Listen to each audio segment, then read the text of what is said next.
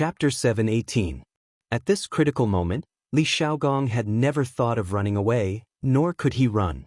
20,000 soldiers, tens of thousands of civilians, and several thousand ships. If such a massive force was burned down by a small band of pirates, Li Xiaogong would forever be nailed to the Great Tang's pillar of shame, and his descendants would never be able to rise again.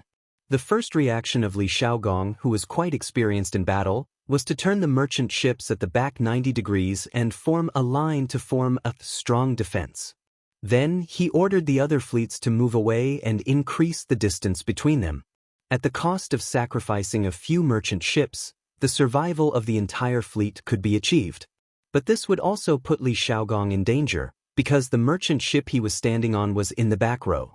Just when Li Xiaogong was preparing to make a decisive decision, a messenger came down from the observation deck and ran up to Li Xiaogong to report. Li Xiaogong was taken aback.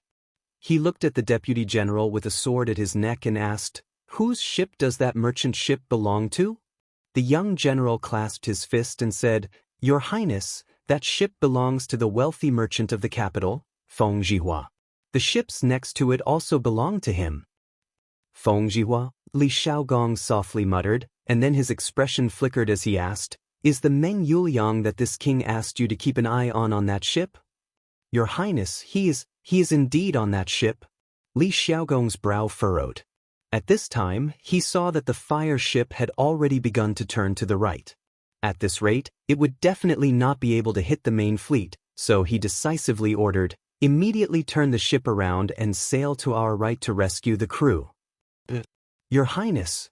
A few moments later, Li Xiaogong's ship had raised its anchor and was making straight for Feng Jihua's merchant ship. The distance between them was less than 1,000 feet, and the merchant ship was also turning, so its straight-line speed was greatly reduced. Thus, Li Xiaogong's ship was able to quickly catch up. At this time, the fire on the merchant ship was about to spread to the mast and rudder. "Hurry and have the people on the ship jump in. Find a few soldiers who are good at swimming to save them." At this moment, the two ships were moving side by side, and the distance between them was only about 30 to 40 feet. Li Xiaogong squinted his eyes and saw that the bloody man controlling the sails was Meng Yuliang. He let out a sigh of relief in his heart and hurriedly ordered. This time, Li Zishuan had helped a lot. Only those who had drifted on the sea would know the dangers of the sea. Previously, Li Zishuan had made a lot of preparations for the fleet to go south. Compasses, sea charts, and navigation precautions had saved many lives. Of course, Li Xiaogong was very grateful. Before he left, Li Zishuan had personally asked him to take good care of Meng Wenhao's father, Meng Yuliang. Although he was suspected of abusing his position for personal gain, Li Xiaogong was really willing to do so. If Meng Yuliang really died tonight, then he, Li Xiaogong, would owe him an even bigger favor. "Yes, Your Highness." A soldier immediately cupped his fist and accepted the order. Then, the soldiers on the ship shouted in unison, "Listen to the crew on the other side. His Highness orders you to quickly jump off the ship. We will save you." Listen to the crew on the other side. His Highness orders you to quickly jump off the ship. We will save you. Feng Jihua and Meng Yuliang, who were completely focused on controlling the ship, were overjoyed when they heard the commotion. "Yuliang, those are His Highness men. And His Highness is also here. His Highness has personally brought people to save us. We're saved," Feng Jihua said with tears streaming down his face. From the moment he had turned the ship around, he had never thought that he would survive. He believed that he would be buried in the sea like this merchant ship, but he had no regrets.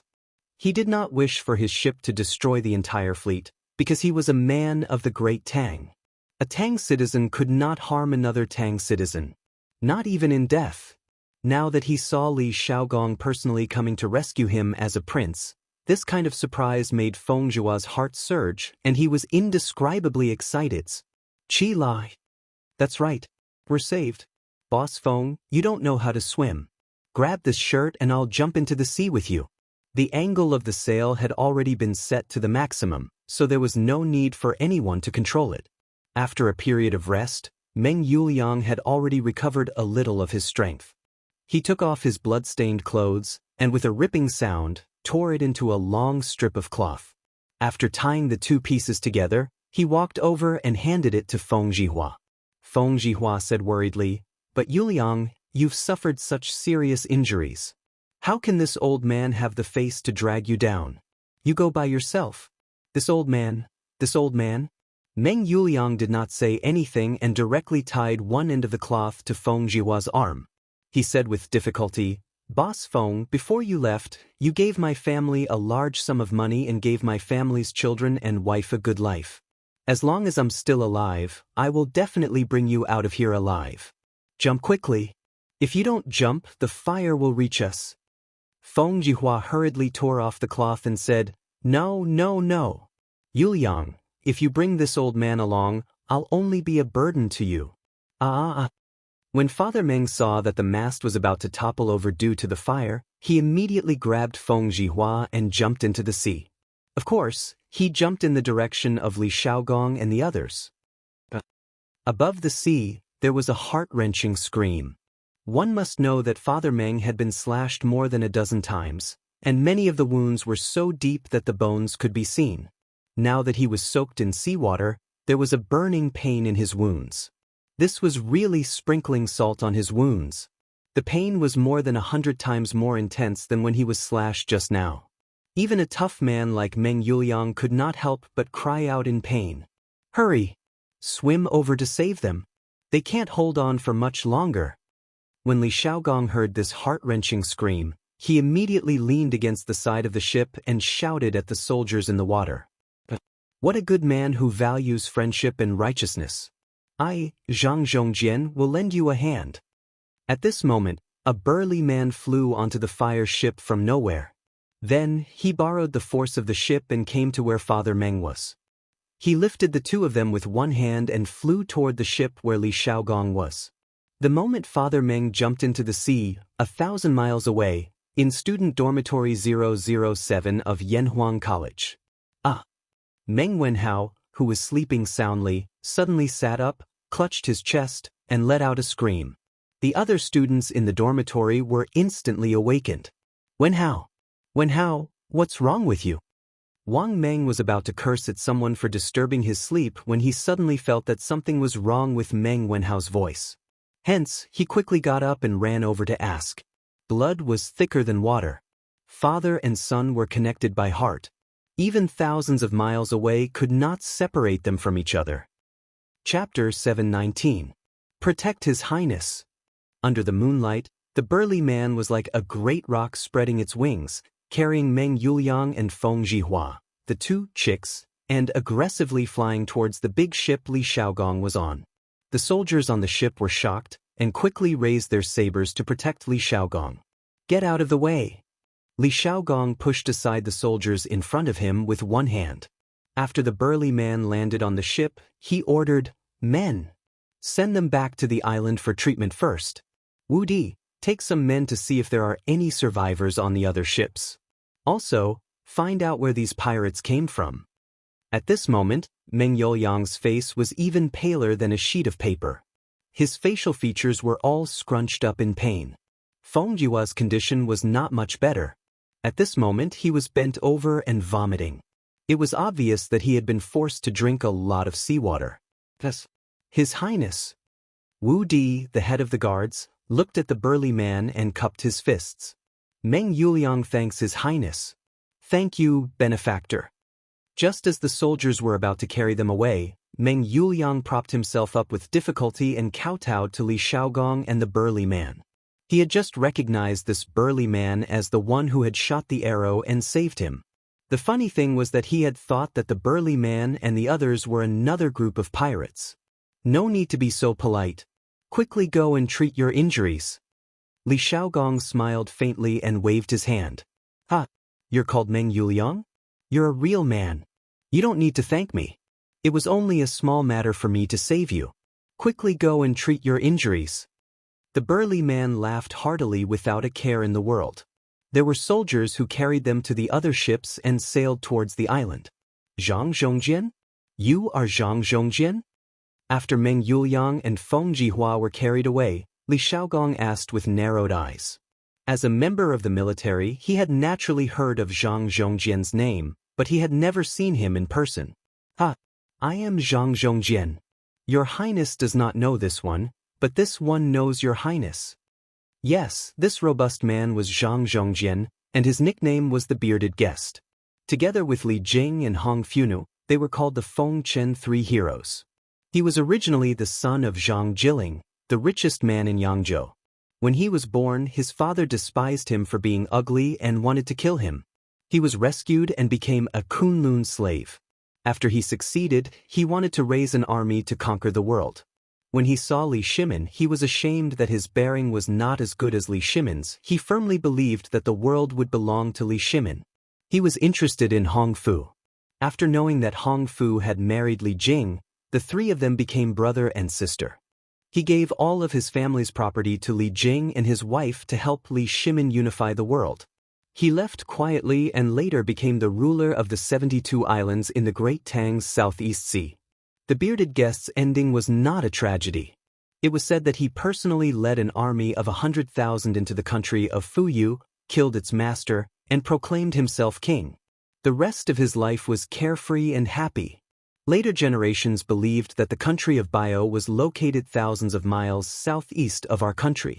To a large extent, it was either the Philippines or Thailand. "Brother Zhongjian, why are you here so late at night?" Hearing Zhang Zhongjian's admission, Li Xiaogong's face flashed with a hint of seriousness. The Bearded Guest's small display of skill was enough to prove that his skill should be above the peak of the Zhongshe realm. It was very likely that he had already touched the threshold of the Great Grandmaster realm. "But is Your Highness suspecting that I have ulterior motives? If I say that I came here by coincidence, would Your Highness believe me?" Faced with Li Xiaogong's interrogation, the Bearded Guest was not afraid at all. He was the king of this sea region. There was no one here that could make him afraid. Li Xiaogong suddenly smiled and said, "This prince was just casually asking. Since Zhongjian said that you came here by coincidence, then why should this prince believe you?" The Bearded Guest looked deeply at Li Xiaogong and then laughed heartily. Your Highness is also a straightforward person. I have something to ask Your Highness. Is it convenient for you to do so? Please speak." The Bearded Guest thought for a moment before saying, "Are Medicine Master and Hong Fu doing well?" Hearing this, Li Xiaogong smiled and said, "They are doing well. Medicine Master is now the Minister of War and is highly regarded by His Majesty. How could he not be doing well? As for Hong Fu, if Medicine Master is doing well, she will definitely be doing well too.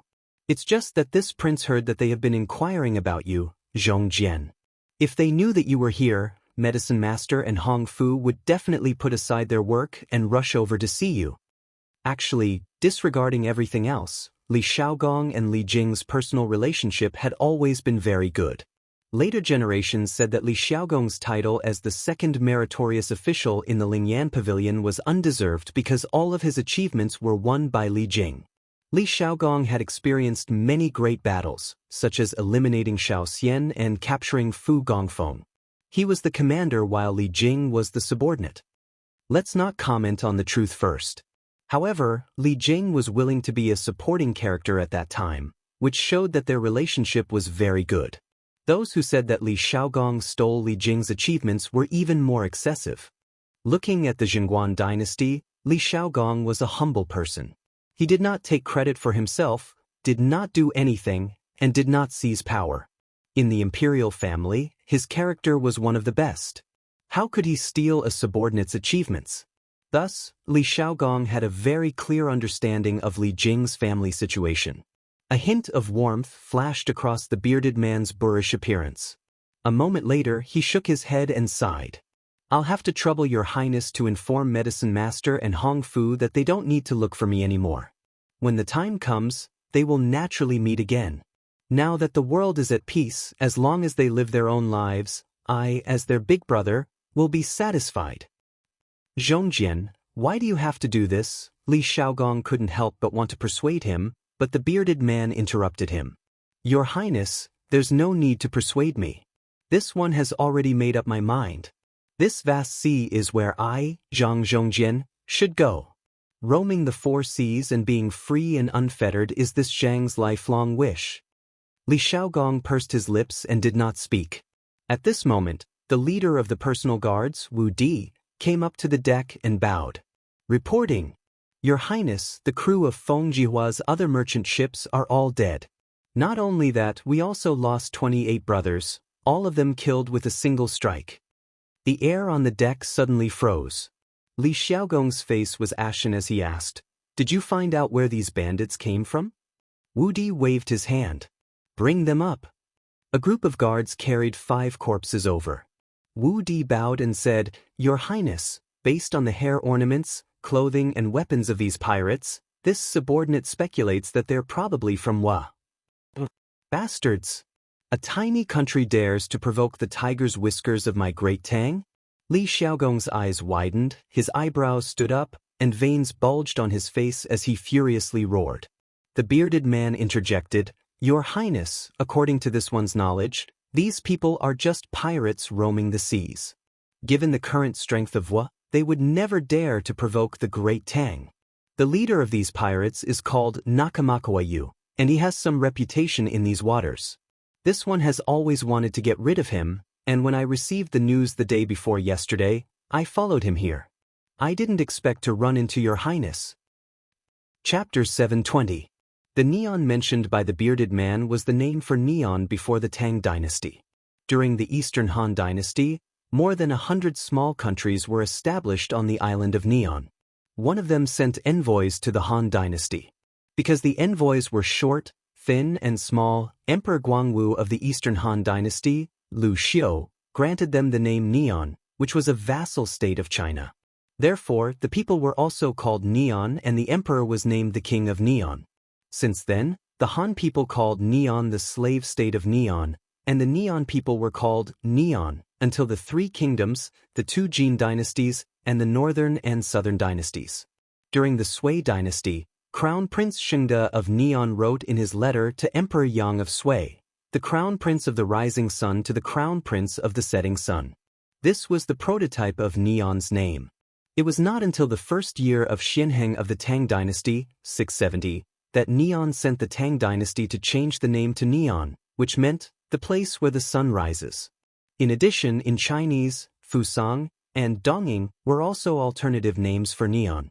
On the big ship, after Li Xiaogong heard the bearded man's words, his face was gloomy, whether it was the Neon court's intention or not. Since those bandits came from Neon, the Neon King should give me an explanation and give an explanation to the 28 soldiers who sacrificed themselves. A blood debt must be paid with blood. The last 6 words were squeezed out from Li Xiaogong's teeth, which was particularly horrifying. He lost nearly 30 soldiers inexplicably, so he couldn't help but be angry, not to mention that the bandits came from a low-level country like Neon. Yes, that's right, Neon was now a low-level country in Li Xiaogong's eyes. It was even inferior to small countries like Zhenla and Piao, so it was even more impossible for him to call the ruler of Neon emperor. In fact, the term emperor was first proposed by Crown Prince Shengde. In the letter he sent to Emperor Yang of Sui, he wrote, The East Emperor respects the West Emperor. At that time, it was because of this sentence that completely angered Emperor Yang of Sui, which led to the break of diplomatic relations between the 2 countries. The Celestial Empire was not called for nothing in ancient times. At that time, people would not recognize the so-called emperor. And China called the Emperor of Japan Emperor Neon Emperor around the end of the Qing dynasty. Prince, are you planning to go to Neon? The bearded man's eyes lit up as he asked meaningfully. Li Xiaogong replied in a deep voice, The king of one nation failed to educate his people properly and caused damage to our fleet. Of course, he should be held accountable. However, the most important thing right now is to find those bandits and cut them into pieces to comfort the souls of the soldiers who died in the battle. Zhong Jian, do you know where the nest of those bandits is? Can you take me there? The bearded man shook his head and replied, If I knew, I would have brought people to destroy them long ago. I can't stand those wretched Japanese people. Li Xiaogong sighed helplessly. Present. I order you to lead 20 warships and 400 soldiers to search for the whereabouts of those bandits. Regardless of whether you find them or not, You have to gather back here before dawn. Li Shaogong ordered solemnly. Understood. Wu Di replied loudly. The bearded man suddenly said, Your Highness, forgive this one for speaking out of turn, but it's very easy to get lost at night. The people this little brother is leading might not be able to return tomorrow morning. Li Shaogong waved his hand and had Wu Di make the arrangements. Then he confidently smiled at the bearded man and said, Zhong Jian, there's no need to worry. Every ship is equipped with a compass and a sea chart. They won't get lost. The bearded man was taken aback. Then he asked curiously, If I may ask, Your Highness, what is a compass? Can I take a look at it? Li Shaogong smiled and whispered to the guard beside him. Then he said, Why can't I do that? It's not convenient to talk here. Why don't we go to the camp on the island first? The bearded man laughed and said in a genteel manner, Of course, I wouldn't dare ask. Then he waved his hand at the small ship next to him and said, Set up camp on the island ahead. Behave yourselves and don't cause any trouble, do you hear me? He had acted like a modest gentleman earlier, but in the blink of an eye, he had reverted to his pirate nature. Li Shaogong didn't know whether to laugh or cry. This is a compass? In the cave, the bearded man pointed at the small round box that wasn't even 1/3 the size of his palm. Li Shaogong glanced at the envoys who were staring at the compass in his hand. Then, under everyone's shocked gazes, he handed the compass to the bearded man and smiled. That's right. This is a compass. No matter where you are, the red end of this needle will always point to the north, and the white end will always point to the south. With this, you won't have to worry about getting lost. The bearded man held the compass in his hand as if he had found a treasure. He found it hard to believe that such a small thing could have such a magical function. What was funny was that he actually held the compass and even spun it around twice on the spot. A 7-foot-tall man with a curly beard was spinning in circles on the spot like a little child. This scene was simply too beautiful, too miraculous. Unbelievable. Your Highness, where did you buy this compass? It's simply a godly nautical artifact. After a while, the bearded man looked at Li Shaogong and said excitedly. As for the compass in his hand, he was really reluctant to return it. No one knew the importance of a compass better than him, the pirate king who had been drifting on the sea for many years. If the person in front of him wasn't Li Shaogong, he would probably even have the thought of killing him and robbing him. He had never been a righteous gentleman. He was only loyal to his brothers. Li Shaogong found it funny and said, This is something produced by the Strange Taste Pavilion in Chang.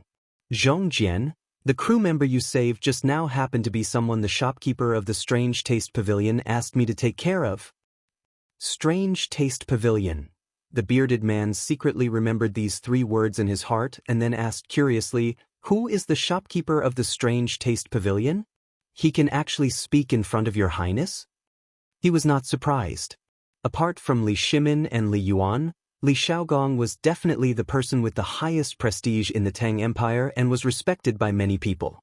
Li Shaogong said, The shopkeeper of the Strange Taste Pavilion is called Li Zishuan. He has an identity. I think you will be interested, Zhong Jian. He is the last disciple of spiritual master Ling Su's. This compass was invented by him alone. Spiritual master Ling Su? This time, the bearded man was even more surprised than before. He murmured, Hey, it seems that I was right to save someone just now. I actually got involved with spiritual master Ling Su's disciple. At this time, Li Shaogong took out a roll of paper from his sleeve and said with a smile, This time, the Imperial Army escorted the merchant ships to the south for trade. In addition to providing a compass, Li Zishuan also gave me a detailed sea map. It was because of this that the army could return so quickly. The bearded man's eyes lit up and said, Can I take a look at it? Of course. The bearded man took it and slowly opened the map. What he didn't expect was that when he opened it, it opened up a new world for him. Chapter 721. What kind of map is this? The Strait of Malacca, the Mediterranean Sea, and the Red Sea? Why have I never heard of them before? The bearded man looked at the map Li Shaogong gave him and couldn't help but exclaim in shock. Li Shaogong pointed at the map and said, Those places are quite far from where we are now. Zhongjin, look here. This is where we are now. Neon is northeast of us. If Wu Di and the others can't find those pirates tonight, we will go straight to Neon from here tomorrow morning. Only then did the bearded man find a way to look at the map. He carefully looked at every sea area and every island on the map. He had been to some of these places before. After a long while, his expression became a little greedy. He smacked his lips and said, "That's right. That's right." He smacked his lips and said, "This map is too detailed. And I only found out today that there are so many countries and islands in this world." Li Shaogong smiled and didn't say anything. Then he took the sea map back from the bearded guest. The bearded guest was very reluctant to part with it. He thought in his heart, if I have this sea map and a compass, where can I, Zhang Zhongjian, go in this big world?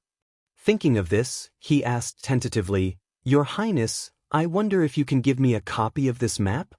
As for the compass, he thought that since it was sold in the Strange Taste Pavilion in Chang, and he would take the time to buy a batch.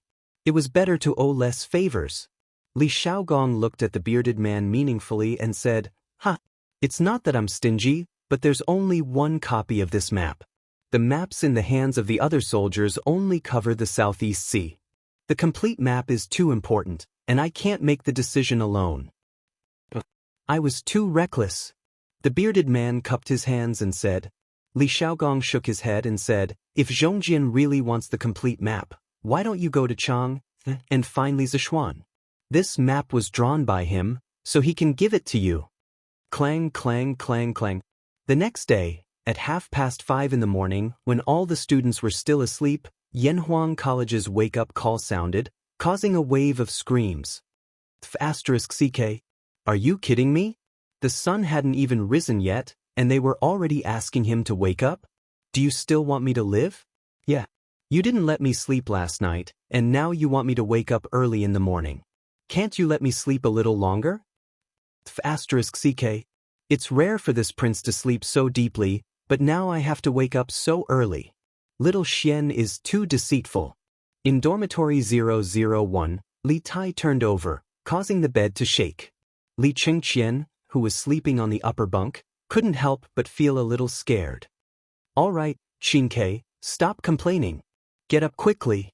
According to Xiao Xian's temperament, if anyone woke up late, they might be punished again. Sigh.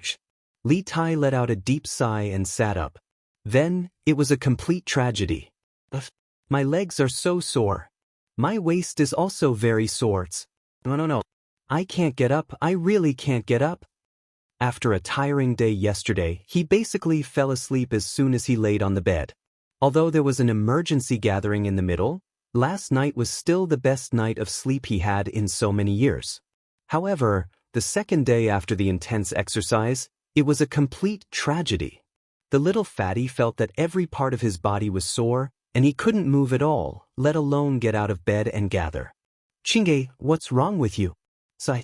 My legs are also sore."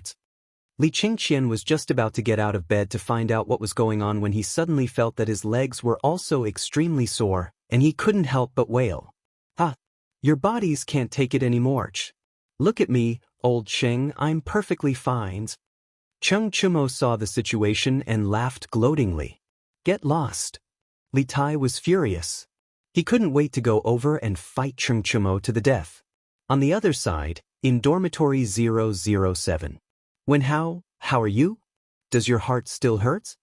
Wang Meng got out of bed and put on his clothes as he looked at Meng Wenhao's bed and asked. Meng Wenhao waved his hand with a pale face and said with a forced smile, "Thank you for your concern, but I'm fine now." A hint of gloominess flashed across his eyes. Iron Egg suggested, "Wenhao, why don't I help you apply for a day off? You don't look too good, so don't force yourself." Meng Wenhao quickly shook his head and said, No, I'm really fine now.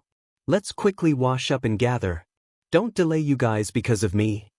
Wang Meng said unhappily, "What are you saying, Wenhao? Even if we're late, we can't leave you alone." The rest of the people in the dormitory nodded in agreement. "Yes, that's right. Since we're in the same dormitory, we should take care of each other." "Yes, we can't leave anyone behind." Meng Wenhao's heart warmed. He paused for a moment and said solemnly, "It's my fault, but I'm really fine now. Let's quickly get ready to gather outside." Iron Egg smiled and said, "That's fine. But Wenhao, if you can't take it, you have to say so any times. Gather. Class as a unit. Run 5 laps around the sports field. You can only have breakfast after you're done." 3:45, 6 in the morning. All the students gathered outside the dormitory building. Qin Qiong was personally commanding. He looked at the 16 classes lined up neatly and shouted loudly. These were the morning running tasks that Li Zishuan had arranged long ago. As time passed, the distance would gradually increase. Not only the morning running, but the other training activities in the military training would also increase in the future. The students were all dumbfounded. 5 laps? That's a total of 3 to 4 miles? How can we finish running? My legs are still hurting. My legs hurt too. They're sore. Yes. Me too. Seeing the students in a mess, Qin Qiong couldn't help but shout loudly, "Quiet! If anyone can't run 5 laps, you won't be able to eat in the morning. If anyone falls behind in any class, everyone in the class will have to accompany them." Once he said that, everyone fell silent. They knew that Qin Qiong was serious this time. Instructors of each class, bring the students to the sports field to run now. After all the students were quiet, Qin Qiong ordered. Chief instructors, students of class 1, listen to the command, attention. Look forward. Start running. Bang. The students left the dormitory building one by one in an uneven pace. Qin Qiong stood at the back and thought to himself, "I'll only increase your exercise volume for now. I'll ask you to keep your steps orderly in the future." Chapter 722. Beep. Beep. Beep. Beep. Bamboo whistles sounded one after another on the academy's sports field. At first, the instructors shouted, 1, 2, 1, 1, 2, 3, 4. Later, when they saw that the students were used to the rhythm, they took out the bamboo whistles that Li Zishuan gave them and blew them. The effect was no different from shouting the slogans. This made Pang Feiji and the other instructors breathe a sigh of relief. Blowing a bamboo whistle was much more relaxing than shouting at the top of their lungs. Huff. After running a lap, Li Tai started to pant heavily. Yesterday, when he was standing in the military posture, he could play some tricks and slack off. But now, when he was running laps, he had no way to slack off. Moreover, because of the cotton padding in his shoes, running became a burden. What was worse was that his whole body was sore today. He was too lazy to even move his fingers. Running was simply killing him. Now, with every step he took, he was enduring immense pain. On the second lap, Li Tai gritted his teeth and barely managed to keep up with the speed of the team. On the third lap, he had already fallen from the middle to the back of the team. Large beads of sweat dripped down his face. Huff. The little fatty felt that his blood was burning, and his heart was about to jump out of his chest. "Qingke, how are you? There are only 2 laps left. Hang in there." Li Qingqian sensed that something was wrong with Li Tai. He deliberately fell behind the team and encouraged Li Tai as he ran. "I can't. Big brother. You go first. I'll stop and rest for a while. I feel like I'm going to die if I continue running." Li Tai gritted his teeth and held on for a while before he finally stopped and said helplessly. Li Qingqian panicked. He came over and pulled Li Tai and said, "No, we're brothers. How can I leave you alone? You pull my clothes, I'll drag you along." Li Tai shook his head and said, "Big brother, your body is not much better than mine. You won't be able to complete it even if you pull me. Don't worry about me, run first." He can't move it by himself. What if I, old Cheng, am included? After running for a while, Cheng Chumo realized that Li Chengqian and Li Tai had disappeared. He hurriedly ran over. "To me, King, I'm strong. Why don't I carry you and run?" Yuchi Baolin came over and scratched his head with a silly smile. Running 5 laps was like playing house to him. It was effortless. The few of them broke out in a sweat, inwardly thinking that the Yuchi family's children were still fierce.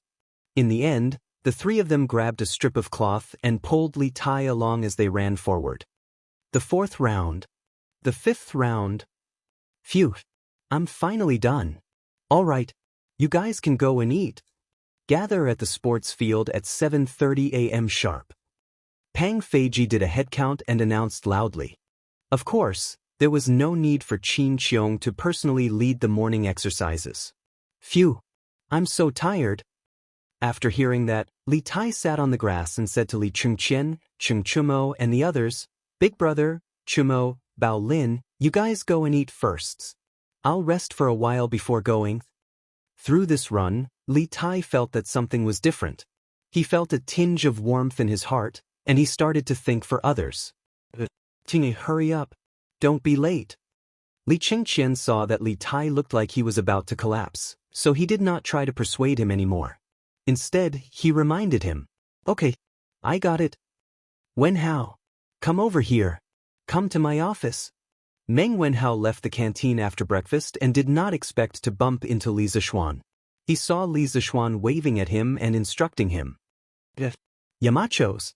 Meng Wenhao did not know why Li Zishuan was looking for him, but he saw that there was still about half an hour before the military training began, so he agreed. After a while, the two of them arrived at the principal's office on the 10th floor of Guanghua Building. Have a seat. Li Zishuan pointed at the sofa opposite him and smiled. Thank you, Yamachos.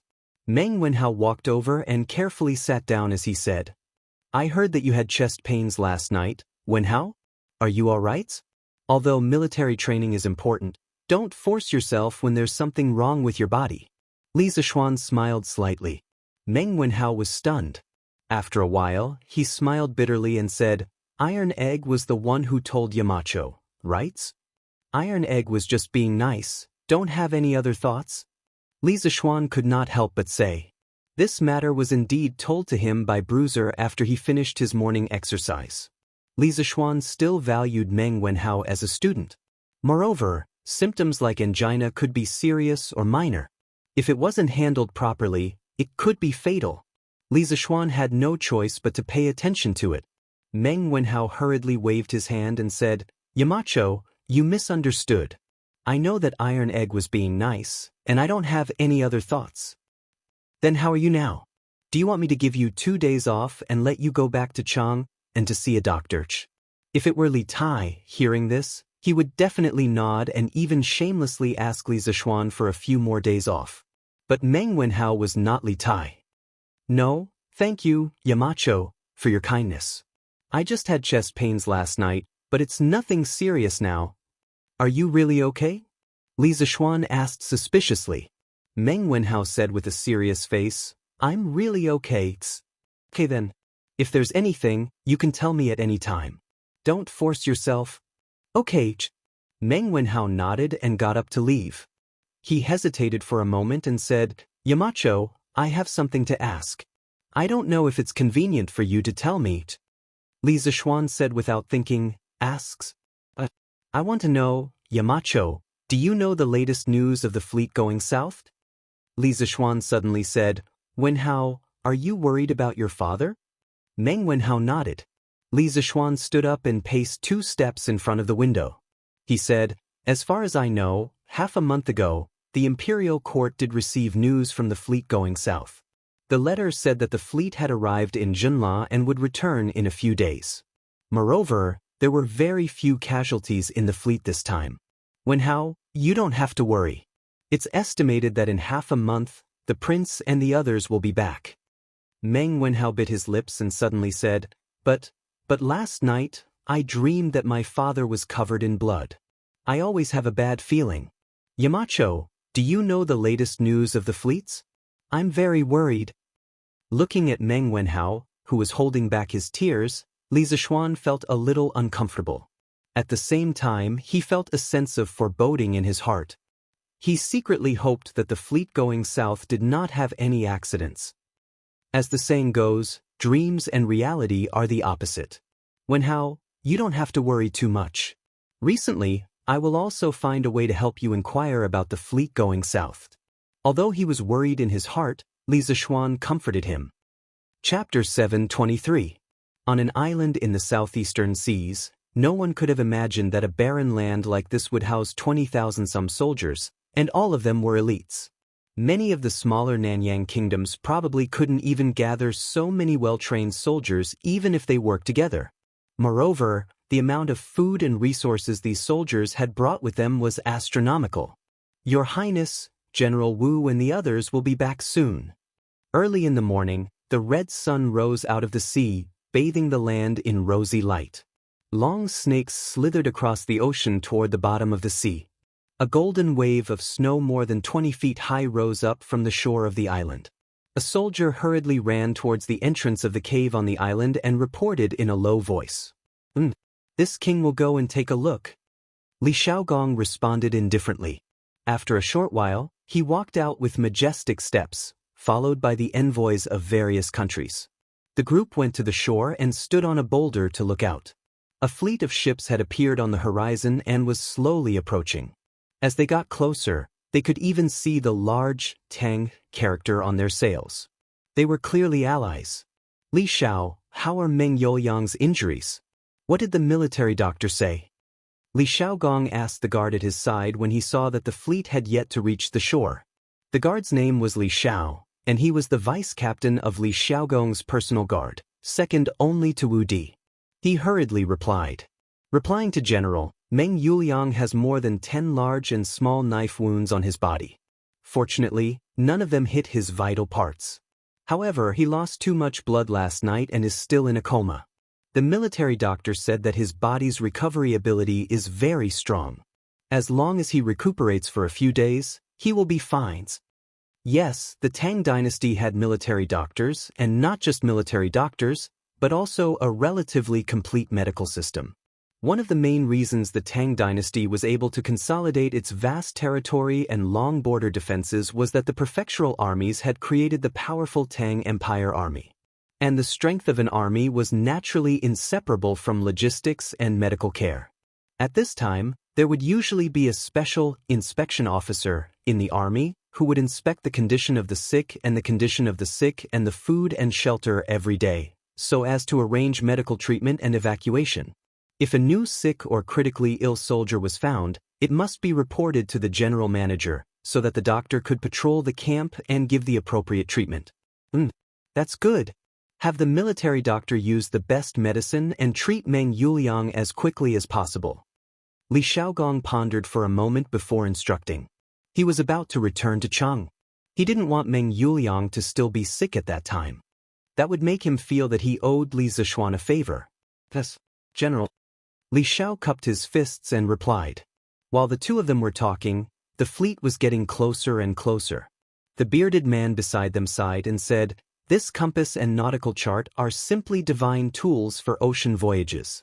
If I wasn't familiar with this area, I might not have been able to find my way back if I went out at night." For some unknown reason, the bearded man didn't leave last night. Instead, he stayed with Li Shaogong's army.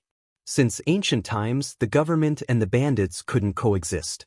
He didn't expect that the regular army of the imperial court would one day live with a group of pirates. The picture was a bit strange.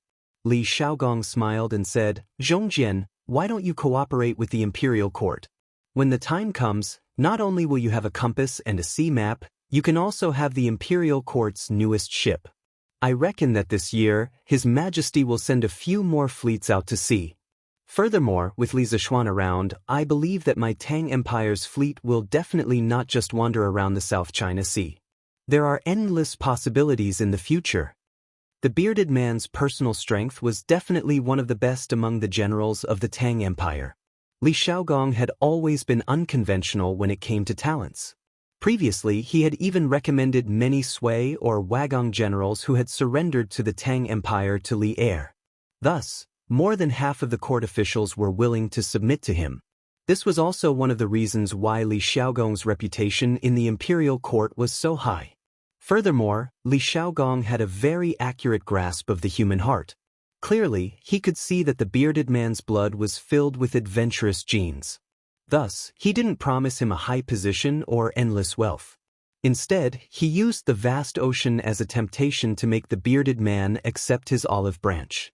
"Oh, The bearded man's eyes lit up. He thought for a long time before finally shaking his head and said, "Thank you for your kind intentions, Your Highness. However, I am used to being free and unfettered. I can't stand those rules and can't stand being controlled by others, so, Zhongjian, don't be in such a hurry to come to a conclusion. His Majesty is a wise sovereign and will definitely give you the greatest freedom. His Majesty has always been the most tolerant of talents. Haven't you seen how Wei Xuanqing often bluntly admonishes His Majesty and makes him flee?" Before the bearded man could finish speaking, Li Shaogong waved his hand and continued his bewitching speech. The bearded man fell into deep thought and remained silent. At this moment, the fleet was approaching. Wu Di boarded a small boat and walked over to Li Shaogong. "Your Highness, this general was incompetent. After searching the surrounding waters for an entire night, I was still unable to find any trace of those pirates. Your Highness, please punish me." Li Shaogong looked at the tired Wu Di and waved his hand. "It's not your fault. It's inconvenient to search at night, and there's also too much time between searches. It's understandable that you weren't able to find them. Take them back to the boat to rest. Thank you, Your Highness, for your leniency." Wu Di hurriedly thanked him and then slowly left. More than 400 of them didn't sleep last night, so it was indeed time for them to rest. "Your Highness, do you want me to send a letter to our king to help you arrest these hateful pirates?" After Wu Di left, the Zhenla envoy next to Li Shaogong muttered. After listening to the translation, Li Shaogong was about to refuse when the envoys of other countries rushed to shout, "Funan country is willing to help the Tang Empire eliminate the pirates. Piao country is also willing to help the Tang Empire. Dandan country is also willing. Liao country is also willing." Seeing how excited these people were, Li Shaogong knew what they wanted to say even if he didn't need someone to translate for him. He said loudly, "Thank you for your kind intentions, but this is a matter of the Tang Empire. Let's just wait for the news." After understanding Li Shaogong's meaning, the envoys quieted down. Li Shaogong shouted in a deep voice, "Li Shao! This general is here. Immediately order the fleet to drop anchor and set sail. Destination, Wanation." Li Shao was dumbfounded. He didn't expect Li Shaogong to be so bold. Although a general might not obey military orders in a foreign country, Wanation was currently a vassal state of the Tang Empire. How could one use one's own army to attack a vassal state? If news of this got out, wouldn't the other vassal states of the Tang Empire fall into chaos? Chapter 724. Seeing Li Zhao's hesitation, Li Shaogong immediately shot him a cold look. Li Shao hurriedly replied, "Understood. Your Highness. You can't. Just as Li Shao turned around and was about to pass on the order, a sharp voice came from the side. A eunuch in light red clothes ran over. He was the supervisor of the fleet heading south this time, Imperial Eunuch Sun Yud. "The fleet is heading south to trade with other countries. Your Highness, please don't use your weapons. Furthermore, the Wanation has always been paying tribute to the imperial court. They can be considered a vassal state of the Great Tang." Sun Yud raised his finger and said weakly to Li Shaogong. From a certain perspective, he was the weakest supervisor in history. After all, the commander of this fleet was Li Shaogong.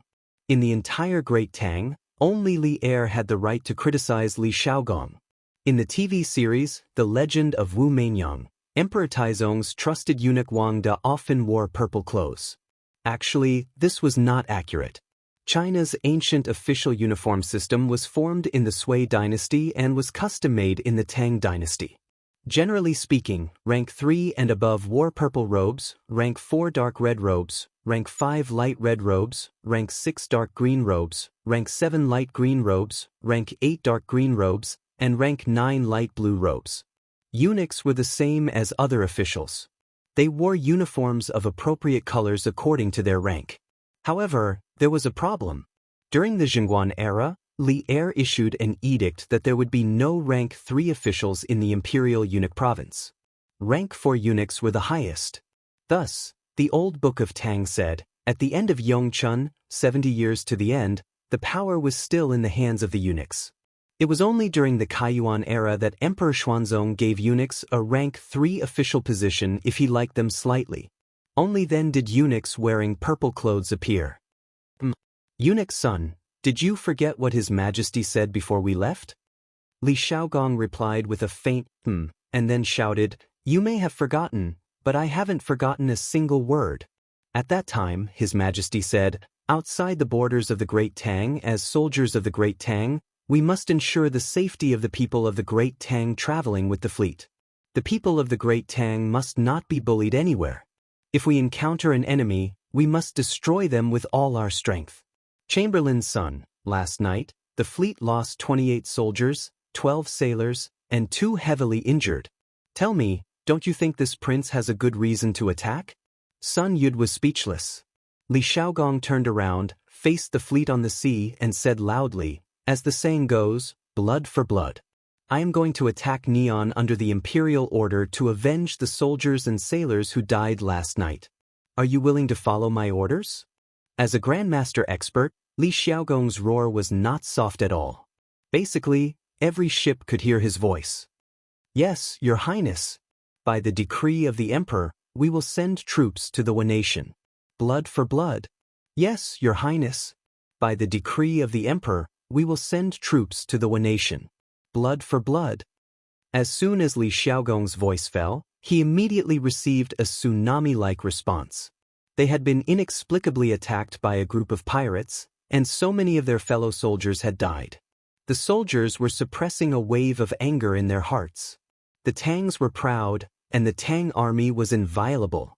Li Xiaogong smiled slightly, looked back at Sun Yud, and then said lightly, Although this group of pirates may not have anything to do with the Neon Imperial Court, we have lost so many soldiers and crew members, and I can't go back empty-handed. Even if I go back, I won't be able to explain it to their families. So, this time I will definitely go to Neon. After that, he pulled out the long sword at his waist, pointed it to the sky with a clang, and said loudly, Let's go to Neon. Sun Yud's face turned red. He wanted to refute, but there was nothing he could do. He didn't dare to refute. The soldiers in front of him were blinded by hatred. They only had revenge and killing in their eyes.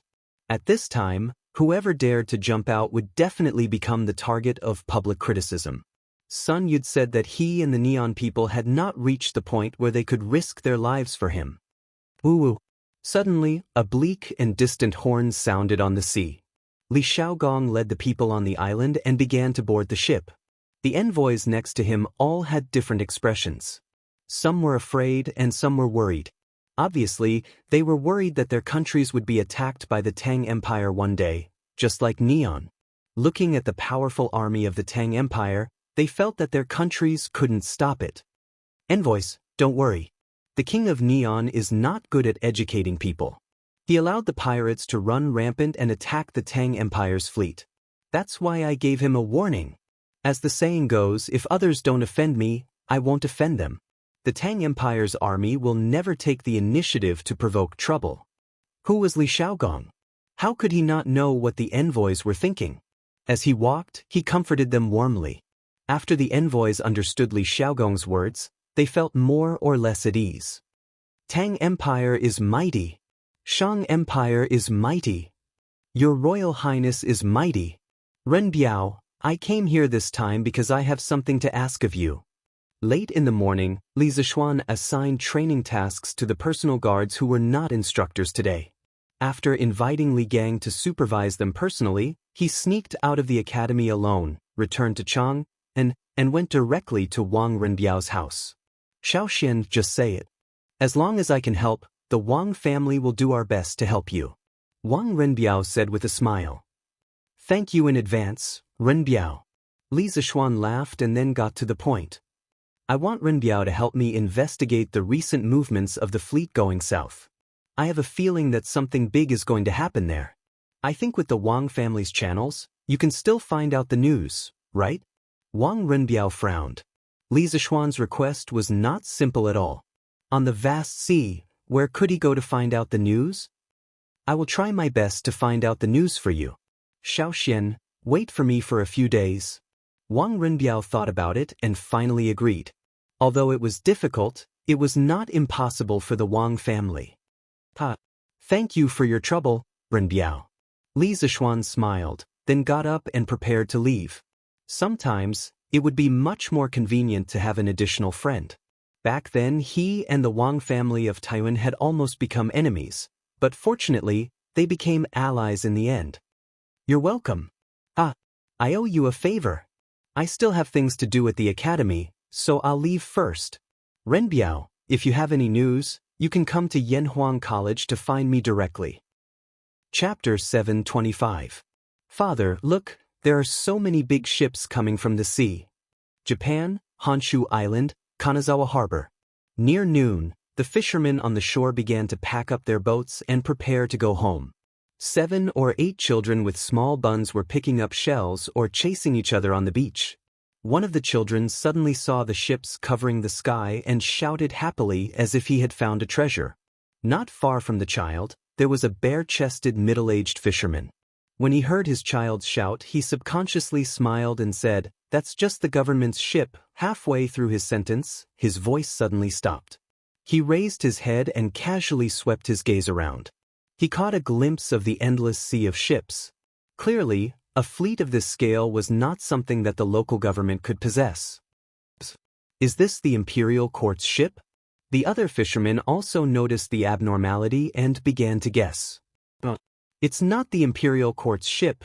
It's not the imperial court's ship. It's the Tang Empire's. The Tang Empire's army is here.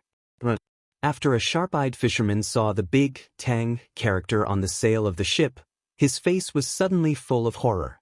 He pulled his child and ran back. It should be noted that in ancient times, the Japanese people only had their own national language and did not have their own writing. Later, the Han culture was introduced to Japan, and the cultured Japanese began to write in Han. After the middle of the 5th century AD, the Japanese people created a way to write Japanese using Chinese characters as interlocutory symbols.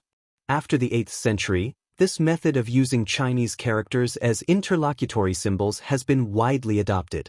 In other words, although the Japanese at this time used characters similar to Chinese characters, the pronunciation was their own country's pronunciation, and many people knew some Chinese characters. It's really the Tang Empire's army, my God. What did we do wrong? We actually attracted so many Tang Empire's army. Let's run. If you don't run now, you won't be able to run anymore. In the blink of an eye, the crowd on the coast all scattered and fled. Some people didn't even take the fishing gear on their fishing boats and ran away. With the sound of a horn, the huge fleet began to dock. Li Xiao opened the way in front. After Li Xiaogong got off the boat, he quickly bowed and said, "Your Highness, we'll reach Fanio City, the capital of Wen Nation, 80 miles east from here. However, there are so many of us. We'll definitely meet the local armies of Wen Nation on the way." Li Xiaogong sneered. "A mantis trying to stop a chariot, what's the points? How's Wu Di doing?" "Your Highness, I'm fine." Wu Di hurriedly ran over and cupped his fists. "I will leave you with 8,000 elites to guard the ships at the harbor. If anything happens to the ships, you will be punished according to military law." Li Xiaogong ordered solemnly with a straight face. Other than the possibility that he would be impeached, he was also taking other risks. His fleet was carrying a large amount of supplies, including the Great Tang's future food supplies. If they were stolen, the fleet that had mobilized the entire country to send south would truly end up empty-handed. Li Xiaogong could not tolerate such a situation. "This general obeys." "Your Highness, please be at ease." This general swears to hand over the goods on the ship. However, this general feels that 5,000 soldiers will be enough. "Your Highness is precious, and you must be careful in Wen Nations." Although Wu Di was somewhat regretful that he had been assigned to guard the fleet, he still cupped his fists and accepted the order. Li Xiaogong waved his hand and said, 8,000 it is. Even if this king doesn't bring a single soldier, I'd like to see if the Wen Nation dares to attack this king. All you need to do is lead the army here and guard the supplies.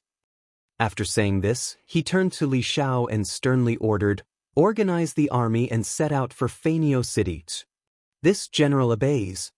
All soldiers of the 3 armies assembled. The construction of Japan's capital had begun during the Feinio era. When Emperor Goku was elected, the capital was set at Feinio City, located in the southern part of the Nara Basin. Emperor Tenzi's capital was moved to Dajin City, located about 40 kilometers north of Feinio City. When the Chu were burned, the pitiful land was scorched. During the rebellion of Ren and Shin, Dajin City was destroyed in the flames of war. When Emperor Takeda was on the throne, the capital was moved to Fujiwara City, located in the Nara Basin, surrounded by the three mountains of Yamato. Fujiwara City adopted the chessboard-like neighborhood structure of China's ancient cities for the first time. It was considered the first capital city in Japan's history. Many scholars later called Fujiwara City the first capital city of Japan, not because the previous city was surrounded by wilderness, but because Fujiwara City adopted the chessboard-like neighborhood structure of China's cities for the first time. It was the result of Tang Feng's influence. At this time, Japan no Nation was in the Feinio era, and Emperor Goku was in power. She was the first female emperor of Nation. At the same time, she was the 33rd emperor of Nation. From the first Emperor Shenwu to the 14th Emperor Zhong Ai, these 14 emperors couldn't be confirmed in history. They were probably fictional characters created by Koji and Neon Shoji to complete the transition from the Shenwu era to the human era. Empress Shigong, who filled in the 70-year history between Emperor Zhong Ai and Emperor Ingshen, also couldn't be said to be a real existence. Therefore, the 15th Emperor Ingshen, who had a more real existence, should be the real ancestor of the Japanese emperors known as the Wanshi lineage. Besides, strictly speaking, the previous emperors could only be considered kings. The title of emperor was coined by Prince Shungde of the Feinio dynasty. Your Highness, there are sounds of horse hooves ahead. The army advanced for about 5 kilometers.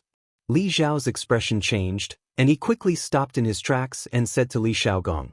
But Li Xiaogong looked ahead and narrowed his eyes slightly. He let out a faint, okay, and then ordered, "Get into formation and prepare to meet the enemy." "Sir." Li Xiao responded, turned around and shouted, "Get into formation and prepare to meet the enemy." Boom! The army dispersed, and the soldiers pulled out their modeo and stared ahead fiercely. After drifting on the sea for several months, their big swords were already thirsty. Dong dong. After a while, the sound of horse hooves got closer and closer. Looking into the distance, they could see a cavalry of more than 1,000 people running toward them. A small country actually has cavalry too? Interesting. Generally speaking, infantry had a natural disadvantage against cavalry. However, Li Xiaogong didn't look nervous at all. Instead, he even had the time to gossip, making people feel that he wasn't here to fight but to enjoy the scenery. They're just a bunch of shrimp soldiers and crab generals. How can they be a match for the Tang army? The bearded man laughed as he held a 3-feet-long broadsword that was similar in shape to the green dragon crescent blade. Chapter 726. Harumph. I am the county magistrate of Sichuan County, Hino Akai. May I ask what is the purpose of your visit? More than 1,000 cavalrymen galloped over. Then, a mustached Japanese man in an official uniform jumped off the horse. He saw that Li Xiaogong was the leader of the army, so he came over and saluted him. Li Xiaogong narrowed his eyes and listened to his subordinate's translation. He said lightly, I am the county magistrate of Hujian of the Tang Empire. I have something to discuss with the Queen of Higu. You are just a little county magistrate. Do you think you can stop me? The county magistrate in Japan was called a county magistrate, which was similar to the county magistrate of the Tang Empire. 10 years ago, Crown Prince Shungde advocated for the Japanese people to call their ruler the emperor. Hino Akai's expression changed when he heard Li Xiaogong call him the Queen of Higu instead of the Emperor of Higu. He gritted his teeth and stepped forward. Oh, it is the county magistrate of Shanghua. However, if your highness wants to see the emperor, please let these soldiers stay here. I will personally escort you to Feinio City. Bastard! Do I need you to teach me how to do things? Also, who allowed your king to call himself the emperor? Li Xiaogong was furious and reprimanded him. This, Hino Akai opened his mouth and his face turned pale. He was both embarrassed and angry. In the end, he clenched his fists and said, "The Wen nation has been paying tribute to the Tang Empire every year. I'm afraid it's not right for your highness to bring tens of thousands of soldiers here." Li Shaogong clasped his hands behind his back and looked at Hino Akai expressionlessly. A moment later, he said in a deep voice, after a while he said, "So, you want to stop me?" As soon as he said this, the 10,000 soldiers behind him immediately clenched the Mo swords in their hands. The situation in the field became somewhat tense. "Your Highness, this is my duty. I can't let you bring such a large army through Sichuan County." Hino Akai forced himself to bow and said, Do you think an old, weak, sick and disabled person like you can stop me?" Li Shaogong was so angry that he laughed. He pointed at the army behind Hino Akai and mocked him. Just as Hino Akai was about to retort to save his face, Li Shaogong waved his hand and ordered, "Continue marching. This king is following the emperor's orders. Whoever dares to stop us, kill them. Nothing. Pardon. Kill. Kill. Kill." The army suddenly took 3 steps forward and let out 3 roars. Killing intent filled the air, and their auras were like rainbows. Hino Akai couldn't help but take 3 steps back. Not only him, but the cavalry behind him also retreated. To be precise, the cavalry's horses were frightened by the battle cries. "Ben Wang will ask you one last time. Are you going to move or not?" Li Shaogong asked coldly. In fact, he didn't want to waste time in front of this group of shrimp soldiers and crab generals. That was why he repeatedly gave Hino Akai chances. But Hino Akai thought that Li Shaogong was scared and that Li Shaogong was just trying to scare him. He swallowed his saliva and straightened his neck. "This is my duty, I can't, clang, swoosh." Before he could finish his sentence, Li Shaogong had already lost his patience. He pulled out his sword and chopped off Hino Akai's head. The Japanese army was shocked. A slightly shorter general pointed at Li Shaogong and stammered, You? Li Shaogong was furious. "Li Shao, I will give you 800 men. Charge." "Sir." Li Shao replied excitedly. He then picked a group of men and charged forward. Similarly, he didn't care about the short Japanese in front of him. "Baka, the Vench, the county princess. Kill." The general pulled out his saber and shouted as he urged his horse to charge towards the Tang army. "Chop the horse's legs." In truth, the cavalry that Hino Akai had brought with him were all old war horses. In terms of speed and momentum, there was a world of difference between them and the Turkic Khaganate cavalry. Li Shao bellowed as he swung his Mo saber at lightning speed toward the warhorse that the general was riding. The warhorse let out a whine and fell forward. The general was shocked and quickly got off his horse. Before he could stand firm, Li Zhao's Mo saber was already slashing towards his neck. Difference. This was the difference in strength. As soon as the 2 armies clashed, the winner was obvious. Even though the Neon army had the advantage of horses, they were far from a match for the well-trained Tang army. Not to mention 800 Tang soldiers. Even if there were only 500 Tang soldiers, they were enough to beat the thousands of Neon soldiers and make them flee. Mercy. Hino Akai's general begged for mercy at the critical moment.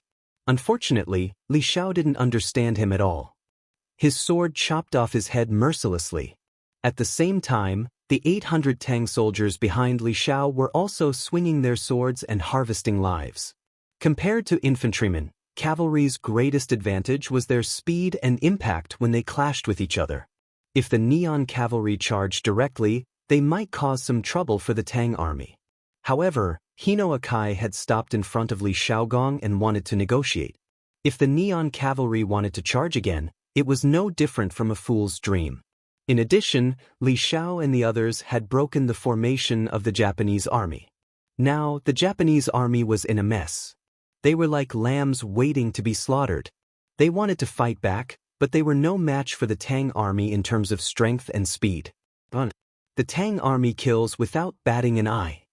In less than 15 minutes, more than half of the Japanese army had been killed.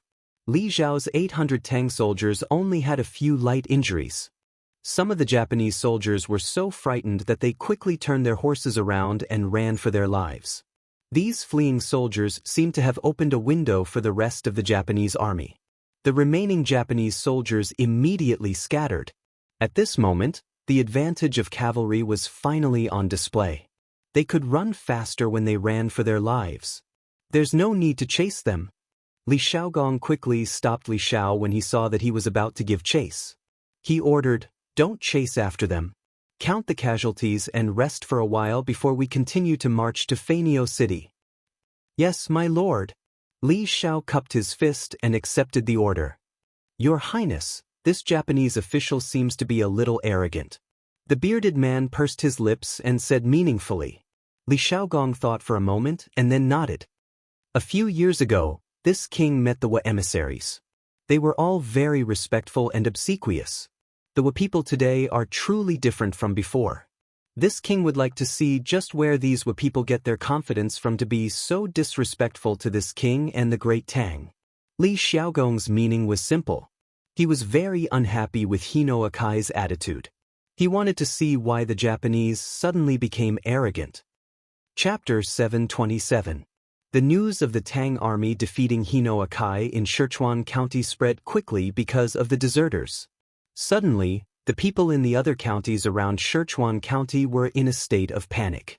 Although Hino Akai only brought a little more than 1,000 people with him, and the Tang army had tens of thousands of soldiers, there were only 800 Tang soldiers who participated in the battle. Moreover, the Neon army was all cavalry. Under such circumstances, they could only hold on for less than half an hour. In addition, in order to wash away the crime of desertion, the fleeing soldiers naturally tried their best to exaggerate the fierceness and bravery of the Tang army. Through word of mouth, Li Shaogong became an 8-foot-tall golden-armored general holding a huge sword weighing hundreds of kilograms, while the Tang army became hellish demons clad in iron armor, with infinite strength and invulnerable to swords and spears. The people in the counties along the way all shut their doors and did not come out, and the local officials also fled the county headquarters, not to mention organizing an army to fight against the Tang army. Therefore, the army led by Li Shaogong went all the way without any hindrance. In the evening, they arrived at the capital of Neon, Feiniao City. Don't doubt the marching speed of the army. Li Shaogong and the others used more than half a day to march more than 80 miles. Even in the marching records before the Tang dynasty, this was not the top speed. In the Wei Shu, the biography of Xiahou Yuan, Yuan was a general. He often went to the enemy when he was in a hurry. Therefore, there was a saying in the army, Xiahou Yuan, a military officer, 500 miles in 3 days and 1,000 in 6 days. Xiahou Yuan should be an infantryman. On average, he could travel 167 miles in a day. Of course, the day here referred to the day, not the night. Therefore, it was not shocking that Li Shaogong and the others used more than half a day to march 80 miles. Order the soldiers to cook and set up camp here. If the Neon Queen does not come out to see me, we will attack the city tomorrow. The army arrived at the Mu Mountain outside Feiniao City. Li Shaogong looked down at the palace below, which was somewhat similar to the Chang and Imperial City, and then ordered Li Shao, who was behind him. Mu, throughout the Mu, will be directly replaced by Mu in the text. After marching 80 miles, the soldiers were more or less tired. In addition, the sky was about to turn dark. Li Shaogong, who had rich battle experience, certainly would not choose to attack the city at this time. "Yes, sir." Li Shao responded and hurriedly went to pass down the order. The bearded man stood slightly to Li Shaogong's left. He had been looking down at soaring bird capital with narrowed eyes. "Your Highness, Feiniao capital is surrounded by mountains on 3 sides. Although the city is big, it's like a turtle in a jar. The birds are like caged birds." Even though the Japanese had learned the architectural style of the Great Tang, they had only learned the form and not the spirit. Moreover, the city walls are short and there is no moat in front of the city gate. If your Highness wants to take over the Japanese capital, I'm afraid it won't take much effort. Around the capital were the famous Yamato 3 mountains of Japan. To the west was Urching Mountain, also known as the God of Heaven Mountain. To the north was Xiangju Mountain. Legend has it that gods lived on the mountain, and to the south, where Li Shaogong and the others were now, was Mu Pin Mountain. Legend has it that the first emperor of Japan, Emperor Shenwu, ascended the throne on this mountain. The three mountains surrounded the capital. Although it made the capital look beautiful, it also limited its development. The bearded man clearly understood the art of war. At a glance, he could see the flaws in the capital's geography and the city's structure. Li Shaogong nodded and praised, Zhongjin is right, but we can't let our guard down. We have to be on guard against the Japanese's sneak attacks. The Japanese nowadays don't seem to know their place. They even dare to call themselves the emperor. The ruler of the Central Plains was called the emperor, while the ruler of Japan called himself the emperor. Li Shaogong felt that this was a humiliation to the great Tang, so he was furious. The bearded man smiled and said, "Indeed, although I have never been to Wanation, I have heard many things about it." Previously, Prince Xingde of Wanation was the regent and vigorously implemented many new policies, which improved the overall strength of Wanation by a lot. In the imperial palace of Japan, the news that Li Shaogong had led his army into the country had long ago reached this place. The officials gathered in the palace were all panicked and fearful, and the mood in the hall was abnormally oppressive. Reporting, Your Majesty, the Tang army has already reached the outskirts of the city and is setting up camp on Mu Pin Mountain. At this moment, a soldier entered the hall and bowed to the dignified woman in golden attire sitting at the head of the table. Buzz. The officials in the hall were all shocked. Ever since the coup more than 30 years ago, Fanio City had always been peaceful. Now that the Tang army had suddenly arrived, everyone was caught off guard. The Tang army has arrived at the city. It is said that their leader is a duke of the Great Tang. Does anyone have a plan to deal with this? An old but sonorous voice came from the throne. It was Empress Gu who had spoken. 35 years ago, the head of the most powerful family in Japan, the Suo clan, Suo Matsi, although there was the word Matsi in his name, this person was a man, sent an assassin to assassinate Emperor Chongjun, who was supported by him at that time. Then he supported the 39-year-old Empress Ida as the empress, who was now the 74-year-old Empress Tugu. In the early days of the Tugu dynasty, the actual rulers of Japan had always been Empress Tugu's nephew, Crown Prince Xingde, and Suo Matsi. 5 years ago, Crown Prince Xingde passed away, and the imperial power gradually began to fall into the hands of Empress Tugu. Last year, Suo Matsi, the head of the Suo clan, also passed away. Now, Empress Tugu completely grasped the imperial power. Your Majesty, I think we should first find out why the Tang Empire has stepped into our country's territory, and then talk about other things. Not long after Empress Tugu finished speaking, a young man in his late 20s came forward and said, "Well, Big Brother Shanbei's words are reasonable. What do the other officials think?" Empress Tugu thought about it and agreed. This young man was Crown Prince Xingde's son, mountain-back elder brother Wang. Neon people's names are so strange. He was also the successor chosen by the Emperor of Japan. His ability and knowledge were naturally outstanding, quite similar to his father's style. Your Majesty, I don't agree with Big Brother Shanbei's opinion. While the officials looked at each other, a short young official with a mustache walked out with an arrogant expression. He slightly leaned forward to Empress Tugu and then said, "I think that Japan has been paying tribute to the Tang Empire before, but the Tang Empire did not abide by the agreement and invaded without authorization.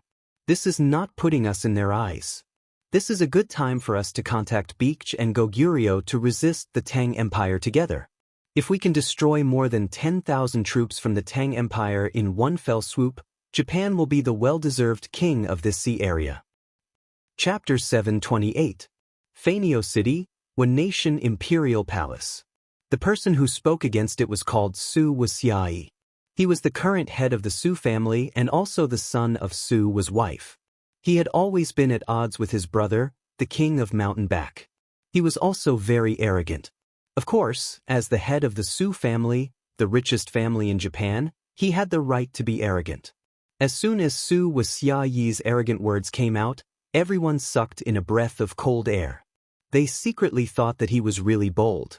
In the eyes of the Wanation, the Tang dynasty at this time was the real heavenly empire. The Tang dynasty was also a good race in their eyes. According to historical records, when the Tang dynasty's merchants went to Japan to do business, the local Japanese often warmly entertained the Tang dynasty. At night, They would offer their wives, daughters, and sisters to the Tang dynasty in the hope of giving birth to a son or a daughter.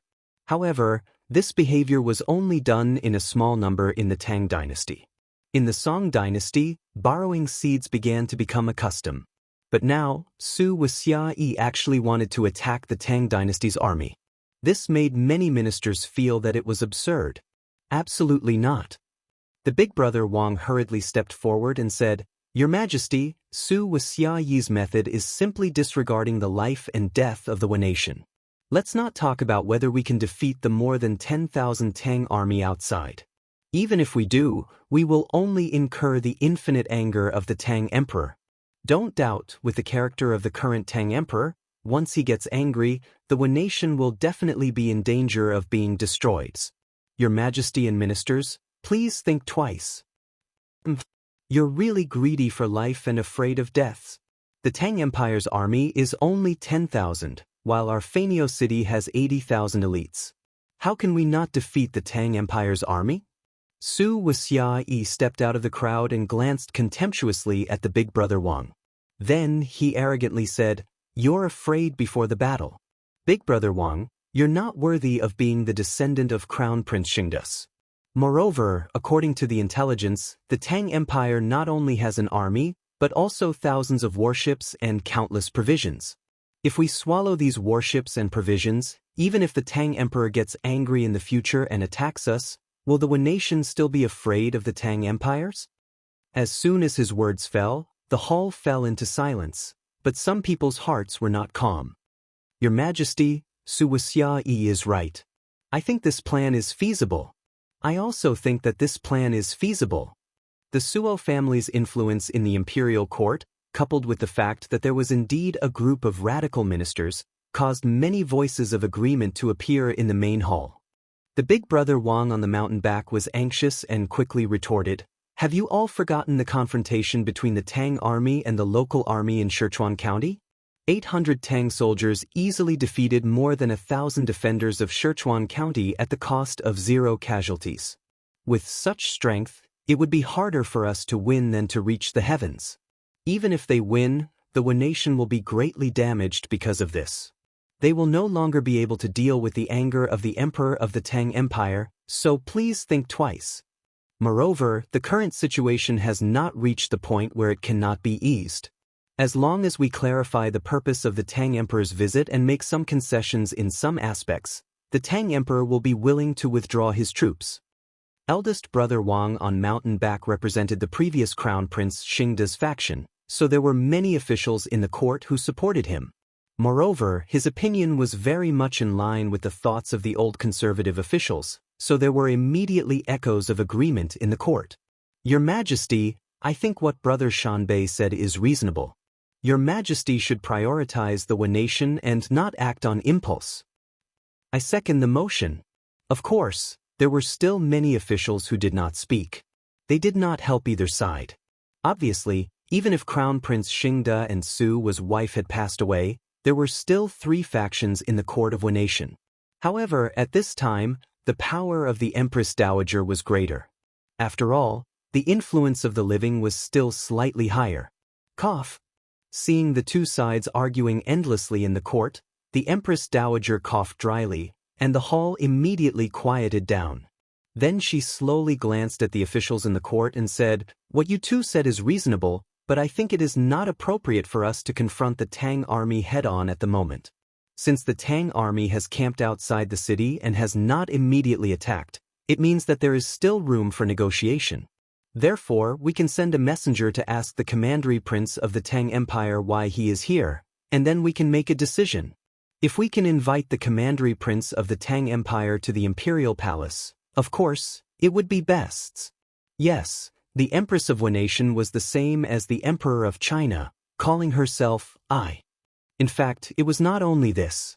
The titles of Empress, Empress Dowager, and Crown Prince of the East Palace were the same in Wen nation as in the Tang Empire. It was mainly because the ancient Wen nation admired China's culture very much. Most of their languages were learned from China. From the Empress to the common people, no one did not admire the Tang Empire. Su's wife sneered and said, The commandery prince of the Tang Empire lives like a prince. How can he have the courage to come to Fanio City? If he dares to come, I will crawl to the morning court in the future. Yes. How can the commandery prince of the Tang Empire risk his life to enter the city? Absolutely impossible. The Empress Dowager frowned, and then she waved her hand and said, I have made up my mind. Brother Mountainback, recommend someone to go outside the city to negotiate with the Tang army. Brother Mountainback thought for a while, then bowed and said, Your Majesty, I recommend the son of Sister Ono, Yoko Ono. He is proficient in Chinese and has a good understanding of the customs of the Tang Empire. He is the most suitable. Sister Ono was the person who helped Crown Prince Shengde to submit the letter of credence to the Sui dynasty. He was a very famous diplomat of the Empress Dowager. The Empress Dowager thought for a while and nodded in agreement. Approved. I, Old Cheng, will tell you another one. It is said that there was a monk who went to 100 Flowers building one day to find a girl. No, Cho Nyo, you are talking nonsense again. Monks have to abide by the rules and precepts. How can he go to find a prostitute? Listening to the voice, it should be Li Tai's voice. Yanhuang College, the sky had just turned dark. After the students took a bath, they lay on the bed and began to rest. After 2 days of military training, many students had gradually begun to get used to this kind of life. At least they were no longer as tired as last night. Therefore, several second generations in dormitory 001 chatted in a low voice. What was even more excessive was that Chung Chumo, this smelly and shameless thing, actually told dirty jokes. Hey, how is it impossible? Not all monks will abide by the rules? Hey, no, Shin Kei, don't interrupt me. Wait for me to finish telling you, lest I forgets. Chung Chumo muttered, and then continued, Besides, the monk touched the prostitute's front and back with his hand, and then shouted, Strange, strange. The front is like a nun, and the back is like a disciple. Don't you think it's strange? Chapter 729. F***CK. Chung Chumo, you're so F***king perverted. In dormitory 001, after Sun Zifen heard the dirty jokes, he shouted loudly and ridiculed. Then he laughed and said, Hee, but I like it. Come, Chonyo, use your intelligence and tell another one. Although spring had already passed, this group of teenagers who were still in their adolescence would inevitably talk about some explicit topics to stimulate the secretion of hormones. Li Tai said angrily, F***CK. Sun Zifen, you and Chonyo are so dirty, what a pair of cultured scums. The chubby boy was usually a little arrogant, but the circle he came into contact with was generally more elegant. At this moment, hearing the vulgar conversation in the dorm, Li Tai, who was in the dark, couldn't help but blush. Chung Chumo smiled wretchedly and said, Hey, how are we cultured scums? Isn't it natural for a man and a woman to love? Baolin, don't you think so? Forget it, you won't understand even if I tell you. Yuchi Baolin, who was about to get up and talk, suddenly touched his nose gloomily and then lay back down. In this dorm, he was the most honest person, so Chung Chumo could only bully him a little. All right, let's all go to sleep. There's military training tomorrow. Li Chengqian, who was sleeping on the top bunk, obviously sensed Li Tai's embarrassment and spoke up to help him out. Sleep? Who can fall asleep so early? Besides, Huayu hasn't finished washing his clothes? Sun Zifen had just finished listening to the dirty jokes, and his blood was boiling. How could he fall asleep now? Besides, what he said was right. Qin Huayu was still washing his clothes under the moonlight by the sink inside. Speaking of which, Qin Huayu had miscalculated. Usually, he preferred to be quiet at home and only bathed once every 2 to 3 days. Therefore, when school started, he only brought 3 sets of clothes with him. However, at Yanhuang Academy, every night when he came back, his clothes would be drenched in sweat. How could he not bath? After showering, he couldn't possibly continue wearing those sweaty clothes, right? Qin Huayu, who always paid attention to his appearance, would definitely not do such a thing. In this way, after Qin Huayu showered tonight and found that he didn't have any clothes to change tomorrow, how could he? Thus, the eldest son of the Duke of our young master Qin, washed his clothes for the first time in his life. For this reason he received a lot of ridicule from Cheng Chumo and Sun Zifan. As for the others, they were much more cunning than Qin Huayu. When school started they brought 7 or 8 sets of clothes. Even if they changed their clothes every day, they would still be able to last until the academy's weekend. Oh, it's so lively. It seems that your training during the day is too little, and you still have the energy to talk nonsense at nights. Just as Cheng Chumo was about to agree with Sun Zifan's words, a familiar voice suddenly came from outside the door of dorm 001. F***CK. It's Yamacho, little Xian. The 6 people in the room all felt their hearts skip a beat, and they secretly cursed. Qin Huayu stuffed his clothes into the wooden bucket, and then quietly slipped to his bed in an attempt to muddle through. "Open the door," Li Zishuan said faintly from outside. Although his voice was soft, it seemed to have a mysterious penetrating power that directly entered their ears. Qin Huayu looked at his unscrupulous roommates who were chatting happily just now but were now curled up in bed like ostriches. He could only bite the bullet and personally open the door. "Yamachos," Qin Huayu called out awkwardly. Although he was very familiar with Li Zishuan, and Li Zishuan was half his brother-in-law, now that they were in the academy, he had to do things according to the rules. In public, he had to call him Yamacho. "Huayu, what are you doing with your hands full of water?" Under the moonlight, Li Zishuan saw the water droplets on Qin Huayu's hands, and he squinted his eyes and asked, "I just went to wash my clothes." Qin Huayu scratched his head a little embarrassedly and said, Li Tai, Cheng Chumo, and Sun Zifan on the bed almost burst out laughing. "What? Weren't you all chatting happily just now? Why are you still pretending to be asleep? All of you come down." Li Zishuan's attitude changed, and he said sternly. This was really a case of extreme joy begetting sorrow. Seeing that Li Zishuan was going to be serious, Li Tai, Li Chengqian, and the others on the bed all got out of bed and stood together with Qin Huayu. Although Qin Huayu is breaking the academy's rules by washing clothes at night, he is still better than you guys who are so bored that you don't sleep at nights. Now, all of you go out and stand in military posture. Other than Qin Huayu, who will only stand for 15 minutes, everyone else will stand for an hour. After standing, go back to sleep. If anyone dares to slack off, the time will be doubled. Li Zishuan pointed at the door and shouted. "No, do you really have to be so ruthless?" Cheng Chumo stared and asked weakly. Although he had martial arts and wasn't afraid of standing in military posture, who wouldn't want to lie comfortably in bed and rest at nights? "Cheng Chumo will stand for 2 hours, the rest of you will continue as before." Li Zishuan looked at this joker indifferently and said casually. "You." Cheng Chumo almost vomited blood. He subconsciously wanted to say something, but when he thought about how he was just being naughty and got an extra hour of military posture, if he were to be naughty again, he probably wouldn't be able to sleep tonights. The 5 unlucky people, under the lead of the current crown prince, Li Chengqian, left the dormitory unhappily. Li Zishuan said, "Don't slack off, I'll be watching you guys from the shadows. If I find out that anyone is slacking off, you know the consequences." This guy was obviously playing tricks on them again. Tonight's dormitory inspection was a last-minute idea by Li Zishuan. He just said that Cheng Chumo was bored out of his mind, but now he was the one who was bored out of his mind. Otherwise, he wouldn't have come here to do a dormitory inspection. After Li Zishuan and the others left, Li Zishuan began to slowly go to the other dormitories to visit. When he was in high school, he was often visited by the teachers. Now that he had become the Yamacho of a big college, he began to check other people's dormitories. The speed at which one's life changes is truly unimaginable. However, with this, there would be a lot of unlucky people in Yanhuang College tonight's.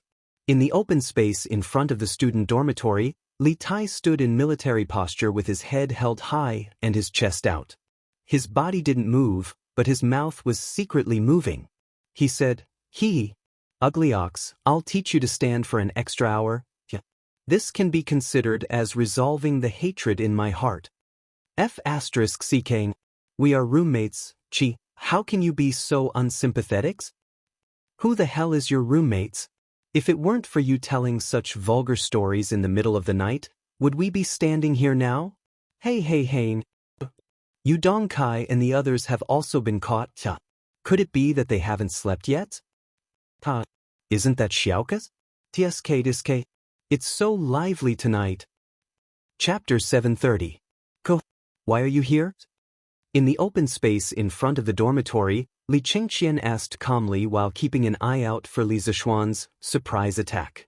Li Ku, who was standing behind him, said gloomily, I went to bed too early last night and didn't even get to know my roommates. I'm not as sleepy as last night, so I wanted to talk to them a little more and get to know them better. In the end, I was caught by the Yamachos. Ku, how long did you guys stand as punishments? Li Tai interrupted. Li Ku said faintly, 1 hour. Oh, so it's only 1 hour. Li Tai was a little disappointed. Another group is here. What the heck, isn't that Meng Wenhao, Iron Egg and the others? Why were they caught too? Cheng Chumo saw another group of people in front of him and shouted excitedly. When he saw who it was, he was shocked. Maybe some of them are washing clothes like Huayu? Sun Zifan couldn't help but laugh. Qin Huayu looked embarrassed, but Cheng Chumo said happily, Heech, why don't we ask them how long they stand as punishment laters?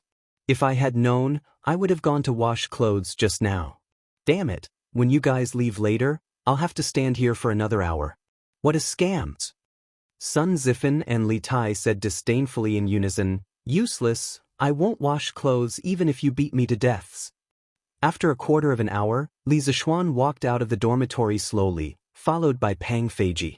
At this time, there were nearly 70 to 80 students standing upright in the open space in front of the dormitory. Li Zishuan thought angrily in his heart. There are quite a lot of students who have nothing better to do. Looks like they're starting to accept the current training volume. I can get Qin Qiong to give them more training tomorrow. Cough. Stop talking. Yamacho is here. Li Chenxian's lips moved slightly as he whispered to the people around him. In fact, he didn't need to say anything.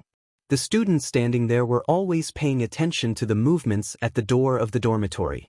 When Li Zishuan came out, basically all the students immediately stopped their little tricks and stood in a standard military posture. At ease, Li Zishuan walked to the front of the line and shouted, swoosh. The students thought that Li Zishuan was going to show them mercy. One by one, they excitedly took a step forward, but then they heard Li Zishuan's dull voice.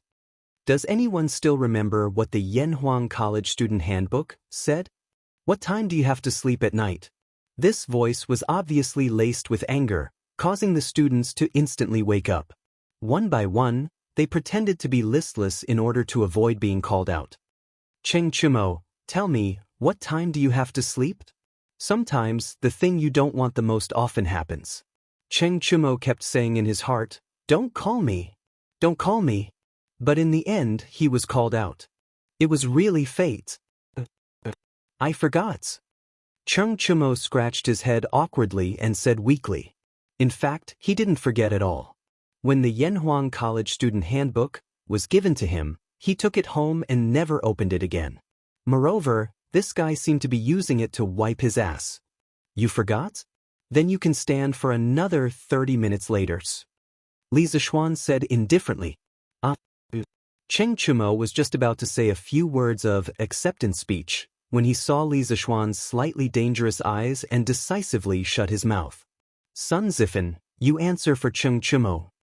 Sun Zifan, who was secretly laughing in his heart, immediately felt tragedy. The student handbook had so many pages, how could he spend the time to read it?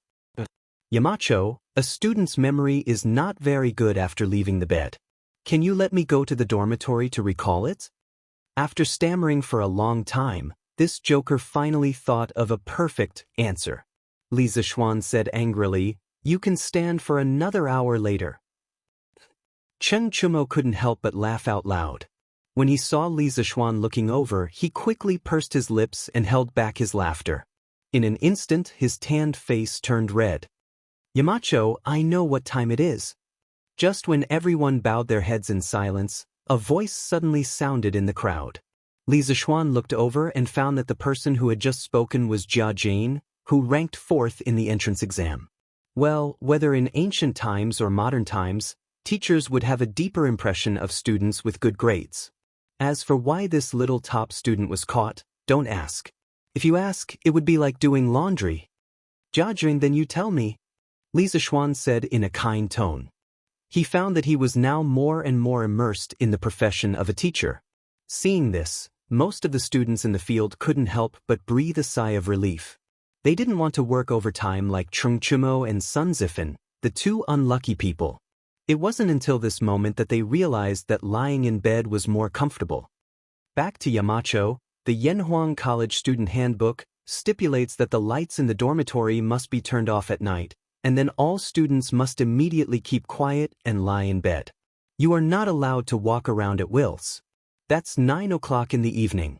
For modern people, going to bed at this time may be a little early, but in ancient times, it was abnormal not to go to bed at this time. A prodigy was indeed a prodigy. Jia Jin recited the relevant regulations in the student handbook, word for word, and the students couldn't help but look at him in a new light. Well, very good. Jia Jin, you can go back and rest now. Remember, if you want to do laundry next time, you must finish it before night to avoid being punished again. Li Zishuan nodded and said warmly, Yes, Yamachos. Jia Jin saluted Li Zishuan in front of everyone's envious eyes, and then prepared to walk back to the dormitory. Perhaps he felt that Li Zishuan's attitude at the moment was not bad. He actually stopped and said, Sir, I accidentally rubbed some grass stains on my clothes today, so the clothes are more difficult to wash.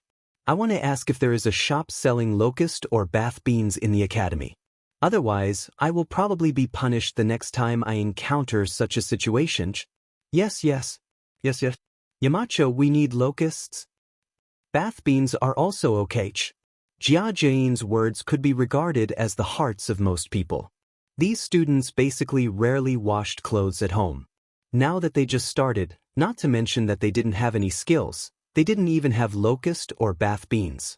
How could it be possible to wash it clean without some time? Chapter 731. After hearing Jia Jin's words, Li Zishuan suddenly understood. He was just wondering why these students were still washing clothes at this hour. It turned out that it was because they didn't have the help of locusts to wash clothes. The earliest ancient people used plant ash as a detergent because it contained potassium carbonate, which could remove the dirt on clothes. According to Cao Gongji, silk was refined with bars as ash. It was made of pure silk, and it was made of jade. The jade in this sentence was shell ash, which contained calcium hydroxide. When mixed with plant ash, it could produce potassium hydroxide.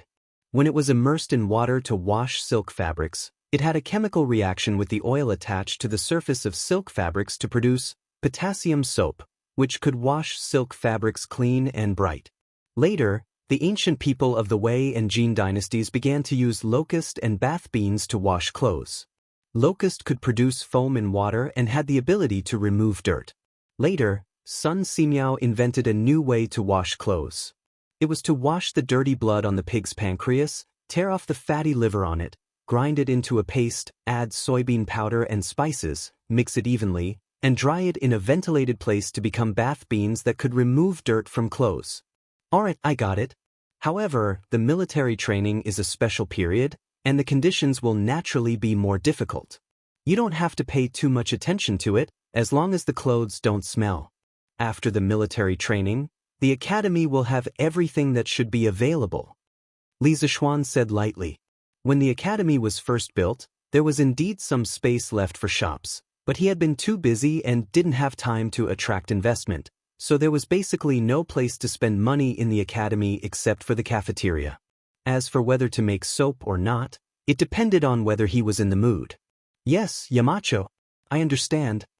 Jia Jin cupped his hands and walked towards the dormitory. Li Zishuan nodded secretly in his heart. He thought that although this child looked a bit fierce, his temperament and knowledge were not bad. Men in the end still relied on talent and knowledge. In ancient times, there were many famous people who were ugly but eventually became successful. Attention!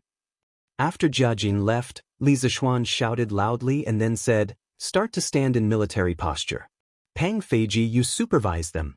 If anyone's actions are not standard or secretly lazy, give them extra time. Do you understand? Pang Feiji wiped the sweat off his forehead. There was a crown prince and 2 princes here, but Li Zishuan asked him to spy on them.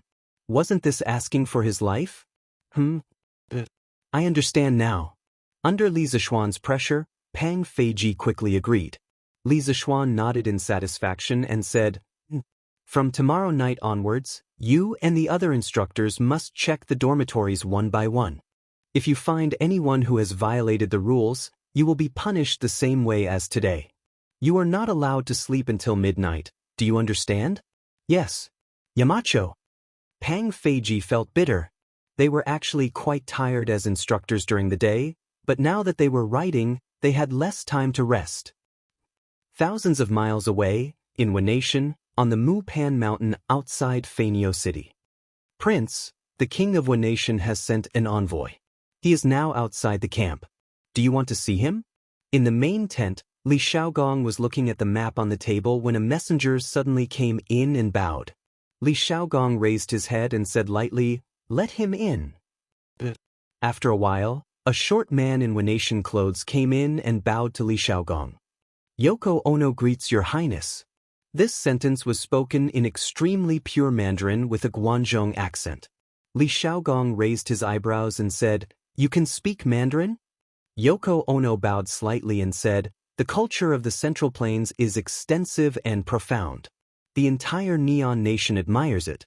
I have studied in the Central Plains for a period of time under the influence of my late father, so I can speak some Chinese. In 607 AD, the first government mission sent by Japan to China's Sui dynasty finally arrived in Luoyang. The leader of the mission was Yoko Ono's father, Yoko Ono. In 609 AD, Yoko Ono came to China again to send the Sui dynasty's envoy back to China. She also brought a group of overseas students and monks. At that time, Yoko Ono was also among them. Therefore, Yoko Ono knew the culture of the Central Plains very well. Li Xiaogong nodded slightly. He felt more comfortable talking to a Wanation person who could speak Mandarin. After a while, he asked, Why did the Queen of the Ancient Kingdom send you here? Why didn't she come to see me personally? Arrogant.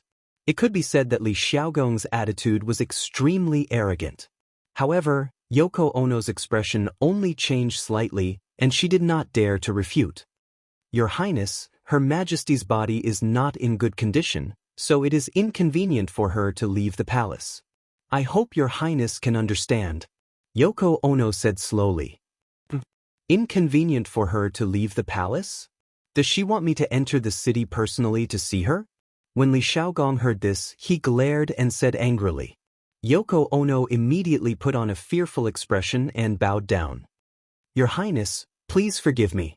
Her Majesty is already old, and her body is not in good condition recently. She really can't leave the palace. Old? How old is she? Li Xiaogong asked a very rude question, but who asked him to have a strong army? Those with strength are the boss everywhere. A weak country has no diplomacy, while a strong country has hegemony. This was a principle that would work in any era. Yoko Ono's face turned red. She gritted her teeth and said, Your Highness, Her Majesty is already 70 years old this year. 60 years old, 70 years old is rare since ancient times. Li Xiaogong actually did not know the age of the Wanation queen. When he heard this, he was surprised and said, Oh, so that's how it is. It seems that the Queen of the Ancient Kingdom really wants me to enter the city to see her? When Yoko Ono heard this, she was indescribably excited. However, on the surface, she smiled and said, When I came down, Her Majesty said that if Your Highness is willing to enter the palace to see her, you will receive the grandest welcome from the Wanation. Golden beauties, at that time, Your Highness will definitely enjoy endlessly. Bastard! Li Xiaogong slammed the table and said angrily, Lowly woman, how dare you use her to charm me? Yes.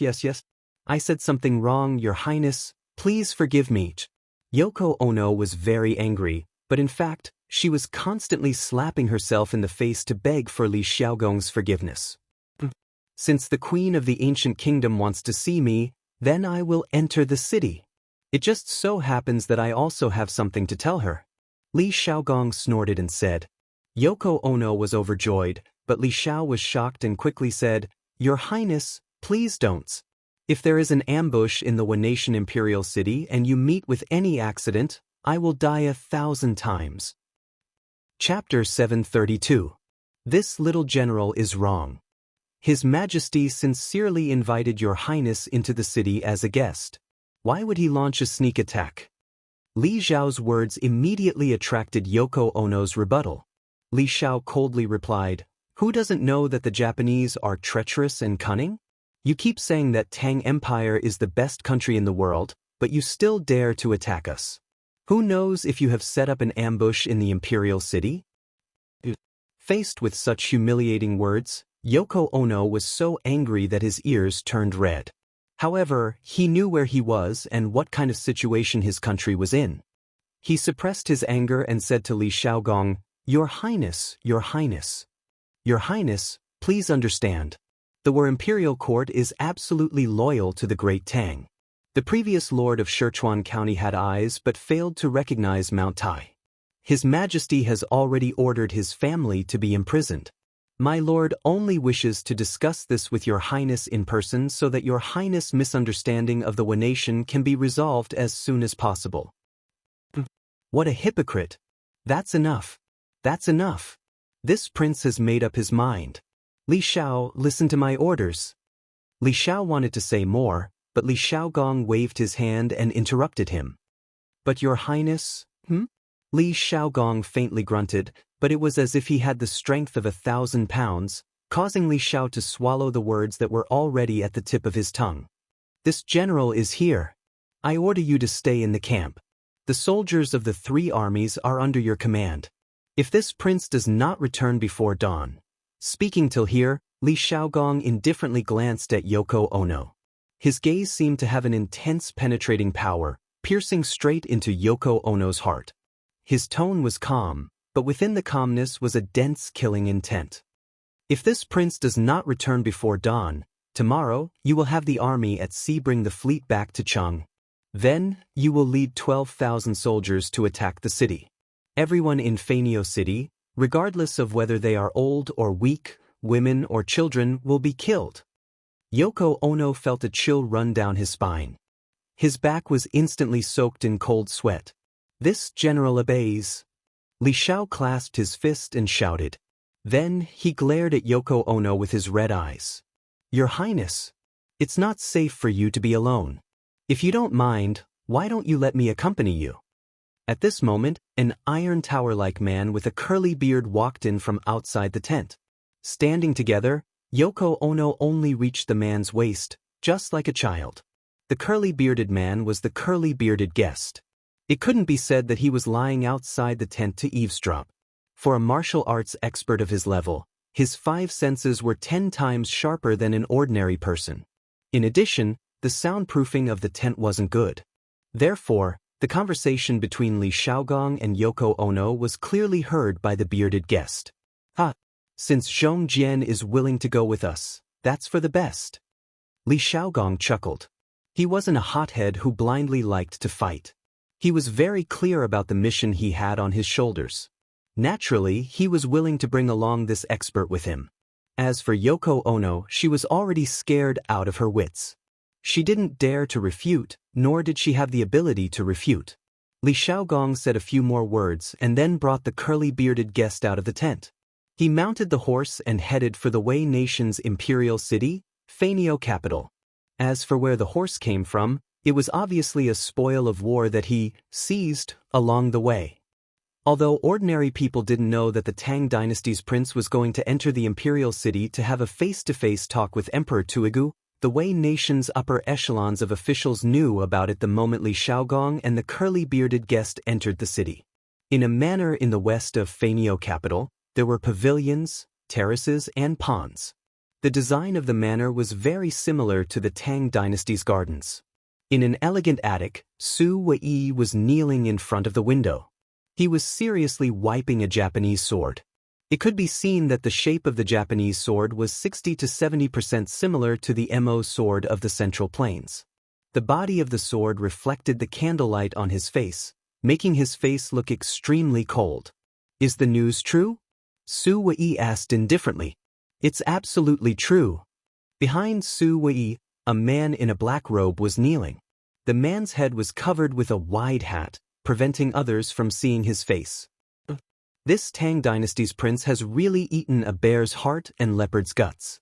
He dares to enter the imperial city with just 2 people. A trace of anger flashed across Su Wei's face.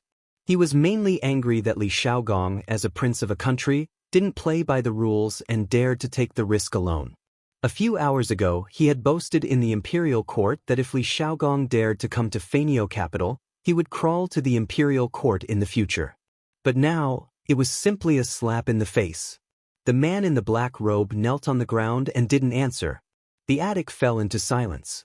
After a long while, Su Wei snorted angrily. No, we can't let the prince of the Tang dynasty leave the city alive. Naoju, go find a chance to kill him. After killing him, the Tang dynasty's army will be leaderless and will definitely panic. At that time, the provisions and supplies on the thousands of ships will all belong to the Su Wei family. The man in the black robe didn't immediately agree. He actually replied indifferently, the prince of the Tang dynasty is an expert. I'm not sure. Su Wei was furious. He stood up and pointed at the man in the black robe. Bastard!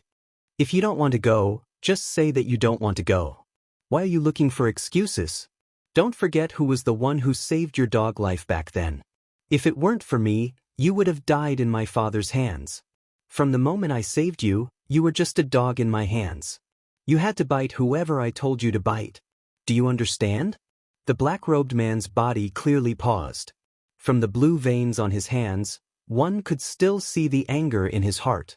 After a long while, he said in a calm voice, I'll help you kill this person, and you give me back my freedom. Otherwise, except for me, no one in the Wu nation can kill the prince of the Tang dynasty. Are you negotiating with me? Su Wei pointed at his nose with a stunned expression. The man in the black robe was silent. It was a tacit agreement. You son of a bitch. Who gave you the guts to talk about conditions with me, Su Mo? Su Wei scolded angrily and kicked the man in the black robe. As a result, it was as if he kicked a big mountain. His toes immediately felt a sharp pain, but the man in the black robe knelt in the same place and didn't move. I have already repaid you a lot for saving my life. Master, don't push your luck. The man in the black robe still said without raising his head. Good. Very good. Su Wei took 2 deep breaths and then said, I'll do as you say. If you kill the prince of the Tang dynasty tonight, I will immediately give you back your freedom. From now on, my family will have nothing to do with you. Get out of here. Chapter 733. With a creak, the black-robed man walked out of the attic. Judging from his light footsteps, he was still very happy.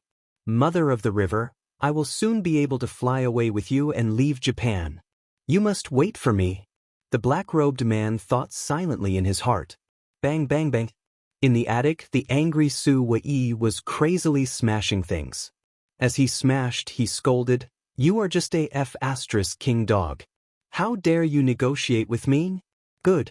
Very goods. After this, I will definitely make you suffer a fate worse than death. Master, this man is too arrogant. Do you want me to bring people to kill him?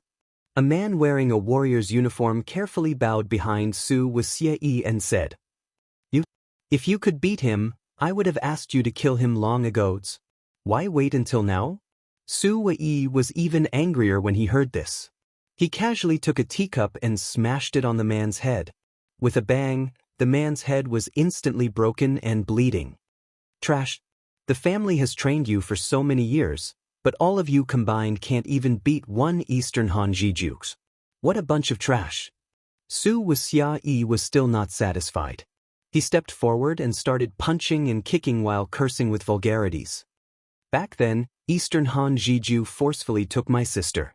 My father gathered the top 10 experts of Japan to kill him. If I didn't see that he was strong in martial arts and secretly saved him, he would have long become a lonely ghost. Now that my father is dead, this dog thinks that no one can control him. How dare he negotiate with me? Go and bring my sister to my room. At this point, the expression on Su Weiyi's face suddenly became a little perverted. And with his description, the identity of the black-robed man was obvious.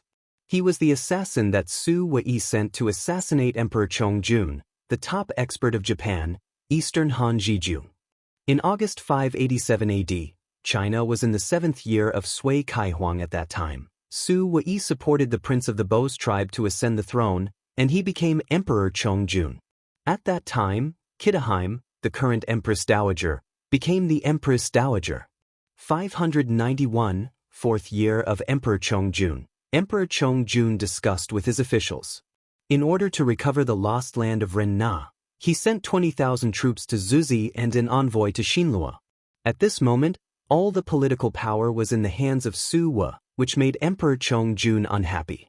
In 592, 5th year of Emperor Chongjun, in October, someone presented a pig to Emperor Chongjun. Emperor Chongjun pointed at the pig and said, "One day, I will chop off the head of the pig and kill the people I hate." He then gathered a large army. From Heavenly Emperor Chongjun's words, Su Wuma knew that Heavenly Emperor Chongjun was determined to kill him. In the 11th month of the same year, Suomazi sent an assassin to assassinate Emperor Chongjun. After that, Naoju of the Eastern Han raped Suoma's daughter, who was as beautiful as a flower and was known as the #1 beauty in Neon. Furious, Suoma gathered the top 10 experts to kill East Han Jiju. Everyone thought that East Han Jiju was dead.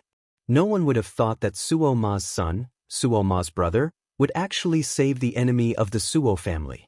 No one would have thought that East Han Jiju would develop true feelings for Suoma. However, East Han Jiju would never have expected that his sweetheart had already been killed by someone. At that time, the Neon people were so perverted. In fact, in ancient Neon, marriage between close relatives was very common. From the emperor to the commoners, marriage between brothers and sisters of different mothers was very common. This could be seen in the historical records. There were even cases of brothers and sisters of the same mother marrying each other. At that time, brothers and sisters of different mothers were able to naturally get married or have relations with each other because they did not live in the same family. The sense of closeness between them was very weak or even non-existent. There was also no concept of kinship. It was often difficult to determine the father, and the family system was not perfect. According to the historical records, after the death of the 19th emperor of Neon, according to the rules, the crown prince, Prince Muley no Kei, inherited the throne. However, before he ascended the throne, he fell in love with his sister from the same mother. He had an affair with her. In the dead of the night, he visited his sister and left many romantic and unrestrained love songs. One day, he had the opportunity to sneak into his sister's boudoir.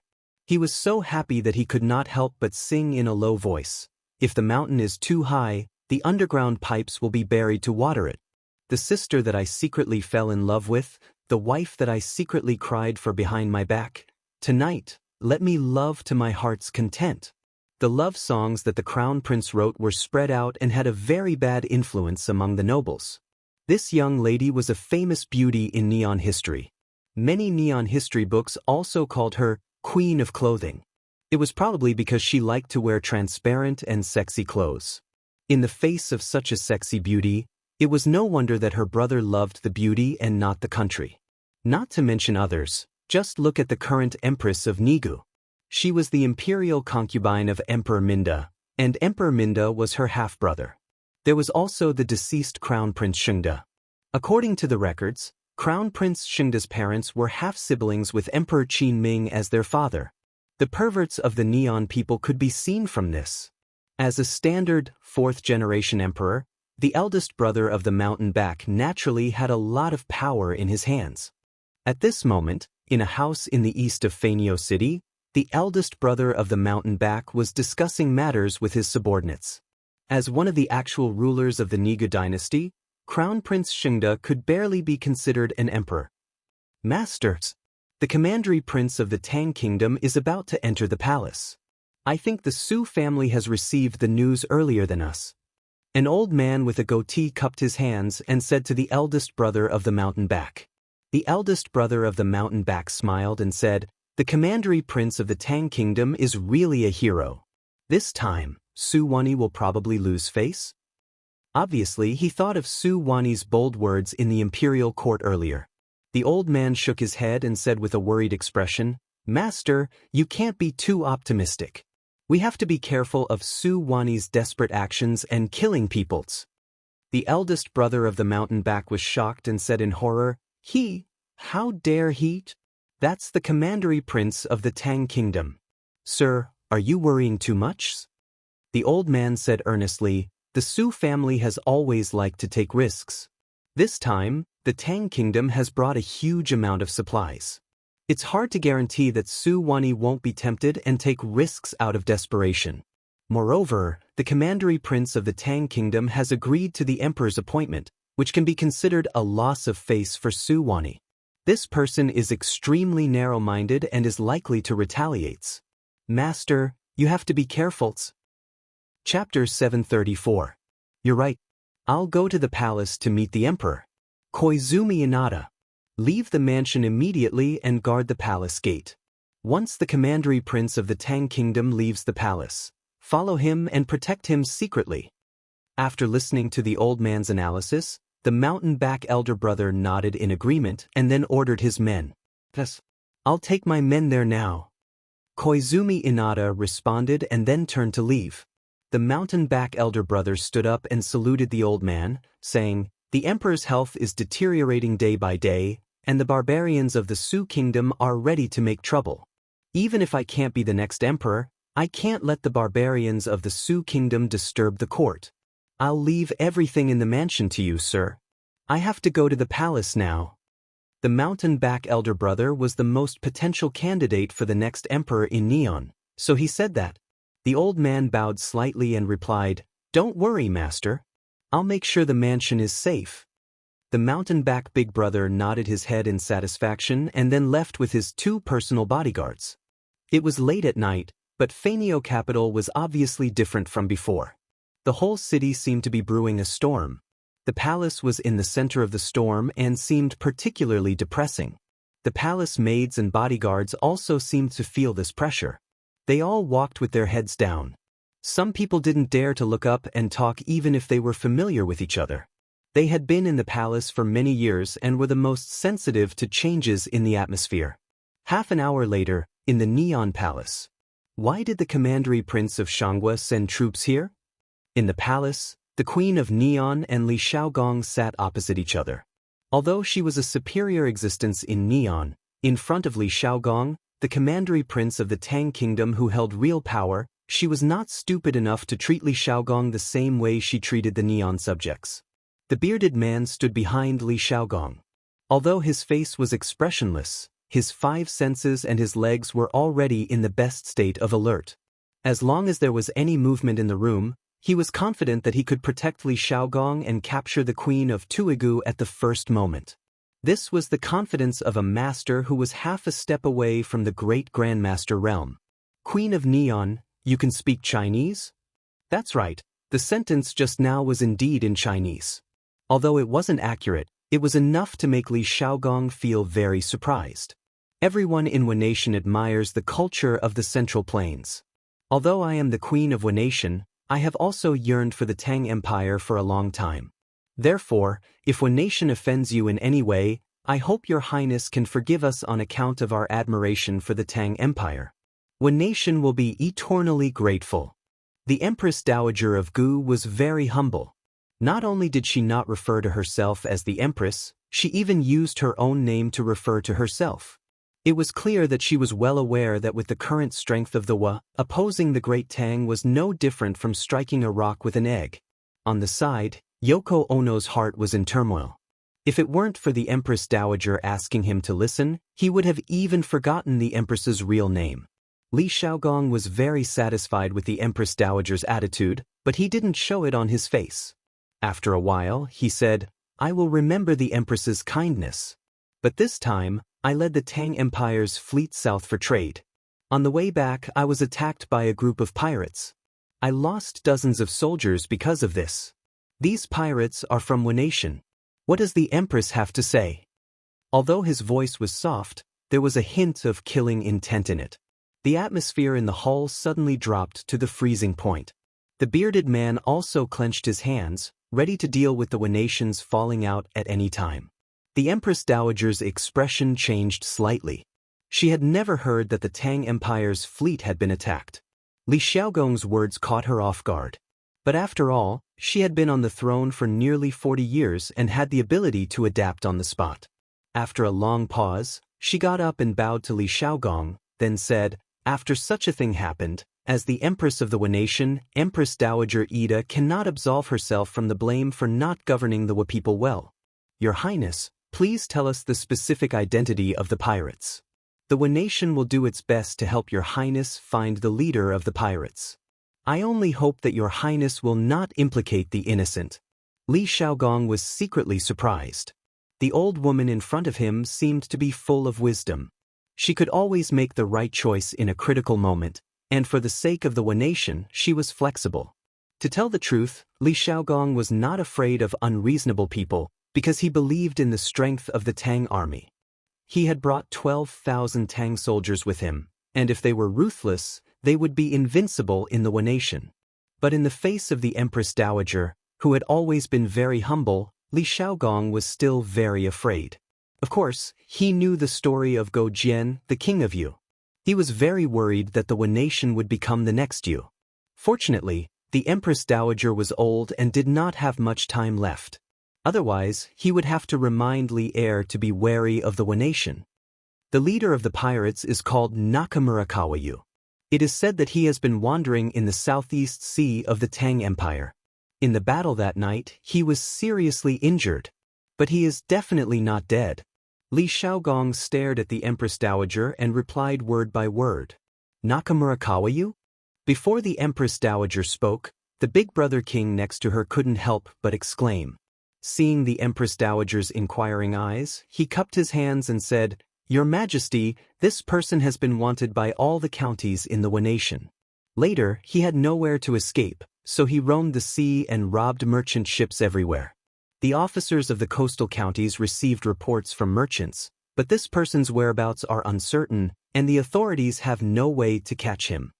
The Empress Dowager heard this and said with a gloomy face, "Bastard! Such a heinous person does not deserve to be a citizen of the Wa nation. Immediately issue a decree that all the county princesses of the coastal counties should organize an arrest team in the shortest time.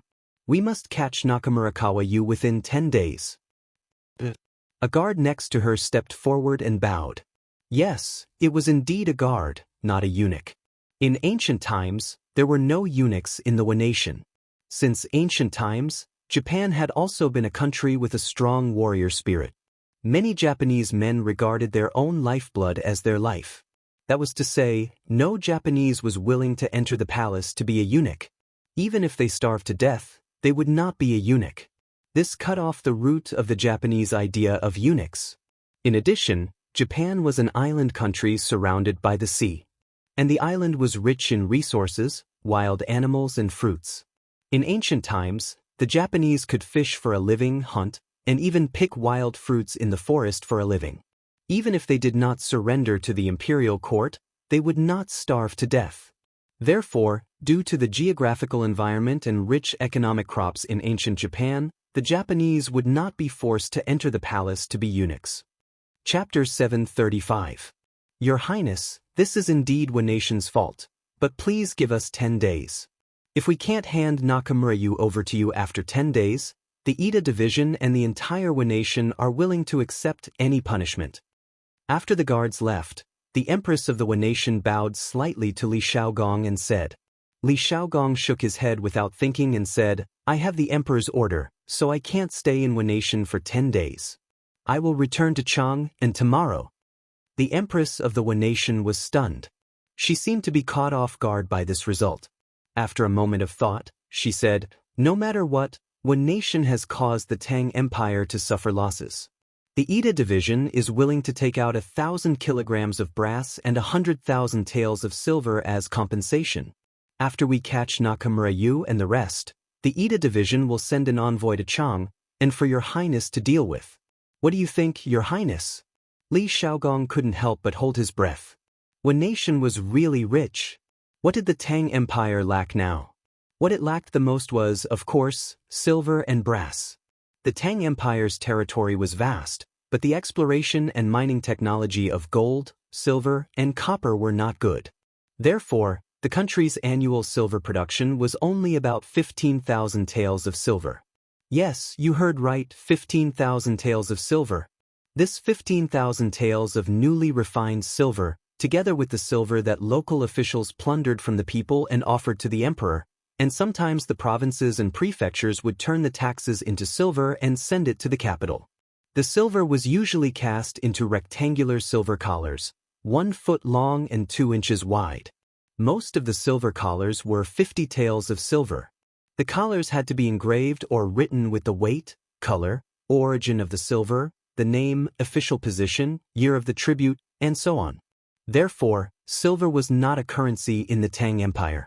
Thinking about the later dynasties, those corrupt officials would embezzle tens of thousands or even hundreds of thousands of taels of silver. For example, Yen Song of the Ming dynasty embezzled 30,000 taels of gold and 2 million taels of silver. He Shen of the Qing dynasty embezzled 800 million taels of silver. It was more than 10 years of the imperial court's income. Compared to these corrupt officials, the Tang dynasty's silver reserves were really weak. There was also brass. In the past few years, Great Tang had been recuperating, and the country was flourishing. The lives of the commoners had improved, and the demand for copper coins had increased. However, there were only so many copper mines that the imperial court had discovered, and there was no such thing as jiaozi or baozi banknotes. Thus, in the past 2 years, Great Tang had already experienced a shortage of money. At the very least, the Great Tang didn't dare to play around like this when the Wan nation casually took out 1,000 jin of brass, 10,000 kilograms of brass and 100,000 taels of silver. After capturing Nakamura Kawayudo, he must be personally escorted to Chang, and by someone of sufficient status. In this way, I can pretend that nothing happened. Li Shaogong pondered for a moment before looking at the empress and saying flatly, "Don't worry." How greedy! The bearded man couldn't help but look at Li Shaogong in surprise. This was what it meant to be greedy. 10,000 kilograms of brass, if brought back to Chang, and would definitely be enough to solve the current shortage of money in the imperial court. The big brother on the mountain's back pursed his lips and clenched his fists. Even though he belonged to the conservative faction of the Wan nation, he couldn't help but feel a little angry at Li Shaogong's greedy demand. The empress's eyes narrowed, and then she clenched her teeth and said, "Your Highness, this 10,000 kilograms of brass is really, say no more." Li Shaogong waved his hand and interrupted her. "There's no room for discussion. Queen, do you know that the 20 soldiers who died in battle were the bravest soldiers of Great Tang, and those innocent sailors? Now they are all buried in the sea, and not even their bones are left. Before I set out to sea, His Majesty once told me, if there are any invaders, I will use all my strength to wipe them out. The Wa people have killed the soldiers and people of the Great Tang. Logically speaking, this king should have sent soldiers to attack them, but out of consideration for Her Majesty's devotion to the Great Tang, this king decided to give them a chance. Don't try to bargain."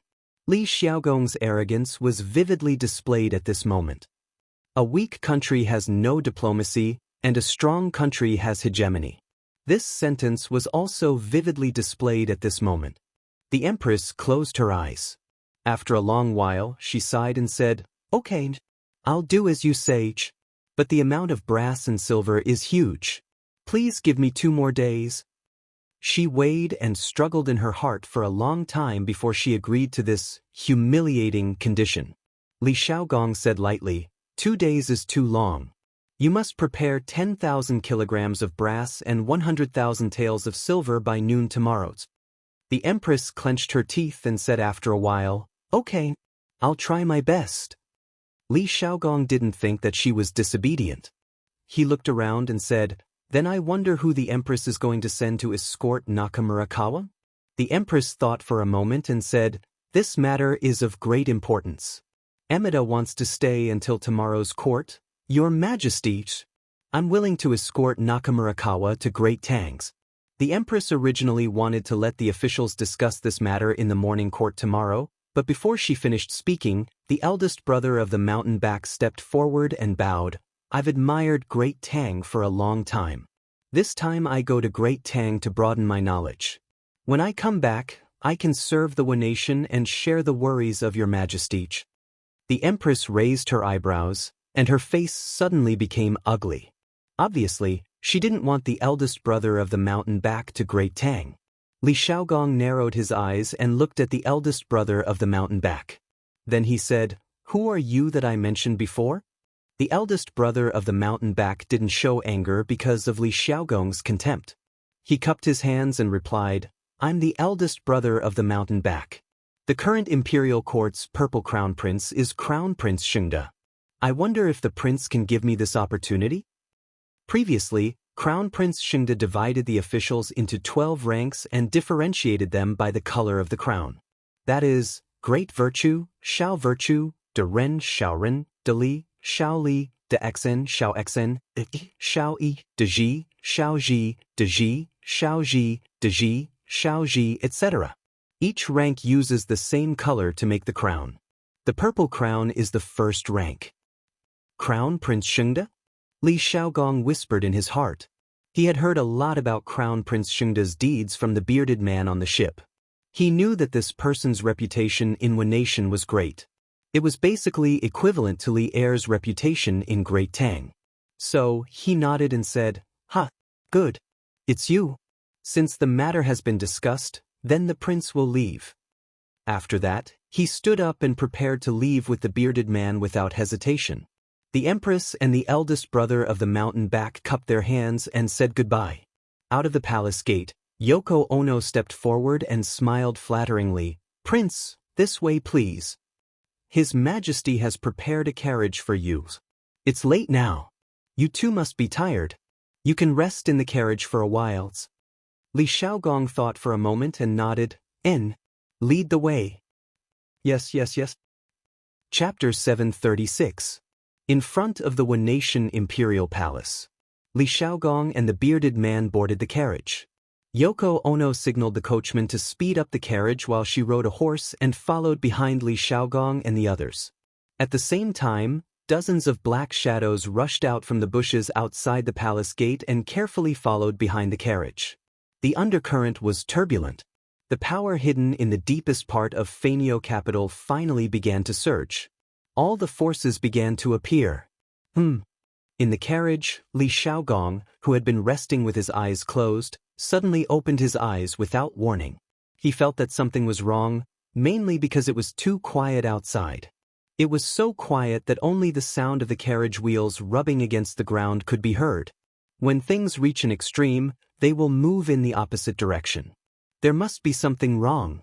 Li Shaogong, who had experienced many battles, first felt that he was ambushed. However, when he opened the curtains and looked outside, he was surrounded by wide and open streets. There was no way for an ambush in this kind of terrain. Moreover, this place was close to the Nation Imperial Palace. Unless it was the Nation Queen's order, who would dare to touch him here? All the facts proved that he was overthinking things. There was no ambush within a radius of 100 meters, and no one would dare to ambush him in this place. However, Li Shaogong did not let down his guard. This was because in his many years of battle experience, this faintly discernible sense of danger had pulled him back from the brink of death countless times. Although this feeling had been wrong many times when it came to matters of life and death, he could not afford to be careless. Therefore, at this moment, Li Shaogong had already picked up the sword that was leaning against the carriage wall. Then, he closed his eyes and began to use his keen perception to sense the hidden danger around him. "Hey, gentlemen, please make way. Make way up. This is the night incense I just collected." At this moment, a handcart came in front of the carriage. There were wooden buckets on the cart, and the stench could be smelled from afar. The man pulling the cart shouted loudly as he pulled the cart over. "Baka! Night incense! Get out of here!" The guards around the horse carriage couldn't help but scold him. In China, the ancient latrines did not have a sewer system or an automatic flushing system. They used a wooden bucket to hold feces, also known as a toilet bowl, which needed to be emptied after it was filled. Therefore, there would be people who would go to each house in the middle of the night to collect the feces in the toilets of each house. Pouring night fragrance referred to the dumping of feces. At this time, the Wen nation was very similar to the Great Tang in that they also had the job of selling night incense. Moreover, other than the patrolling soldiers and the night watchmen, the only people who dared to wander around outside at this hour were the night incense sellers. Hey, please forgive me. Please forgive me. The man hurriedly bowed to the officer. It was unknown whether it was intentional or not, but the moment he bowed, the handcart carrying the night fragrance tilted towards the carriage. The wooden barrel on the handcart crashed and fell in front of Li Xiaogong's carriage. Blurg! Baka! What are you doing? Do you know who is sitting in the carriage? Baka! Blurg! Yoko Ono pinched her nose and rode to the side of the carriage. She roared at the night incense seller. Looking at the puddles of yellow and white substance on the ground, Yoko Ono could not help but feel nauseous. She hurriedly ran to the side, squatted down, and vomited to her heart's content. Just as Yoko Ono squatted down and the other Japanese soldiers covered their nostrils and bent down, a cold light tore through the night and suddenly appeared in the world. Almost in an instant, it reaped dozens of lives. Following that, a Japanese sword seemed to have fallen from the sky and directly stabbed into the carriage from outside the carriage window. Baka! Enemy attacks! Enemy attacks! Someone attacked the county king of Tang Empire.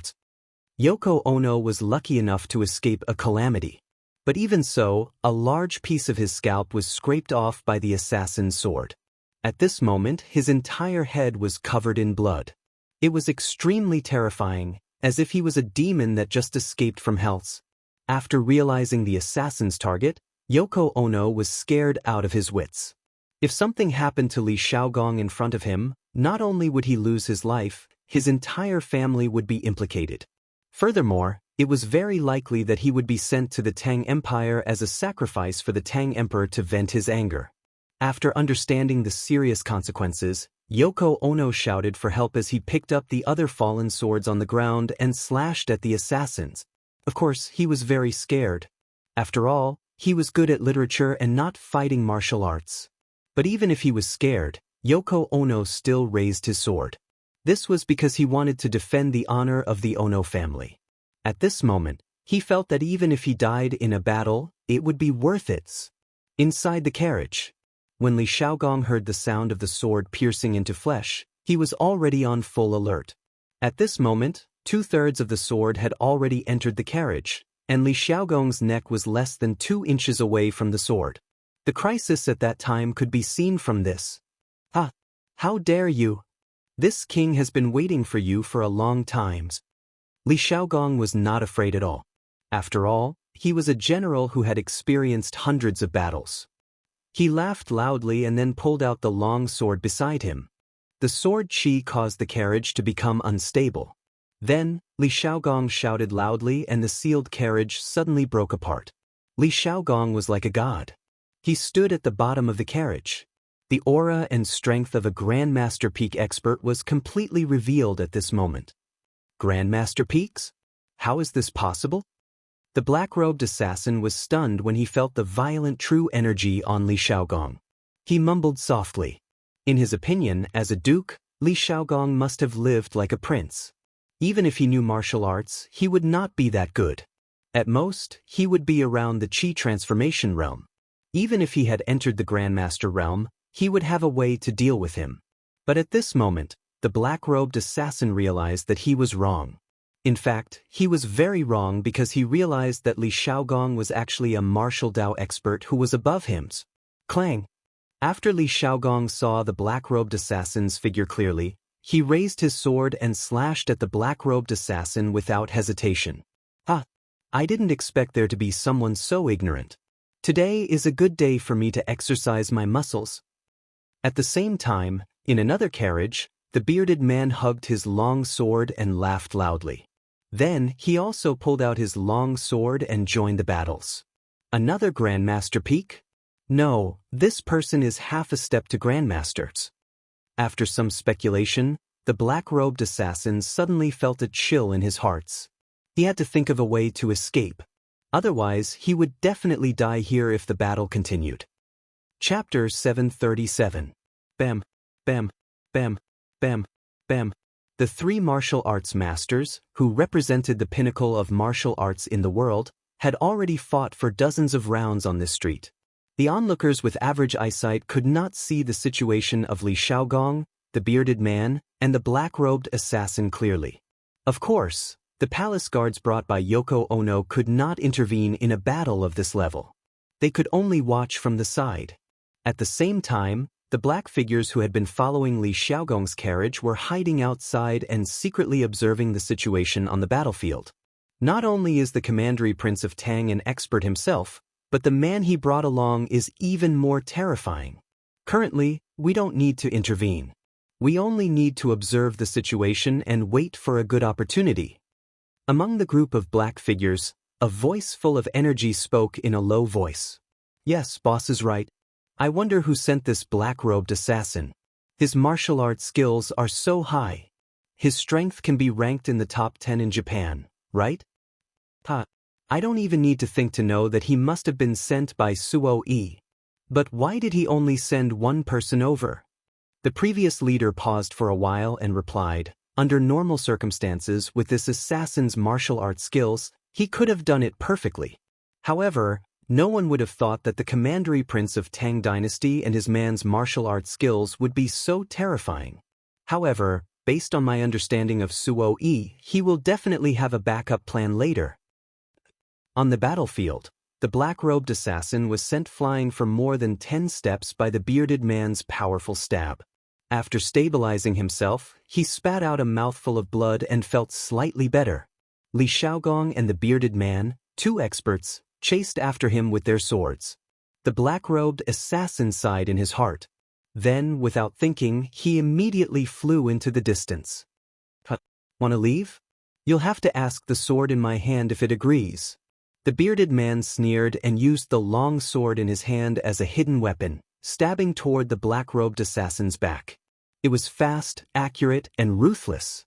The distance of several hundred feet was covered in an instant. The black-robed assassin felt a strong wind behind him and hurriedly turned his body to dodge. However, he couldn't dodge in time because this attack was thrown by the half-step Grandmaster-level bearded man with all his strength. With a "pu" sound, the bearded man's sword, shot, at the black-robed assassin's back finally pierced through the assassin's right shoulder blade. Ugh!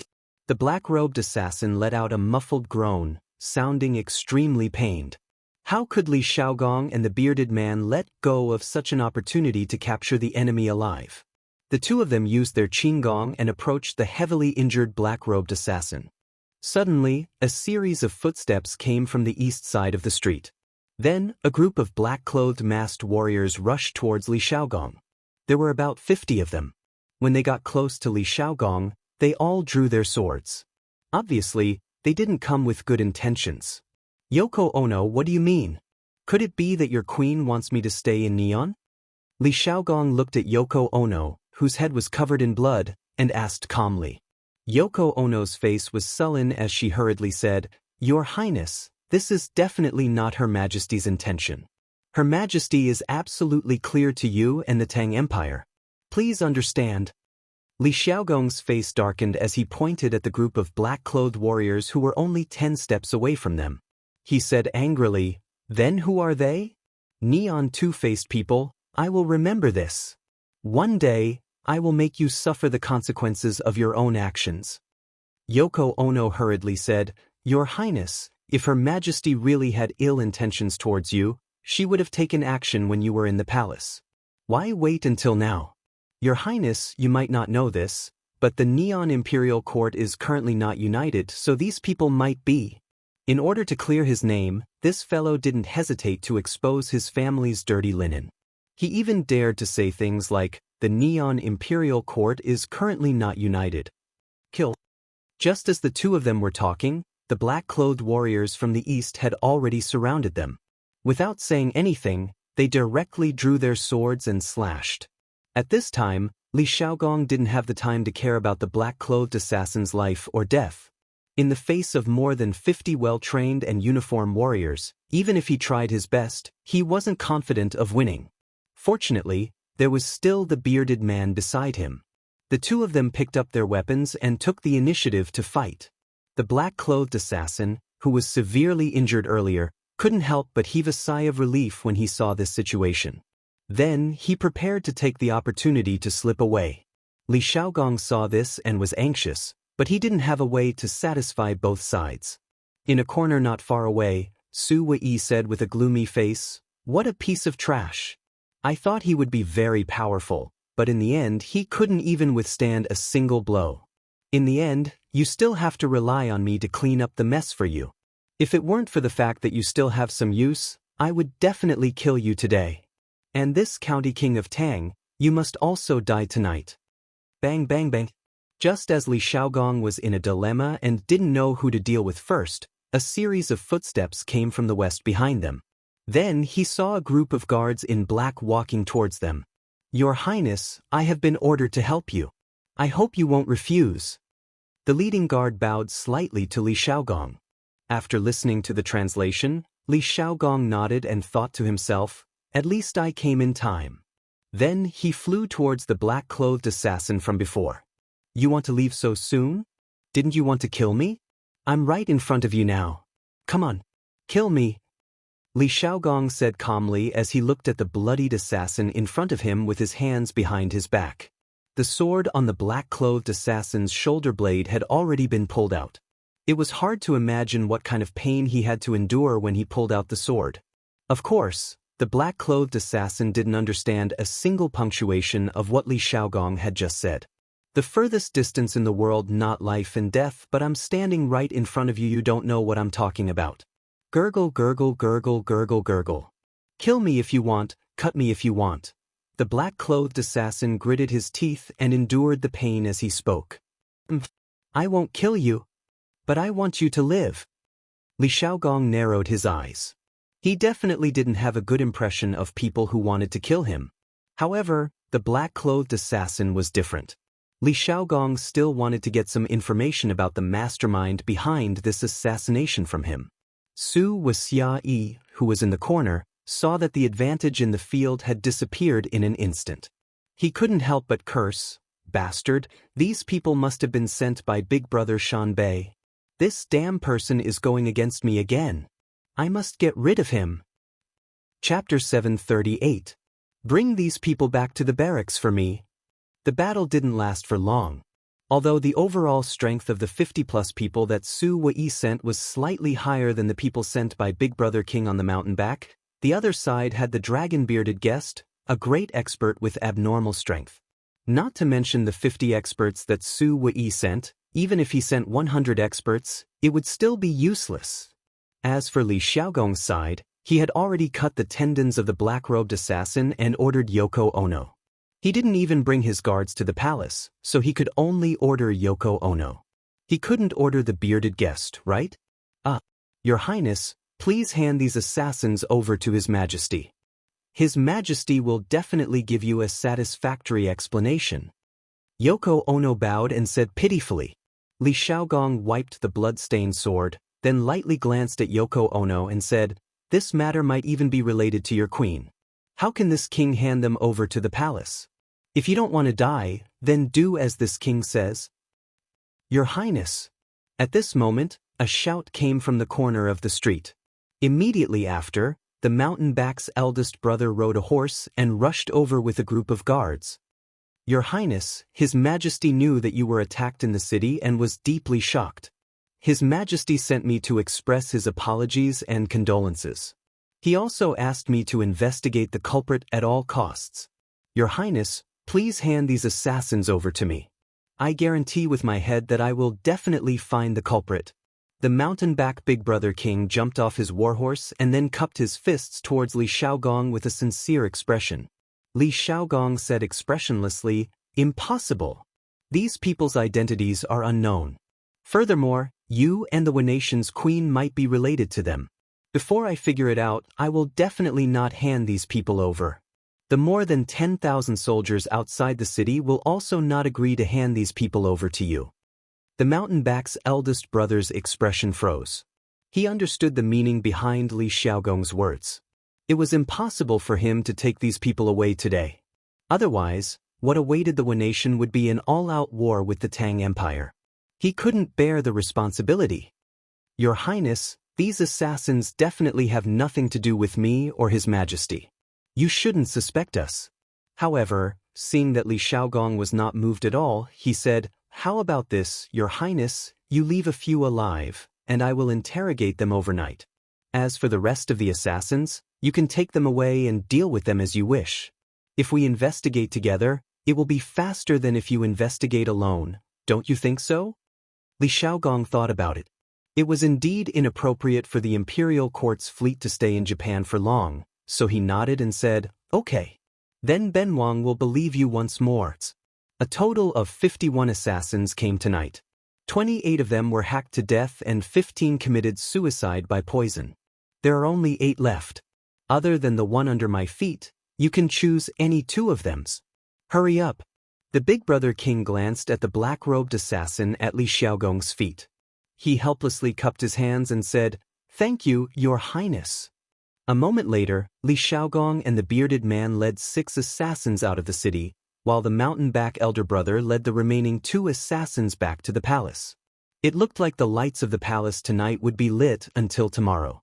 The next day, at Yanhuang College. It was just dawn and the wake-up bell had already rung. The students who were immersed in their dreams had no choice but to get up even if they didn't want to. "Do I have to get up so early? I'm so sleepy." Li Tai rolled over and stuck out his fat, but as he grumbled unwillingly. Although the bed in the student dormitory was a hard bed, Li Tai now felt that this hard bed was much more comfortable than the high bed and soft pillows in his prince's residence. If possible, he wanted to lie on it and sleep like this forever. I also feel so king sleepy today. Cheng Chumo sat up, rubbed his face twice, and then muttered, *ck, it's all your fault. Otherwise, we wouldn't have been punished to stand so late last night. Li Tai lifted the quilt angrily and sat up to complain. Gugu. Who knew that as soon as he sat down, his stomach would immediately protest? I'm so hungry. I still have to run later. Oh my God, what should I do? Why can't I have breakfast before running? The academy system is too unreasonable. For the past 2 days, the little fatty hadn't eaten any meat. Those vegetables and whatnot weren't enough to satisfy his hunger at all. In addition, he had been punished to stand for so long last night and used up so much of his physical strength. It would be strange if he wasn't hungry in the morning. Chinke, it's not good to exercise after eating. Let's get up quickly and wash up. Otherwise, we'll be punished again if we're late. Li Qingqian, who was sleeping on the upper bunk, leaned on the bed railing and said, I'll get up now. 121, 121, 1234, 1234. Yanhuang College was located at the peak of the Cloud Mountain. There were no peddlers or pawns who woke up early, nor were there noisy pedestrians or merchants. In the early morning, there were only the neat and loud slogans of the students running here. Compared to the messy team at the beginning, they're starting to look more like it now. Li Zishuan had been waking up early recently. Firstly, he often came to the academy to check on the situation. Secondly, he had been waking up early to practice martial arts recently. He had been practicing the lonely wind swordsmanship that Duga Xin had taught him last time. Because he didn't deliberately pursue progress, he had only practiced to the 3rd level until now. There were a total of 9 levels, and Duga Xin had already reached the 7th level. Moreover, he found that this swordsmanship was similar to many other swordsmanship. The further one progressed, the harder it was to practice. Not only did it require a deep understanding of martial arts, but it also required some personal understanding. The two complemented each other, and only then could success come naturally. This was also the reason why Li Zishuan wasn't in a hurry to improve. More haste, less speed. As a Taoist disciple, of course he understood the principle of letting nature take its course. I heard that Jijia will be here in the afternoon, and tomorrow is the day off. It seems that these students have been having a hard time recently. Qin Qiong stood beside Li Zishuan and said with a smile. Li Zishuan was stunned. Cheng Yaojin had said that she would come to the academy to be a temporary instructor when she had time. It had been so long, and if Qin Qiong hadn't suddenly mentioned it today, he would have forgotten. Thinking about Cheng Yaojin's usual attitude, Li Zishuan couldn't help but laugh. Last night, these little rascals were full of energy and didn't sleep in the middle of the night. This means that the amount of training is still too little. Uncle Cheng is here to give them a little challenge. Qin Qiong twirled his beard and smiled. Xiao Xian, you have to watch from the side. Don't let Jijie cause any troubles. Li Zishuan quickly waved his hand and said, Uncle Qin, it's better for you to watch over them. I still have some other things to do these 2 days, so I'll leave them to you guys. Qin Qiong was speechless in the face of this lazy guy. Chapter 739. Huff huff huff, puff. Every time I run, I feel like I've lost half my life. When will this kind of hard life end? In the cafeteria, Li Tai was still panting heavily. He couldn't help but say this when he thought of the hardships he suffered while running, as well as the feeling of suffocation. Qin Ke, you're much stronger today than you were yesterday. Today, you ran the entire race on your own. Maybe in a few days, running 5 laps around the field will be as easy as blowing off dust for you. Li Qingqian smiled. Cheng Chumo curled his lips and mocked. Qingqian, don't be delusional. I'm afraid we'll never be able to wait for this stage. Huff huff. After saying that, Cheng Chumo took a bite of the pancake and slurped 2 mouthfuls of porridge. He was simply elated. F***king. Cheng Chumo, you bastard. Your mouth is really F***king means. Li Tai originally didn't want to become the kind of athlete that Cheng Chumo spoke of. However, when he heard what Cheng Chumo said, he suddenly became unhappy. Cheng Chumo said indifferently, What mean by mean? I'm just telling the truth. Qinke, look, you've already cultivated to the nascent soul stage now. How can it be easy to run 5 laps? Nascent soul stage? What nascent soul stage? Li Tai was a little confused. He had read A Record of a Mortal's Journey to Immortality. Of course, he knew what the nascent soul stage was. However, what did this thing have to do with him? Haven't you cultivated to the nascent soul stage? It's like you have a child in your stomach.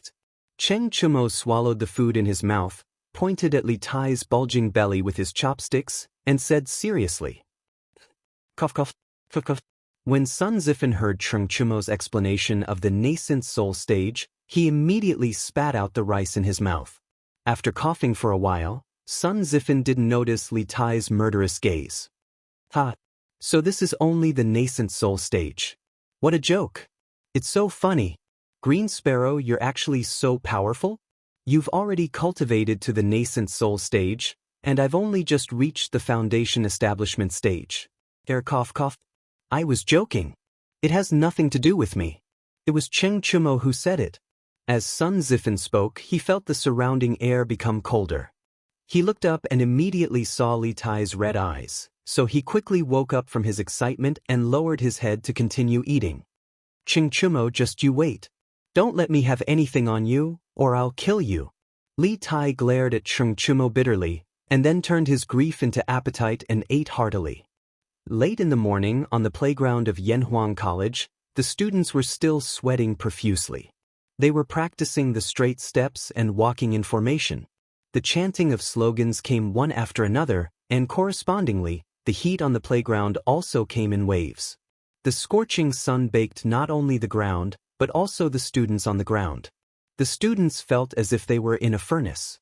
What's worse was that under such difficult conditions, they still had to do all kinds of tricky movements. It was simply terrible. The heat of the summer is really strong.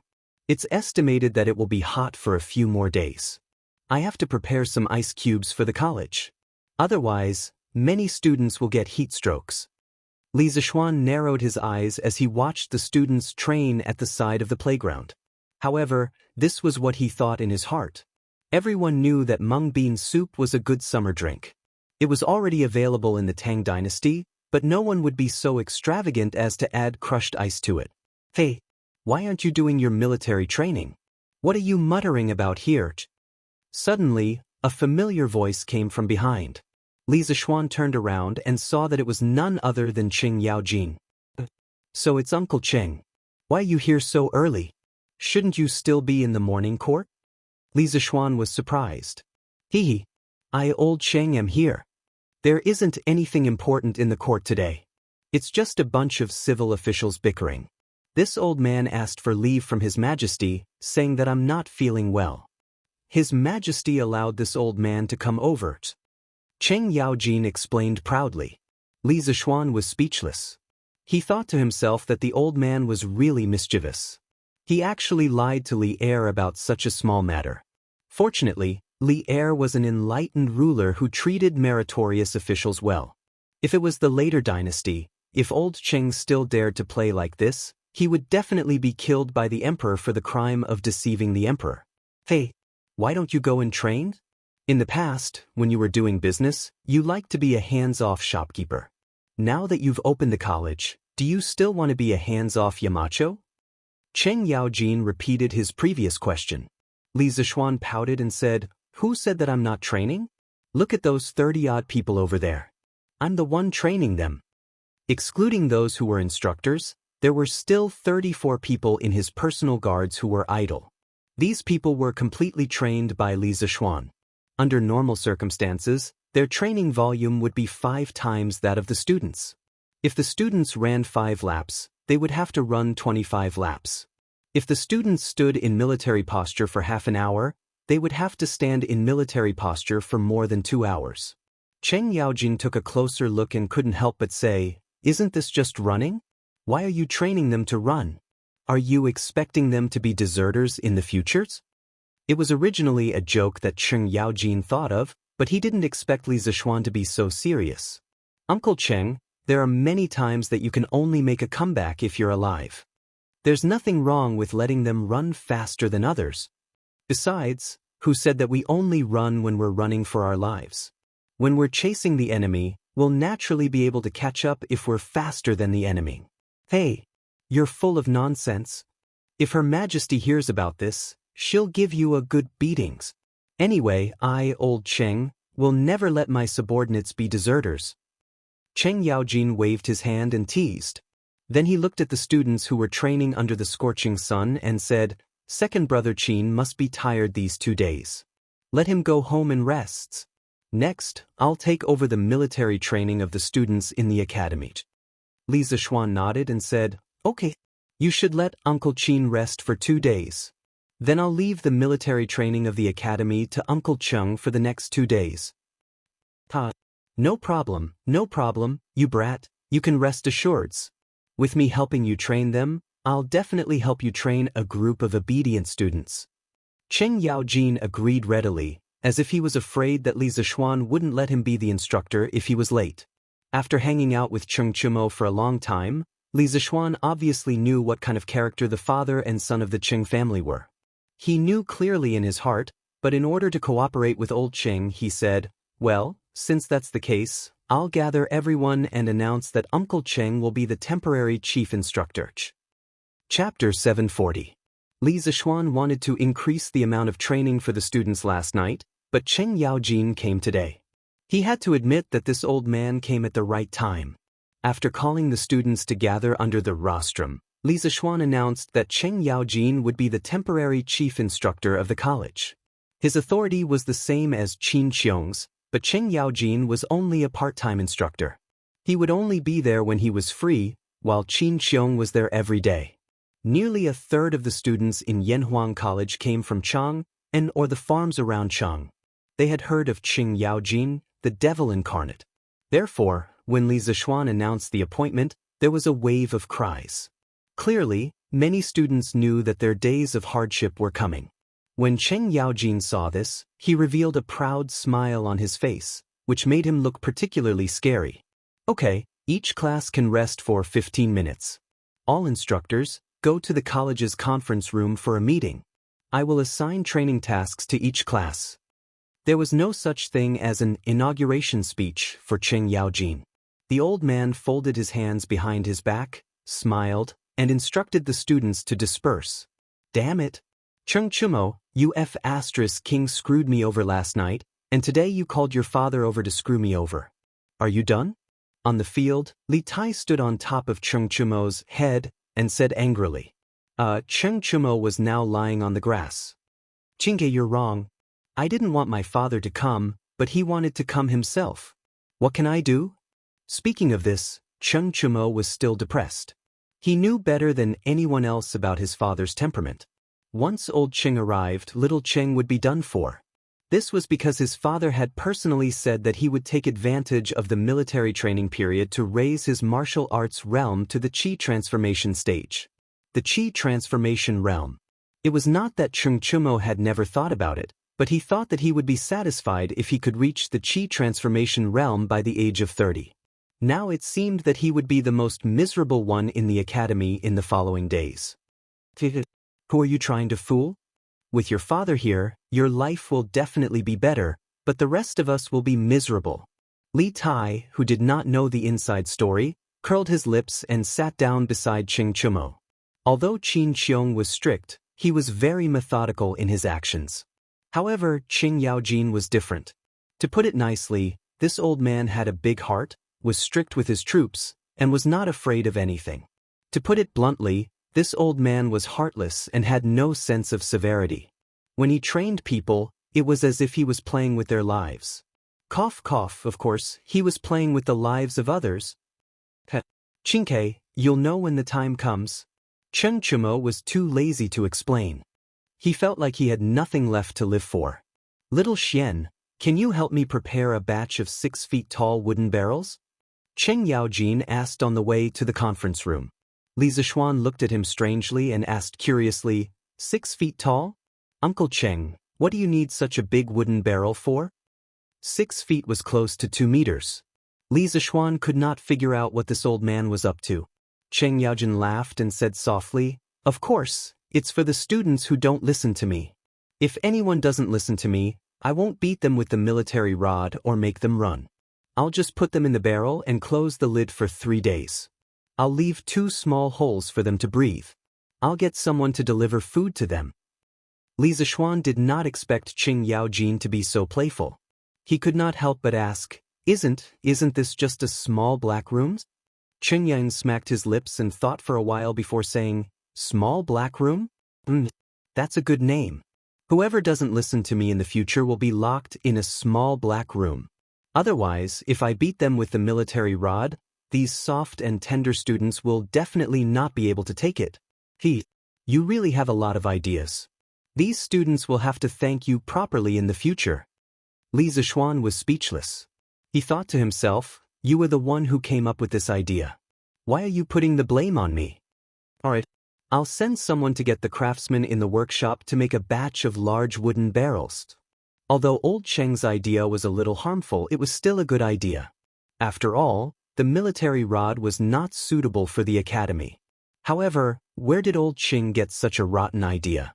In fact, this kind of punishment method of locking people in small black rooms had been circulating in the army for a long time. The specific origin was unknown.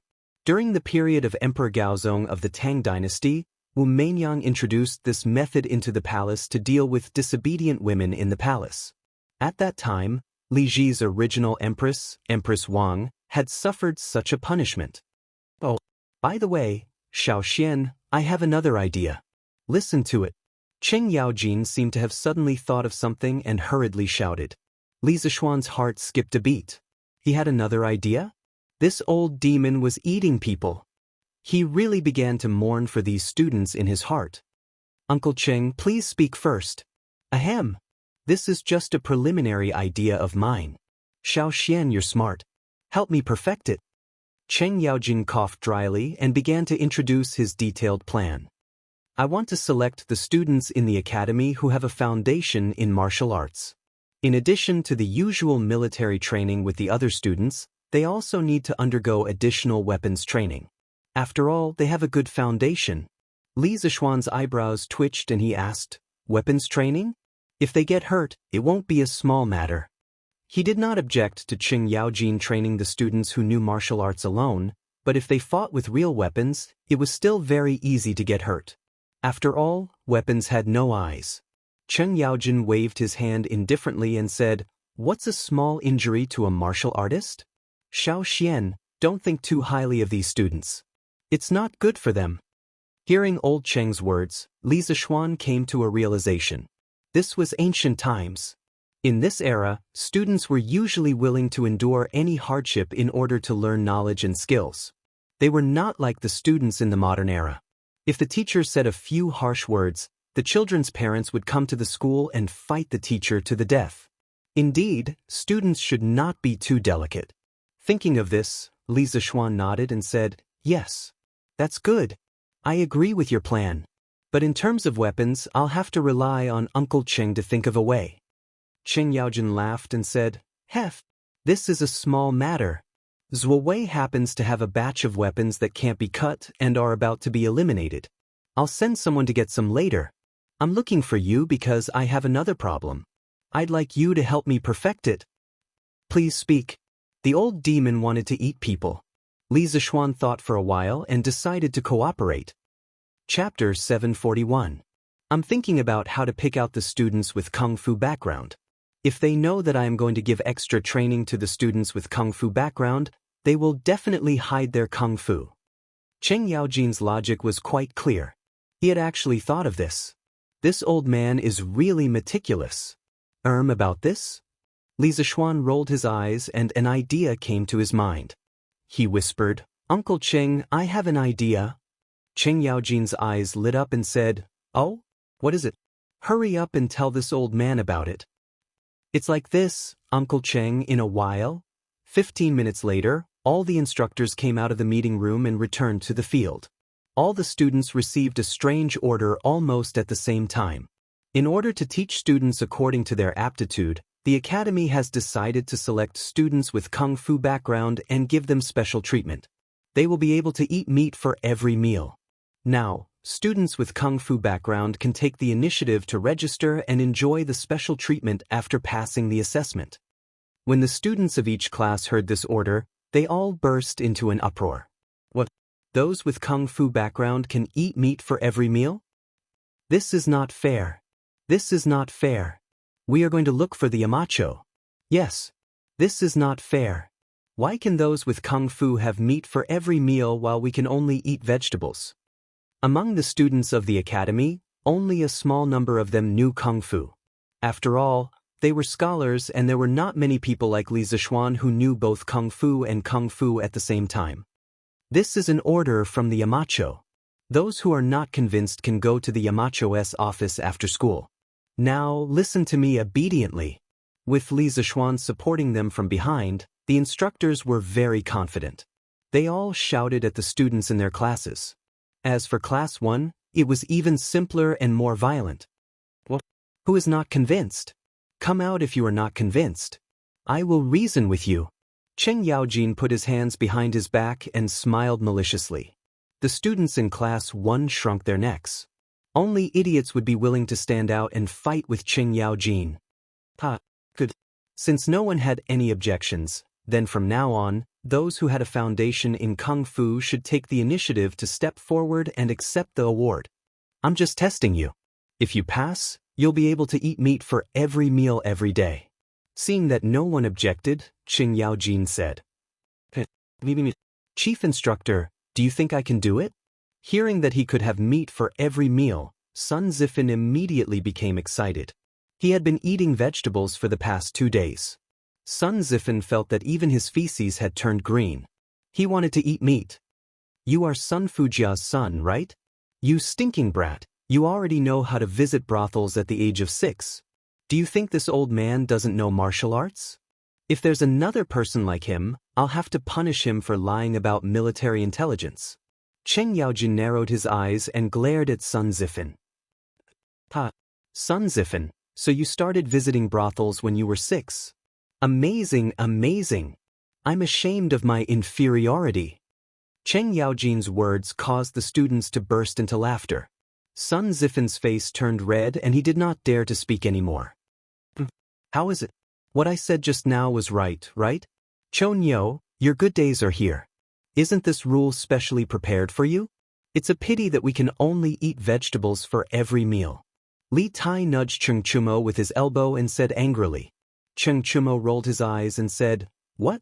Chin Ke, you want to go? If you want to go, I'll exchange places with you." Li Tai said angrily, "I've never practiced kung fu before. How can I go? I think you're purposely trying to piss me off." Sigh, there's no way to communicate. Cheng Chumo shook his head. If it was someone else who announced this order, he would definitely believe that it was a good thing. But now, no matter how stupid Cheng Chumo was, he knew that there was a conspiracy behind this. A conspiracy that would kill him without paying for it. In the short time that the two of them were whispering to each other, 4 or 5 students had already walked out from class 1. At least 30 students from the other classes also stood out. "Cheng Chumo, you little bastard, why aren't you standing out? You brat, do you think I don't know if you have any kung fu foundation?" Cheng Yaojin's angry roar came from the front of the line. This roar completely shattered Cheng Chumo's hopes and dreams. "Oh, I'm coming, I'm coming." Cheng Chumo walked out unwillingly under the strange gazes of the surrounding students. Cheng Yaojin glared at his son fiercely but did not say anything else. "Here, this is your identification. When you go to the cafeteria to eat, take this out. You can get meat dishes. You're not allowed to borrow it, or it will be confiscated forever." Cheng Yaojin gave each of them a small token and explained. Li Tai and Sun Zifen, the 2 gluttons behind, were about to drool. "Alright, return to the team. Let's begin today's training. Before the training, this old man will say a few words to you. There are only 2 sentences, so listen to me clearly." Cheng Yaojin waved his hand and attracted everyone's attention. Then he raised a finger and said, "First, listen to this old man and you can eat meat. Second, if you don't listen to this old man will let you suffer the harshest punishment in the world." The harshest punishment in the world? The students sucked in a breath of cold air. As expected of Brother Cheng, he was ruthless and didn't say much. Old Cheng was indeed much less talkative than Qin Xiong, but every word was bloody and ruthless. It made people's hearts turn cold when they heard it. "Instructor, what's the harshest punishment in the world?" Wang Meng scratched his head and asked. Cheng Yaojin narrowed his eyes and said meaningfully, "You want to know? You'll know when you give it a try." No. Wang Meng hurriedly waved his hand. Even if he was beaten to death, he wouldn't dare to be the first person to eat crabs. Someone would die. "Alright. These 2 days, the main training is running and formation change. Within 2 days, you must be neat and tidy. Run 5 laps first. If your steps are not in sync, we'll continue to run." After Cheng Yaojin said that, he looked around with his eyes. Then, without giving the students any time to react, he directly shouted, "Attention! Look to the right. Look forward. Turn right. Start running. Bang, bang, bang, bang." Throughout the entire process, the students were like machines. Whatever instructions Cheng Yaojin gave, they would respond accordingly. Of course, in order to avoid running another 5 laps, everyone was concentrating to avoid making a mistake. Li Tai was especially serious. Right now, he could only run 5 laps at most. If he were to be punished, he wouldn't be able to run anymore even if he was beaten to death. Chapter 742. With Cheng Yaojin here, Qin Xiong was no longer in charge of the training. Li Zishuan had some matters to attend to, so Pang Feiji and the rest of the guards' training was handed over to Qin Xiong. Li Zishuan himself slipped away. Young master, you're here." "Young master, come to my house for lunch. I just hunted a pheasant yesterday. The meat is very fresh." "Young master, come to my house. I hunted 2 rabbits yesterday." "Come to my house. I have fish." "Tisk, fish is nothing. I bought 2 caddies of wild boar meat in Chang'an yesterday." "Young master, why don't you try it?" "That's right." After Li Zishuan left the academy, he went straight to the Han family village. As soon as he entered the village, he was greeted by a group of villagers. It was less than an hour before noon, so the villagers warmly invited Li Zishuan to their houses for lunch. I appreciate everyone's good intentions. Today, I came to the manor to look for my father-in-law for some matters. I'll be having lunch there. Looking at the enthusiastic villagers, Li Zishuan smiled and rejected them one by one. All right. Disperse. With me, Han Tianhu here, Xiao Xian will have nothing to eat in our village. Disperse. I appreciate everyone's good intentions. Unknowingly, Han Tianhu had also arrived at the entrance of the village. He smiled and persuaded the villagers around Li Zishuan. Since Han Lijing is here, let's disperse. We'll invite young master another day. Young master, you must do us the honor. My wife's cooking is very delicious. That's right. Young master, you must do us the honor. Seeing that Han Tianhu had arrived, the villagers knew that they would not be able to invite Li Zishuan today. They said a few words and dispersed. Li Zishuan agreed to their requests one by one. They were all a group of lovely and honest working people. Young master, thank you so much for promoting my family. Everyone else left, except for Hu Hanyun. He bowed deeply to Li Zishuan and thanked him. Uncle Hu, what are you talking about? As expected, he was able to enter the academy because of his own ability. I didn't help him at all. Don't stand on ceremony. Li Zishuan quickly pulled Hu Hanyun up and said with a smile. Han Tianhu couldn't help but laugh. Little Xian, you don't know this, but Hu has really become the pride of the village. When the other villagers heard that the Hu family had a student from Yanhuang College, they were all envious. A few people have already come looking for me, asking me to quickly set up a school in the village. Now that the villagers are living better lives, they want their children to be able to study. Li Zishuan said happily, that's a good thing. It's time for our village to have a school for beginners. Taishan, hurry up and get it done. If you have any difficulties, you can find me at any time. I can also send a group of engineers from the academy to you. Han Tianhu waved his hands and said, no need. The original school in the village can still be used after some slight renovations. There's no need to make it so luxurious. Hu Hanyun also said, yes, young master. We're used to living a hard life. We can't be fussy about that. To us villagers, it's already a blessing for our children to have a place to study. All right then. Li Zishuan saw that and didn't insist. He let them be.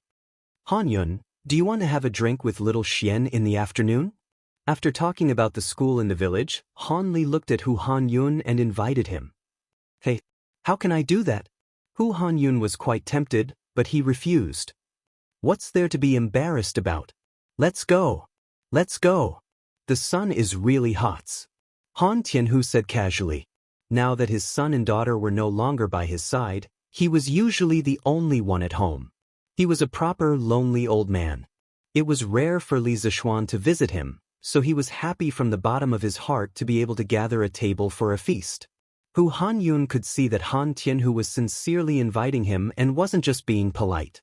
He said, Oli, you guys go first. I'll call my wife to help cook. Han Tianhu smiled and said, Hess, that's great. Otherwise, my cooking skills won't be good. At noon, the Han family held a big banquet. Lu Yu also put in a lot of effort in cooking this meal. One had to know that Li Zishuan was not only the young master of the village, but also her son's Yamacho. She also wanted to do something to repay him. Come, little Xian Hanyun, let's drinks. Han Tianhu raised a cup of wine and laughed heartily. To Li Zheng, to young master. The three of them raised their heads and drank the wine in their cups. Li Zishuan smiled and said, Father-in-law, I heard from Yushi that the village's harvest this year wasn't good. Recently, I've been busy with the academy. Today, I happen to have some time, so I came personally to see how the villagers are doing. Han Tianhu put down his cup and nodded solemnly. This year's harvest is indeed not good. Our village is better. First, little Xian, you've reduced the rent. Second, the villagers have other sources of income other than grain, such as the mountain fruit wine previously and eggs now. So, even if there's a decrease in grain production, it won't affect the villagers. However, the other villages aren't so lucky. Sigh, I think many poor people will starve to death in winter. The good atmosphere suddenly became a little gloomy after being said like that. Hu Hanyun comforted him and said, that can't be helped. How can young master take care of the world's citizens alone? This is something His Majesty should worry about. Besides, didn't the imperial court issue a tax reduction decree previously? The situation should be better. Sigh. Han Tianhu knew the inside story of the people. He shook his head and didn't explain further. He only sighed and poured himself a cup of wine. Li Zishuan said, His Majesty is a rare wise ruler. The lives of the world's citizens will definitely get better and better. Father-in-law, you don't have to be discouraged. Forget it. Let's not talk about this anymore. Little Xian more. Han Tianhu waved his hand and pointed at the dishes on the plate. Li Zishuan quickly agreed. Then he realized that the dishes for lunch were a little strange. Scrambled eggs with cucumber, egg and tofu soup, fried eggs, stewed eggs, onions, which should be called onions at this time, scrambled eggs. The dishes on the table were most likely related to eggs. Li Zishuan wanted to ask, Father-in-law, can't you sell your eggs? Father-in-law, just make some vegetables. Why did you make so many eggs? Shouldn't you leave them for iron egg to nourish the body? Some words could be said in his heart, but he couldn't say it out loud. Li Zishuan hesitated for a moment, then pointed at the dishes on the plate and smiled bitterly at Han Tianhu. Chapter 743. Ahem. Han Tianhu's face turned red as he coughed dryly. Xiao Xian, don't worry about it. Eggs are the most abundant thing in the farmstead. Iron Egg has been eating a lot of eggs recently. Li Zishuan paused for a moment before asking, Father-in-law, the chickens in the village have grown up and started laying eggs, right? Generally speaking, it would only take 3 to 7 months for a hen to mature and lay eggs. Counting the days, the hundreds of thousands of chicks should have started laying eggs by now. That's right. They started laying eggs a month ago. Now, every household can get hundreds of eggs every day. Han Tianhu nodded. Li Zishuan thought for a moment before asking curiously, That's a good thing. The farmers can sell their eggs in Chang and city. That way, they can subsidize their families. Generating income for his own farmstead was something Li Zishuan had always wanted to do. Hu Hanyun interrupted, Young master, you don't know. Previously, eggs were selling quite well. At its most expensive, it could be sold for 6 copper coins each. But now, it's not easy to sell them for 2 copper coins each. The farmers are selling them for 1 copper coin each. Even so, there are still many that haven't been sold. Seeing these things spoil, everyone's heart aches. We couldn't bear to eat them before, but now we can only eat them like vegetables. In this era, eggs were worth money to the farmers. They would sell them in the market. But now, with the Han family farmstead situation, they had to eat them even if they didn't want to. Because the eggs were stored for too long, the bacteria would invade the shell and cause it to spoil. Eggs stored at temperatures higher than 25 degrees had a higher chance of spoilage. In the summer, they could be stored at normal temperatures for 7 to 10 days. Below 15 degrees, they could be stored for 30 days. In this era, there were no refrigerators, so the eggs in the farmstead could only be stored for 7 days. Any longer and they would spoil. The price actually dropped so much? Li Zishuan opened his mouth in surprise. He had a lot of things to do all day long, so he definitely didn't have the time to understand these trivial matters of daily necessities. Therefore, he didn't know anything about the huge changes in egg prices in the past few months. Thus, not only our village but the neighboring plum village as well. Han Tianhu sighed. Sigh. How about this? Father-in-law, you can send a batch of eggs to the academy first. Anyway, the canteen over there consumes a lot of eggs every day. It's the same as buying other people's eggs. When the time comes, the canteen will buy them from you at the price of 2 copper coins per egg. Li Zishuan thought of an emergency plan and said, How can that be? Now, all the eggs in Chang and city are sold at the price of 1.5 copper coins. Aren't you suffering a loss, Xiaoxian? Han Tianhu said anxiously. He knew that his son-in-law was rich, but he shouldn't spend it recklessly. Li Zishuan waved his hand and said, It won't be a loss, it won't be a loss. The academy's cafeteria is not free. What loss is there? It's just that there are only 600 students in the academy at the moment. At most, we can consume 1,000 eggs a day. Hu Hanyun smiled and said, "Young master, it's already good enough to sell 1,000 eggs a day. We will think of other ways. We can't let young master worry about everything, right?" Li Zishuan pursed his lips and didn't say anything. He knew that the farmers couldn't think of any good ideas. After all, they had a lot of foresight. After thinking for a long time, Li Zishuan suddenly smiled excitedly and said, "Ha! I have an idea. How about this? I'll send someone to get Steward Wang to arrange the purchase of eggs today. All the eggs in the farm can be sold to Steward Wang at 2 copper coins per egg. Everyone is willing to sell, if they want to." Han Tianhu was shocked and said, "Xiao Xian, you can't do that. Where are you going to sell so many eggs at once? The markets around Chang and city are all flooded with eggs. If you buy so many eggs, they will all go bad in your hands." "That's right, young master. You've taken care of the farmers enough. We can't let you lose any more money. Don't say that I won't agree. Everyone in the farm would rather have all the eggs in their house go bad than agree to this." Hu Hanyun also agreed at this moment. Li Zishuan smiled slightly and said, "Ah, father-in-law, Uncle Hu, you've misunderstood my intentions. I've never said that I would lose money to help the farmers. Previously, you all thought that I would lose money when I bought the mountain fruits. In the end, I made a lot of money because of the sale of the gentle village. It's the same now.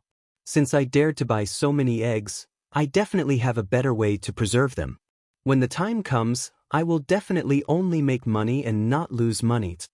Hu Hanyun was a little suspicious and said, "Young master, are you serious? I, old Hu, have traveled extensively and can be considered quite knowledgeable.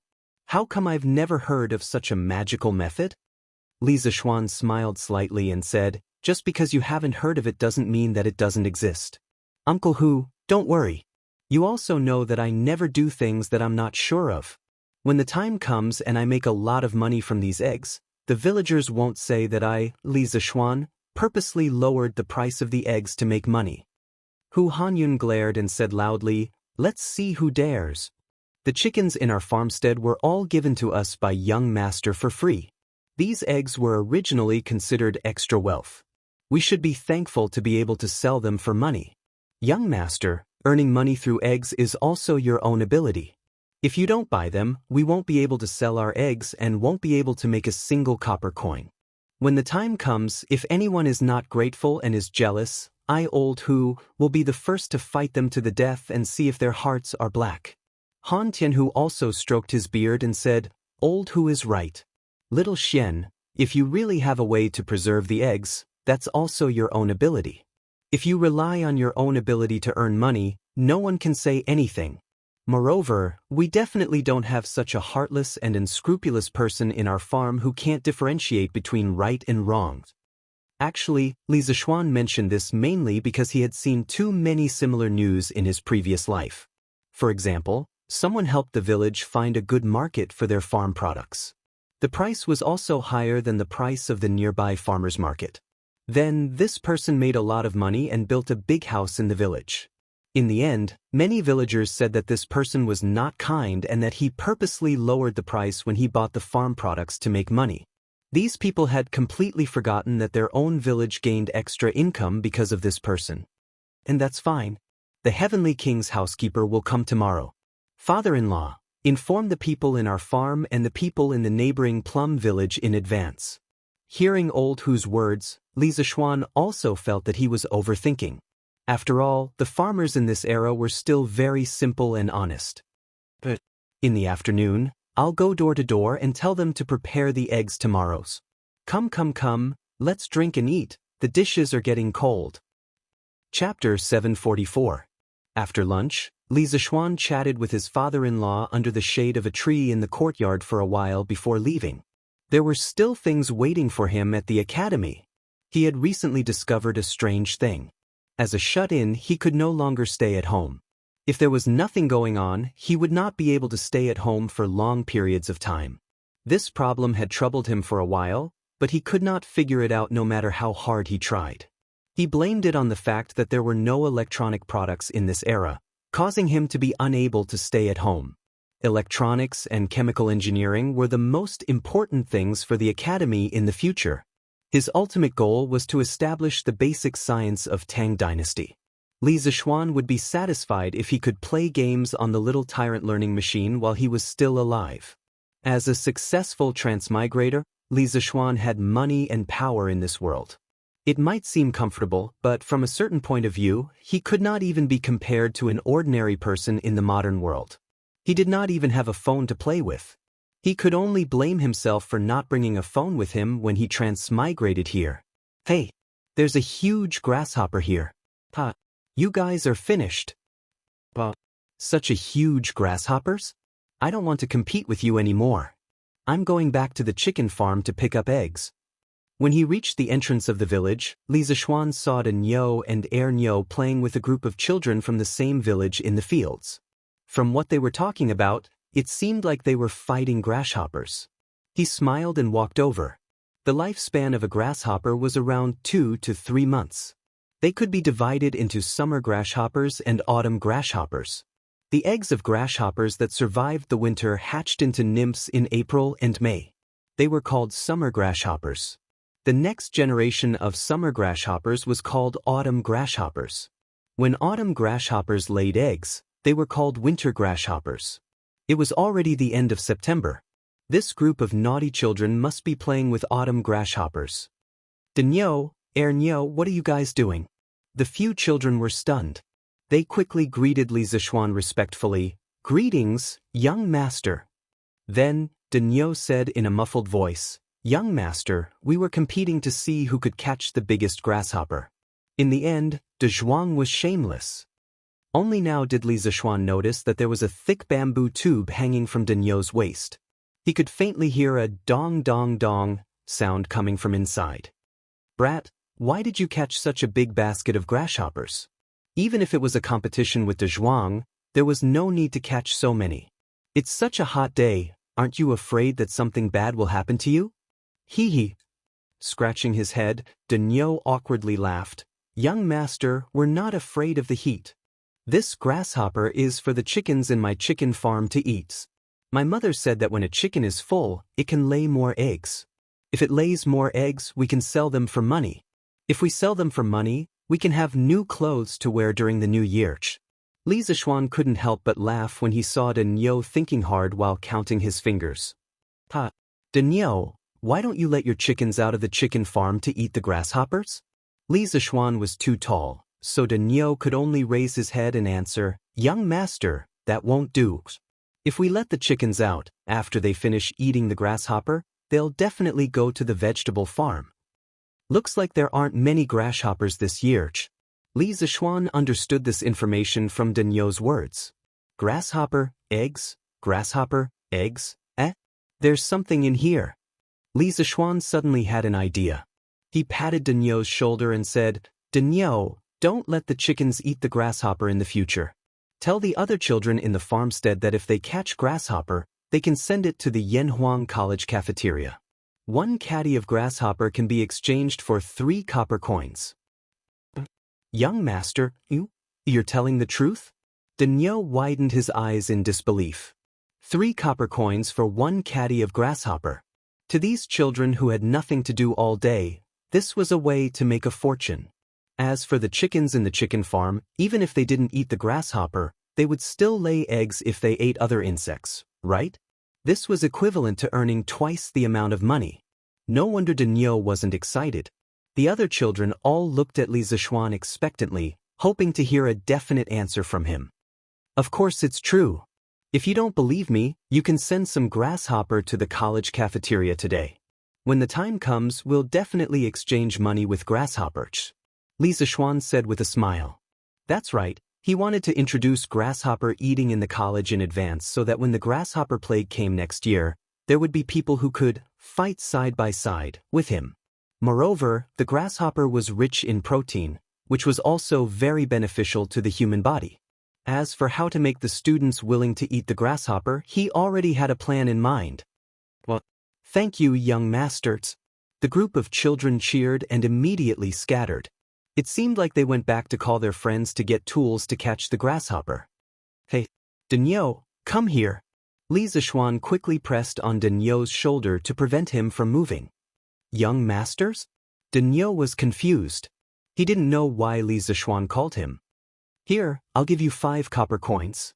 Give me your basket of grasshopper. Li Zishuan took out 5 copper coins from his pouch and handed it to Denyo. He also didn't know why there were copper coins in his pouch. He guessed that Han Yushi put them there before he left in the morning? It's good to have a considerate wife. Denyo looked at the bamboo basket in his hand and reacted. He quickly waved his hand and said, "Young master, take the bamboo basket. I don't want your money."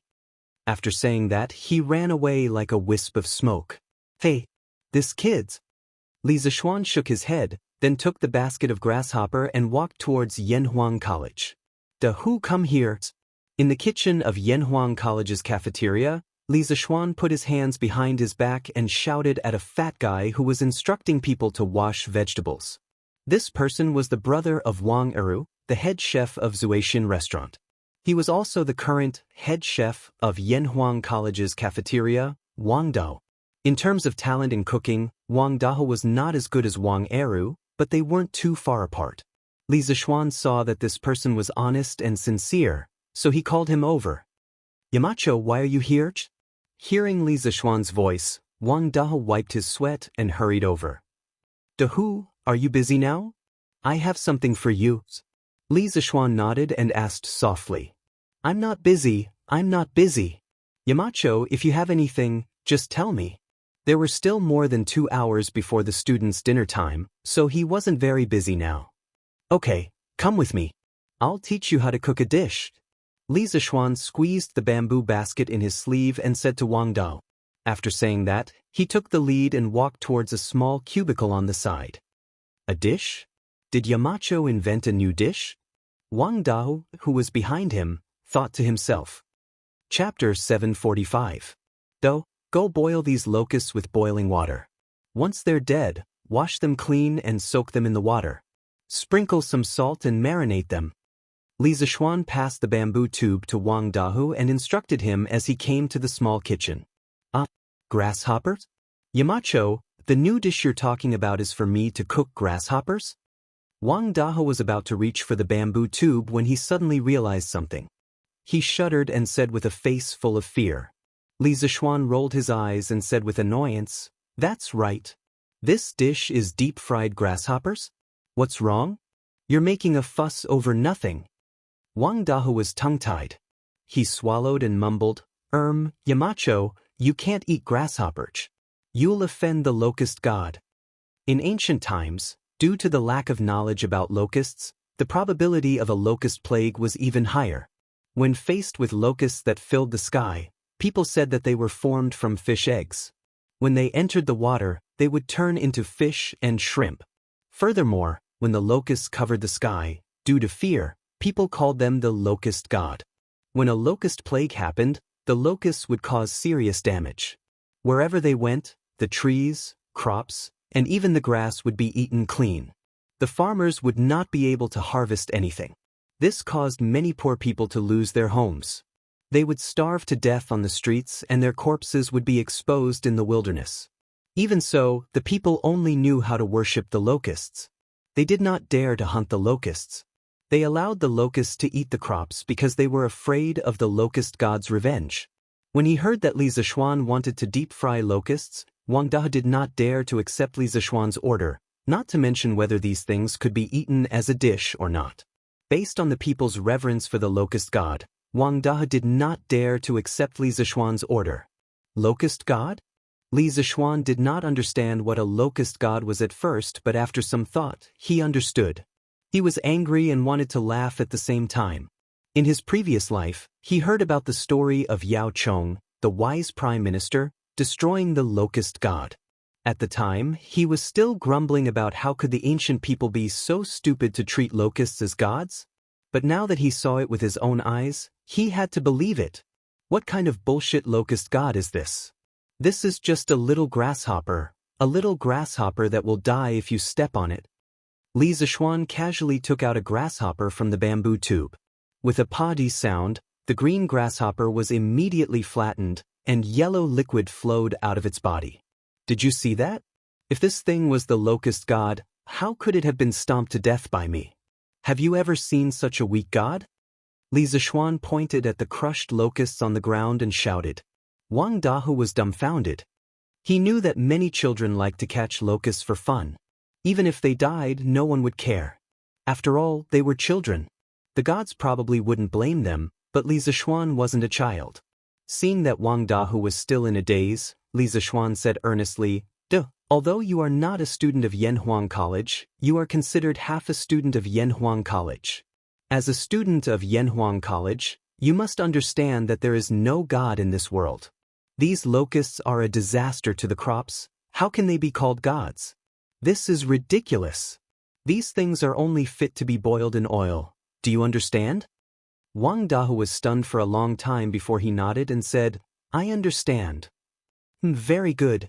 Then go and do as I say. Li Zishuan could see that Wang Dahu had not completely changed his mind. He did not force him. After all, those old ideas were deeply ingrained in his heart. Without some time to digest them, he would not be able to completely abandon those old ideas. Yamachos. On the field, with Cheng Yaojin as the temporary chief instructor, the students of Yanhuang College had a particularly heavy training schedule.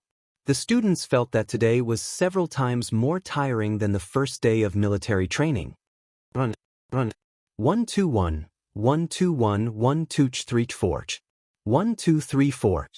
The instructors of Yanhuang College were like shepherds with whips today, and the students were like a flock of sheep.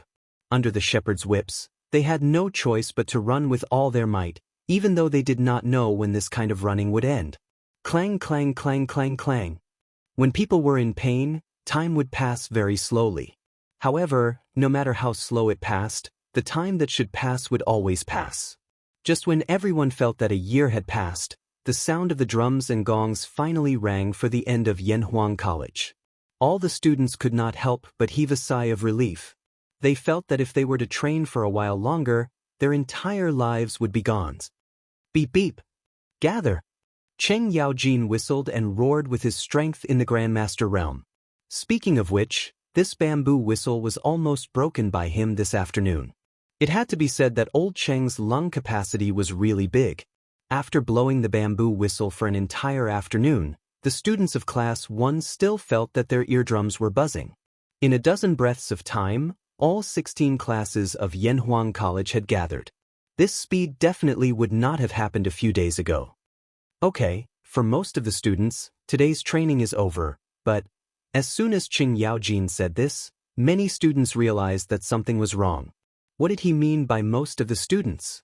Didn't all the students' training end? Cheng Chumo's heart skipped a beat. It's coming, it's coming. The trap that the old man had set for everyone from the beginning was finally going to be revealed. The batch of students who have a foundation in martial arts that were selected in the morning don't go eat first. Go eat after 2 hours of additional training. From now on, you will be called the special training class. In the morning, Cheng Yaojin had selected a total of 36 students who had a foundation in martial arts from more than 600 students. During lunch, these students did indeed enjoy meat that they had not eaten for a long time. Therefore, in the afternoon, except for Cheng Chumo, they were secretly glad that they had been selected by Cheng Yaojin in the morning. This way, they would be able to eat meat every meal in the future. It was really a blessing.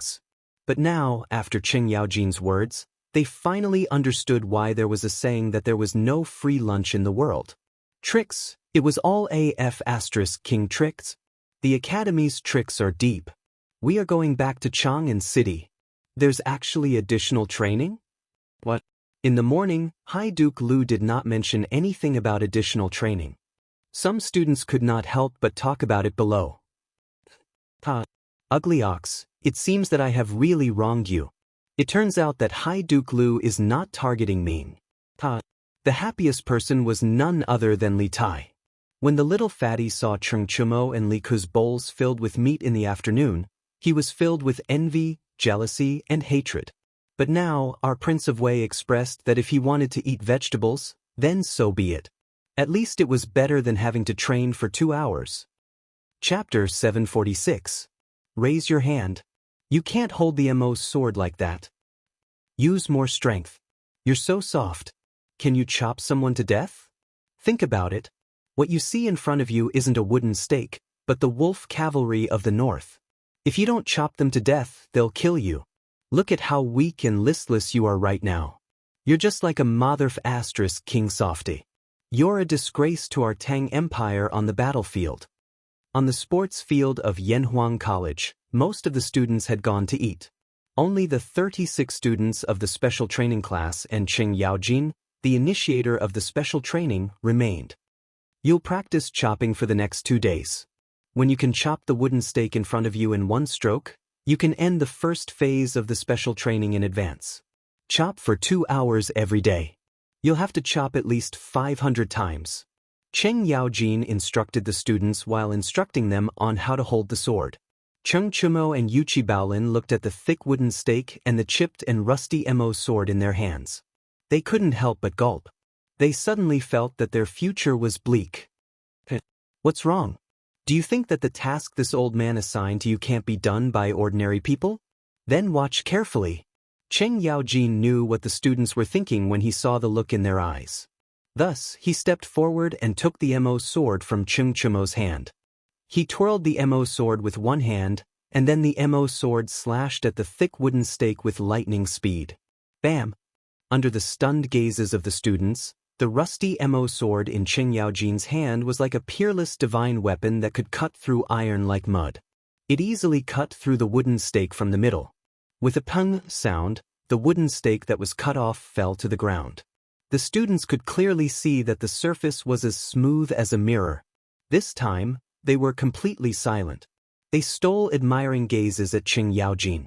People who practice martial arts have always worshipped the strong. In the past, they had heard of Cheng Yaojin's bravery on the battlefield.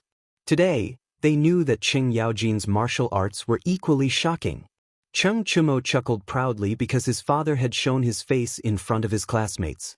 As his son, he felt honored. Did you see it clearly? This old man doesn't expect you to be like me just now. You can use both hands to hold the saber.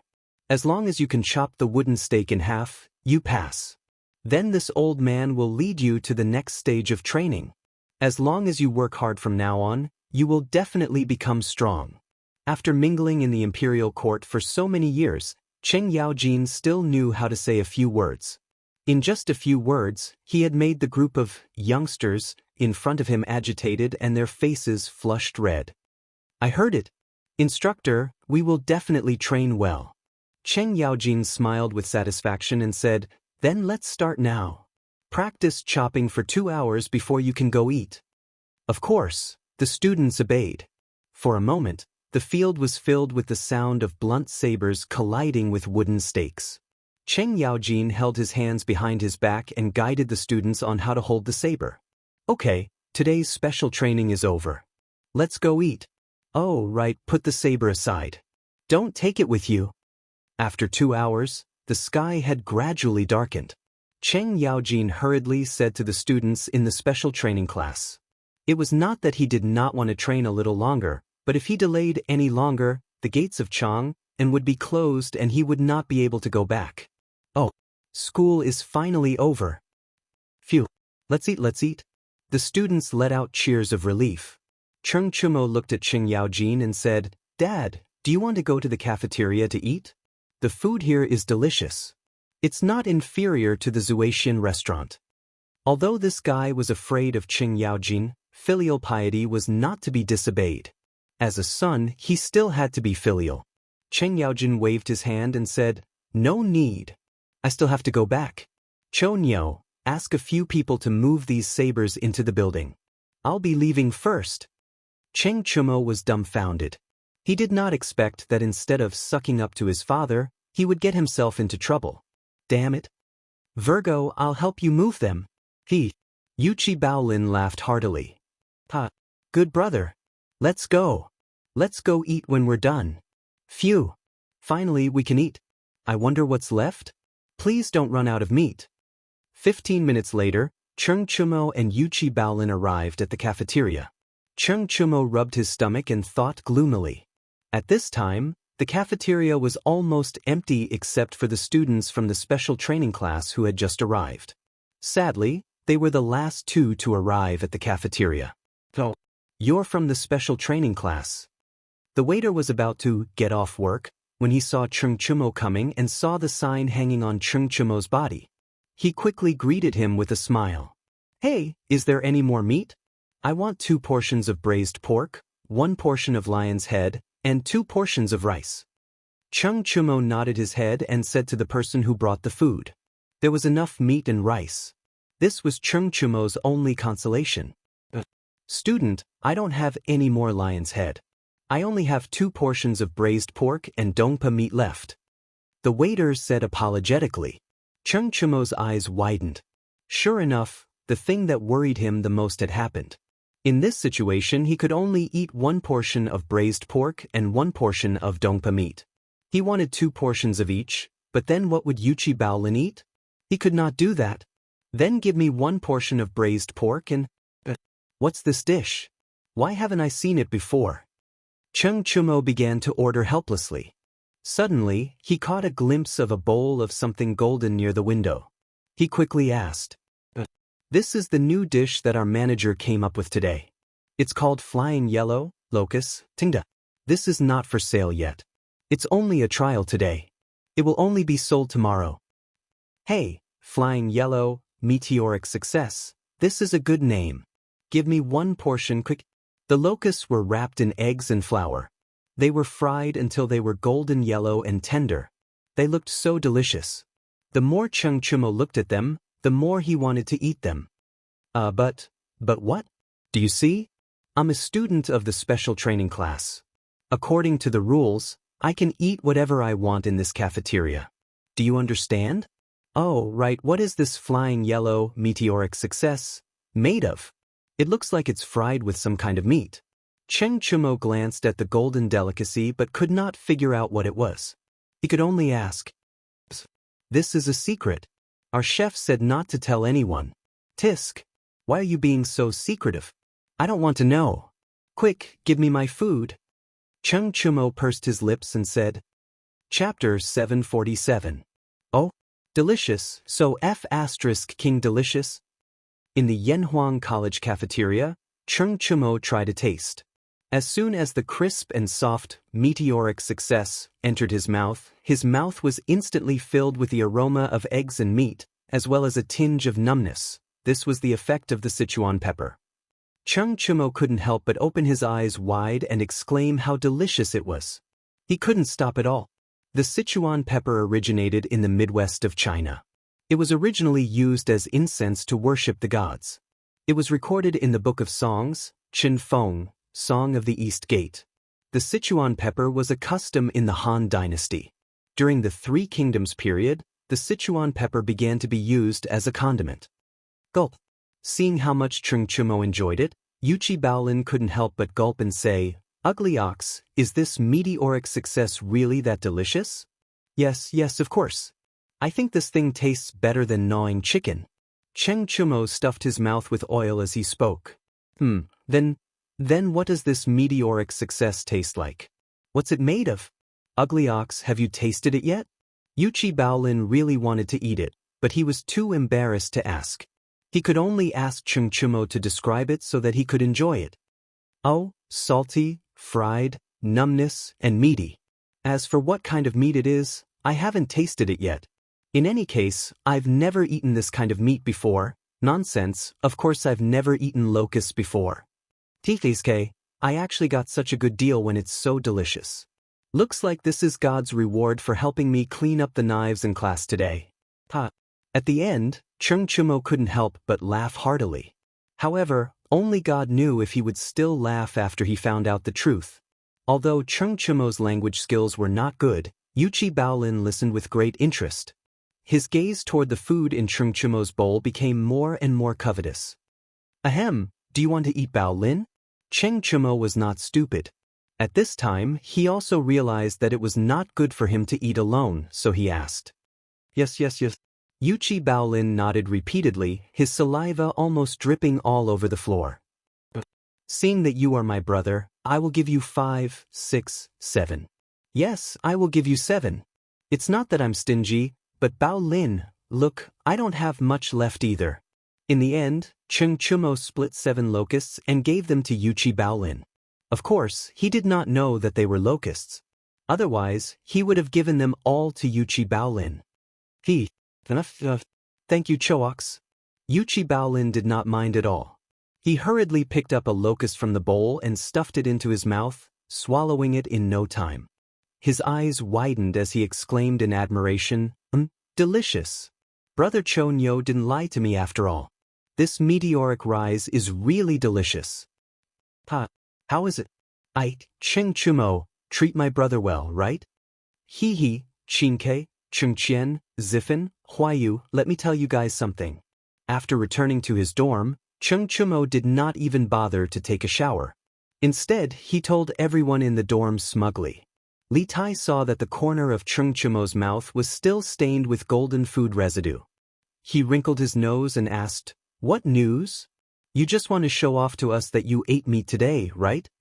At the mention of this, Li Tai's appetite was aroused. He really wanted to eat meat. For a fatty like him, not being able to eat meat was so cruel. Cheng Chumo said excitedly, "Hee. Oh no. Let me tell you guys, Bao Lin and I just ate a new dish in the cafeteria. I heard that it was made by the cafeteria's chef today. It was so King delicious. It was charred and tender, fragrant and crispy. When you ate it, you felt numb in your mouth. It was such a memorable taste." CK. Cheng Chumo's night poisoning instantly made Li Tai jump out of bed. He asked anxiously, "What dish is it? What's it called? I'll go and try it tomorrow." Yuchi Baolin answered with a smile, "Hee. That dish is called Meteoric Success. It's delicious." Meteoric Success? Li Tai muttered it twice. He felt that this name was too domineering. He secretly decided that he must try this dish tomorrow. However, Cheng Chumo's next sentence immediately poured cold water on the little fatty. "Chinke, don't even think about it. Meteoric Success is a meat dish. Only people in the special training class can eat it. CK. This is so King unfair." Li Tai was dumbfounded. Sun Ziffin, who was beside him, was also disappointed. Baon, come here. I have something to discuss with you." After a while, Li Tai rolled his eyes and pulled Yuchi Baolin out of the room. "Yo, Lord Ju, you're here." The next morning, Li Zishuan arrived at the entrance of the academy. He saw Chao Wendong waiting for him. There were 3 horse carriages behind him. He had no idea what was in them. "Hey, Boss Chao? What are you doing here?" Li Zishuan went up to greet him. He suddenly realized that Chao Wendong might have ordered the military training camouflage uniforms in the carriage. The 700 sets of uniforms that Lord Ju asked me to make have all been completed. I'm here to deliver the goods today. Lord Ju, please take a look. If there's anything wrong, feel free to tell me. I'll ask my subordinates to change it." Chao Wendong's smile was so wide that creases appeared on his face. He had received many envious looks from the academy. After all, Yanhuang College was in the limelight. If he could build a relationship with Yanhuang College, it meant that he had unlimited potential in the future. Let's talk inside. What's the point of standing here?" Li Zishuan laughed and invited Chao Wendong into the academy. Chao Wendong's subordinates lifted the curtains of the horse carriages. Chao Wendong extended his hand and said, "Please take a look, Lord Ju." Li Zishuan nodded and walked forward. A pile of green camouflage uniforms entered his eyes. They weren't made of cotton, but were made of silk. These things were more breathable and cooler on the body. He casually took out a piece of clothing, and suddenly a familiar feeling surfaced in his heart. He had also worn this kind of clothing in his previous life. "Lord Ju, what do you think? Are they okay?" Chao Wendong saw that Li Zishuan was silent for a long time and thought that there were flaws in the clothes. He could not help but ask worriedly. Not bad, not bad. The craftsmanship and quality are very good." Li Zishuan came back to his senses and praised. He then put down the clothes and said to Mo Zhong, "Mo Zhong, get someone to move these clothes to the warehouse of Guanghua Building." Then, let Mr. Yen gather the students to collect them. Yes, Yamacho. Li Zishuan then said to Chao Wendong, Mr. Chao, come with me. I have something to tell you. Chao Wendong was delighted and quickly nodded. After you, Lord Zhu. Chapter 748. Lord Zhu, do you have any instructions for me? In the principal's office in Guanghua Building, Chao Wendong cupped his fists at Li Zishuan as he leaned against the sofa. I wouldn't dare to give you any instructions, but I have some small matters to discuss with you, Mr. Chao. Li Zishuan took a sip of water, then put down the teacup and smiled. Oh, Lord Zhu, you're being too serious. What's there to discuss? Feel free to tell me what you need. Chao Wendong stood up, flattered, and cupped his fists. Li Zishuan didn't bother with pleasantries and asked directly, What do you think of Plum Village in Yunshan, Mr. Chao? Chao Wendong was stunned. He didn't understand why Li Zishuan would bring this up out of the blue. He thought for a moment and answered, Plum Village is surrounded by mountains and rivers. The scenery of Cloud Mountain is unique and beautiful. It is a paradise. Yanhuang Academy is located on Cloud Mountain. In a few years, this place will definitely be a gathering place for talents. In addition, I heard that the Curious Pavilion has opened a branch in Plum Village. Soon, Plum Village will attract a large number of merchants to gather here. In other words, in a few years, this place will be filled with the world's culture and wealth. It's a land of treasures. Clap, clap, clap. Li Zishuan clapped and laughed. Mr. Chao, you have good taste. No wonder you can become the biggest cloth merchant in Beijing. With your foresight, I'm not surprised that you can achieve what you have today. Chao Wendong smiled like a Maitreya Buddha and waved his hands. You flatter me. To tell you the truth, Mr. Chao, what you just said is exactly my plan for the future of Plum Village and Cloud Mountain. I plan to rely on the powerful creative ability of Wonderful Taste Pavilion to turn Plum Village into a supermarket that is even bigger than Shi City. Then, with Yanhuang College's strong teaching staff, I'll turn Yunshan into a holy land of learning. Li Zishuan stood up and looked out the window, revealing his ambition. Although Chao Wendong had expected this, he still felt a ripple in his heart.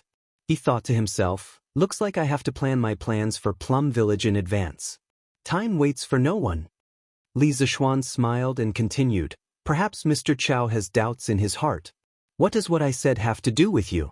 This matter is very important. The students of Yanhuang College mainly study engineering. In the future, there will be tens of thousands of students who will inherit my knowledge.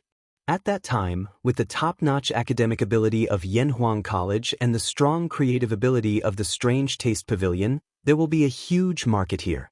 Boss Chao, you should be well aware of this. However, to build such a huge market, I alone will not be enough. I need many merchants to join in. Hence, I plan to set up a Yanhuang Chamber of Commerce in Plum Village. Only the members of the Chamber of Commerce will be able to sell the goods produced by the Strange Taste Pavilion. At the same time, they will also be able to enjoy the protection of the Chamber of Commerce. When Chao Wendong heard this, he immediately said excitedly, Lord Zhu, you are finally going to set up a Chamber of Commerce. 3 months ago, when Li Zishuan got married, Chao Wendong spent a lot of effort to prepare a congratulatory gift for Li Zishuan. It was all for the sake of leaving a good impression so that he could meet Li Zishuan. In the end, he did meet Li Zishuan. However, his suggestion to set up a chamber of commerce and raise the status of merchants was rejected by Li Zishuan without hesitation. Who would have thought that there would be such a pleasant surprise? Li Zishuan frowned and said in a low voice, Mr. Chao, don't misunderstand. The main purpose of setting up a chamber of commerce is to develop Plum Village and provide a source of income for some merchants. As for raising the status of merchants, I will not and do not want to worry about it. Although there were many unfairness in the hierarchy of scholars, farmers, and businessmen, Li Zishuan was also one of the beneficiaries of this hierarchy. He had no responsibility and no obligation to help the merchants in their class struggle. You could say that he was selfish, but in this situation he could only be selfish. Otherwise, his entire family would be implicated because of his audacity and willfulness. To Li Zishuan, no reputation was more important than his family. Chao Wendong choked for a moment and was immediately disappointed. However, he immediately thought about it. Even if Li Zixuan didn't help them raise their status, with Li Zixuan's Chamber of Commerce, at least they wouldn't be casually bullied by some unruly officials. This was a huge benefit. Lord Ju is right. This old man has never thought of troubling Lord Ju because of this matter. Forgive this old man for asking, but how can I become a member of the Chamber of Commerce? This was what Chao Wendong was most concerned about. Li Zixuan raised his teacup and smiled. It's very simple. To become a member of the Chamber of Commerce, you must first contribute to the development of the Chamber of Commerce. As for how to contribute, this is the reason why I invited Boss Chao here today. Chao Wendong's face was solemn and he looked like he was all ears. Boss Chao, you have already foreseen the future of Plum Village and Yunshan. This is very good. However, you did not see their current limitations. I would like to hear the details. Chao Wendong cupped his hands and said, The main problem that Plum Village and Yunshan are facing now is the road. When I was traveling the world with my master, I once heard a county official say, if you want to be rich, you must first build the road. I think it is very reasonable. From the official road outside Chang'an City to Plum Village, the road is not only narrow but also bumpy. How can such a road carry the future of Plum Village and Yunshan? Therefore, the road from Chang'an City to Plum Village must be built. Li Zixuan said solemnly. Chao Wendong nodded and said, What Lord Ju said is very reasonable. The road in Plum Village should indeed be repaired. However, it will only be paved with some green stone slabs. I don't think it will cost much, right? Li Zixuan shook his head and said, I did not say that I want to repair the road with green stone slabs. I want to repair the road with cement. Seeing the confusion on Chao Wendong's face, he explained, It's the road in Yanhuang Academy. Chao Wendong's mouth was wide open. He did not expect Li Zixuan to be so serious. To be honest, after coming to Yanhuang College a few times, he had always been envious of the road and architectural style here. However, envy was not enough. Even if he was rich, there was no place where he could buy cement and the architecture in Yanhuang College. Although he did not know the cost of cement, he thought that it would be more expensive than green stone slabs. May I ask how much does Lord Ju need? Li Zixuan stretched out 2 fingers and said, about 200,000 strings of cash. The first batch of members to join the Chamber of Commerce will depend on the amount of money they donate to determine the weight of their words in the flaming yellow Chamber of Commerce. Chapter 749. In 3 days, I will hold a bidding meeting at the Drunken Immortal Inn. All 200,000 strings of cash will be up for grabs. Of course, if the final number is less than 200,000 strings of cash, no matter how much it is, I will personally fill it up. The road in Plum Village must be repaired. In the office, Li Zixuan explained his plan.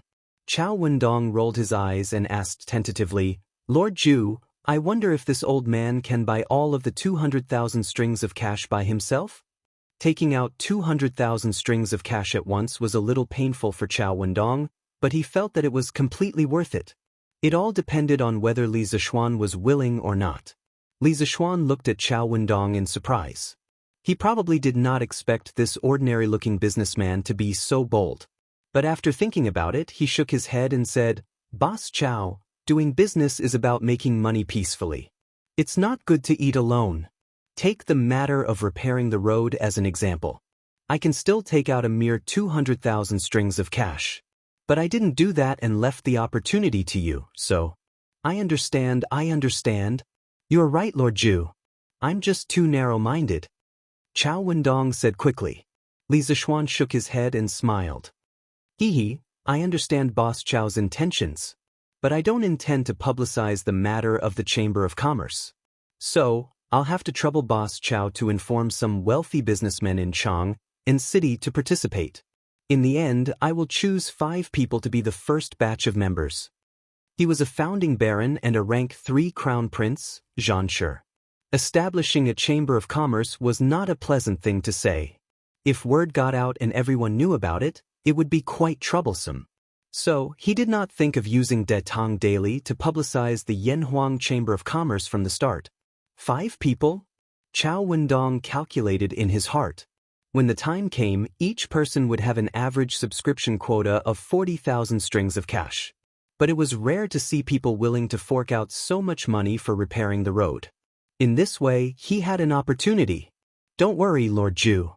In less than a day, all the wealthy businessmen in Chang and city who are qualified to participate in this bidding will definitely know about it. Chao Wendong quickly promised. That's great. Then, I'll have to trouble Boss Chao. After sending Chao Wendong off, Li Zishuan came to the field and saw green military uniforms. Obviously, Yen Silu had already distributed the camouflage uniforms to the students. But why did it look so weird? Li Zishuan rubbed his eyes and took another look.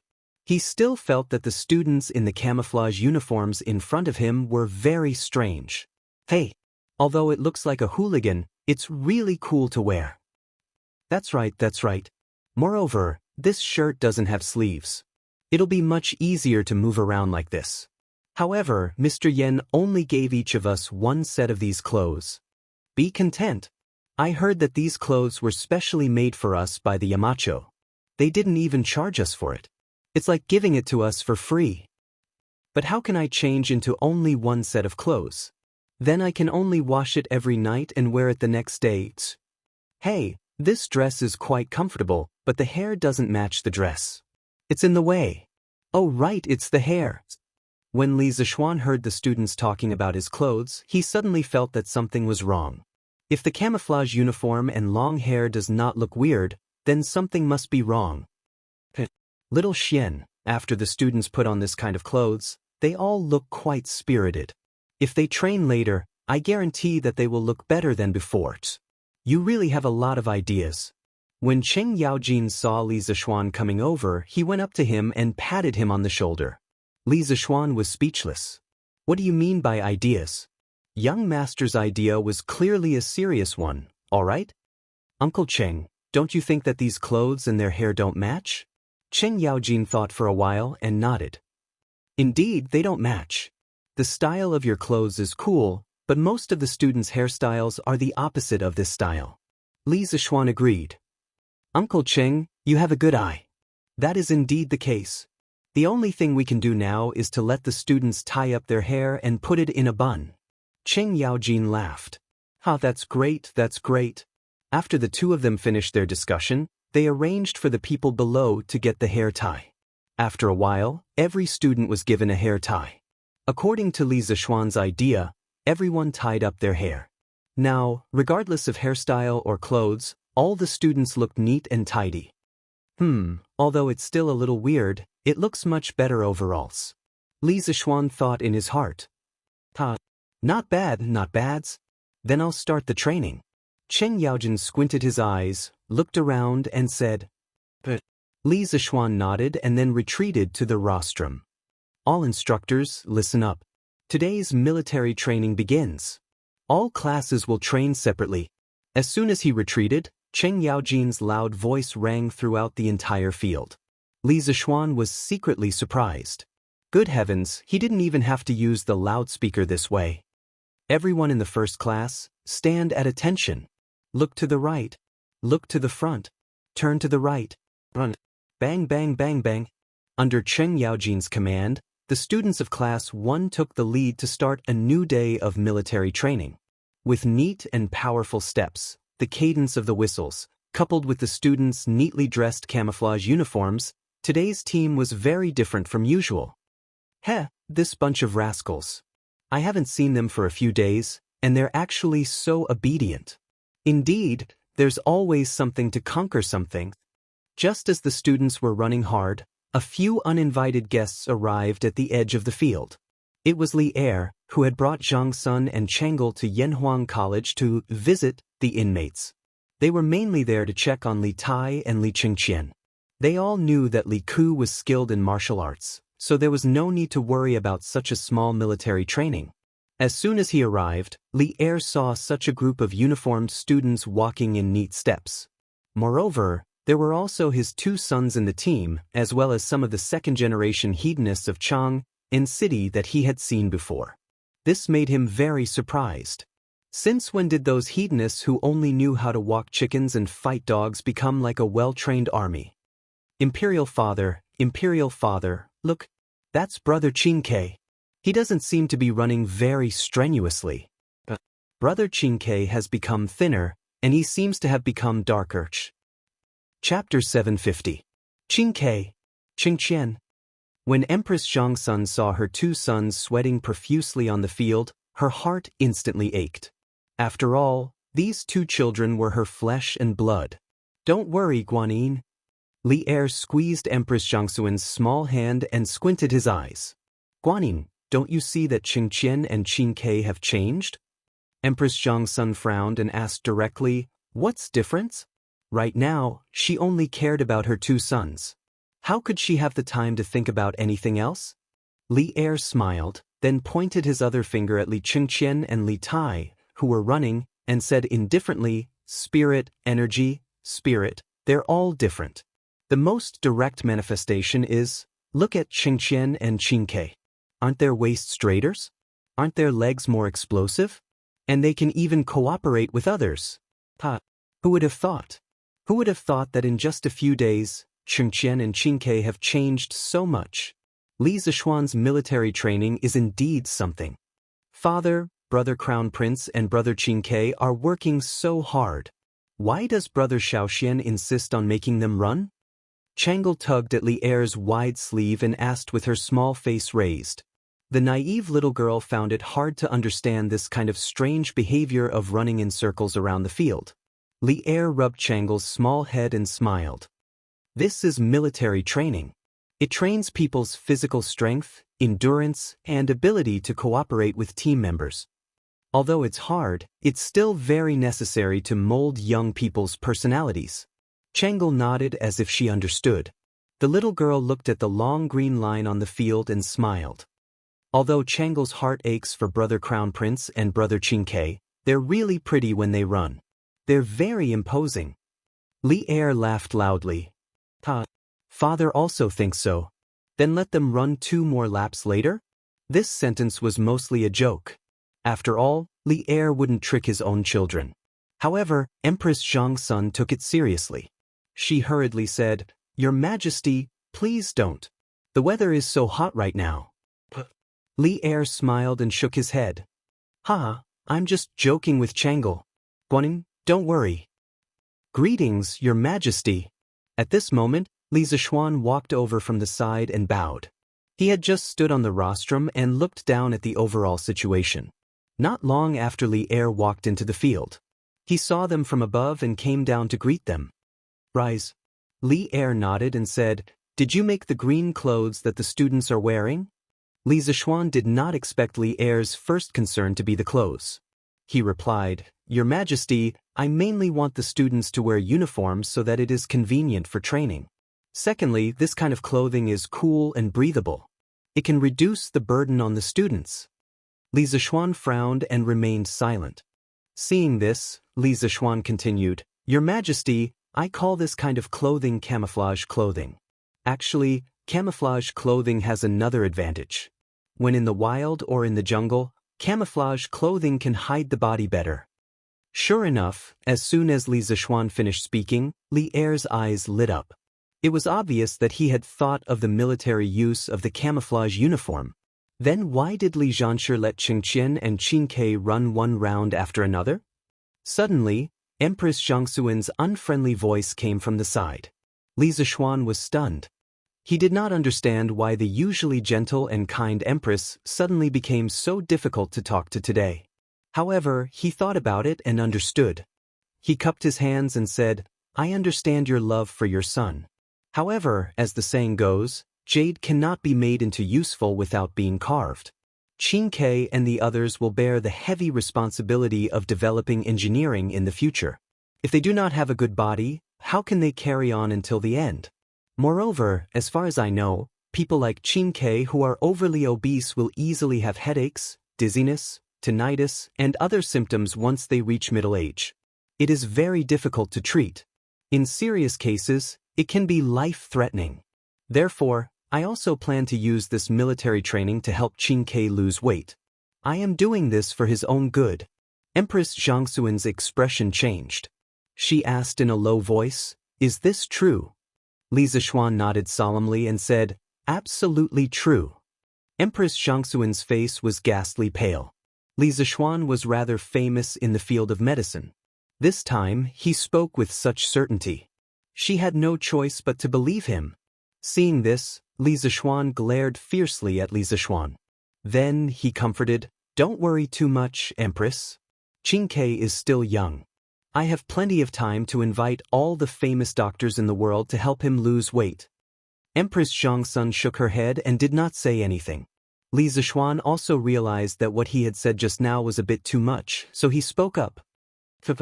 "What I said just now was only a certain probability of happening. I did not say that it would definitely happen. Moreover, as long as Qingke can persevere through the military training, there will naturally not be such problems in the future." Empress Zhangsun breathed a sigh of relief. She looked at Li Zixuan with a complicated expression and said, "Then I will have to trouble Li Zixuan to take care of Qingke." After saying this, she felt that it was a bit absurd. She had sent her son to be tortured in the hands of others, and instead, she had to thank others. No matter how she thought about it, this matter was awkward. All right. Let's go somewhere else to have a look." Li Zixuan looked at the time and said, Come. Your Highness, try this. It's very good for your asthma." As noon approached, Zhang Sun wanted to see the cafeteria of Yanhuang College. After all, she was still worried that her son would not eat well here.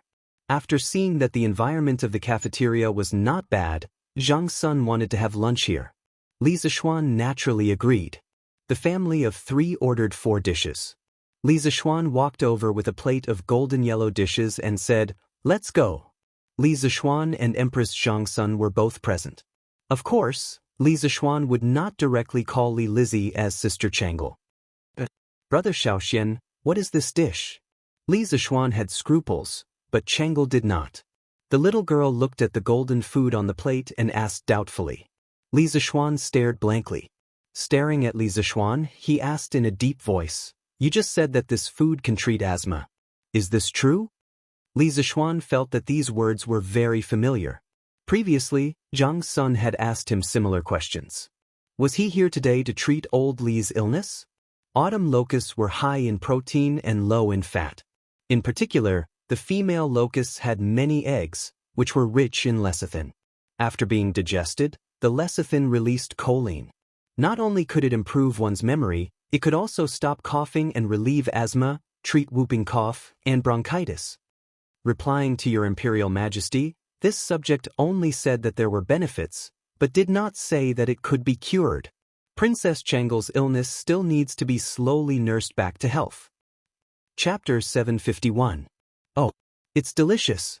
Imperial Father, Imperial Mother, have a taste. Li Zixuan and Li Er were discussing Changle's condition, but the person in question went to taste the yellow delicacies. It seemed that she didn't care about her condition at all. It couldn't be said that she didn't care.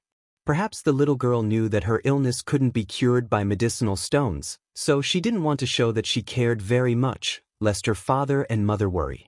Zhang Sun picked up a locust and looked left and right, but couldn't see what it was, because it was wrapped in eggs and flour. She tentatively put it into her mouth, and with a light bite, her mouth was suddenly filled with a crisp fragrance. "Well, this thing is really delicious, but I can't tell what it's made of." Empress Zhangsun praised sincerely. She felt that this thing was more delicious than Ken's chicken. Li Zixuan said embarrassedly, "Your Majesty, this dish is called Soaring Success. As for what it's made of, forgive me for not being able to say." In fact, Empress Zhangsun also had qi disease, so eating more locusts was also very good for her body. But if Li Zixuan really said the ingredients of this dish, everyone present probably couldn't eat any more. "Oh, Soaring Success? That's a good name. It's just that you're being so secretive. Could it be that you're afraid that this consort will steal your secret recipe?"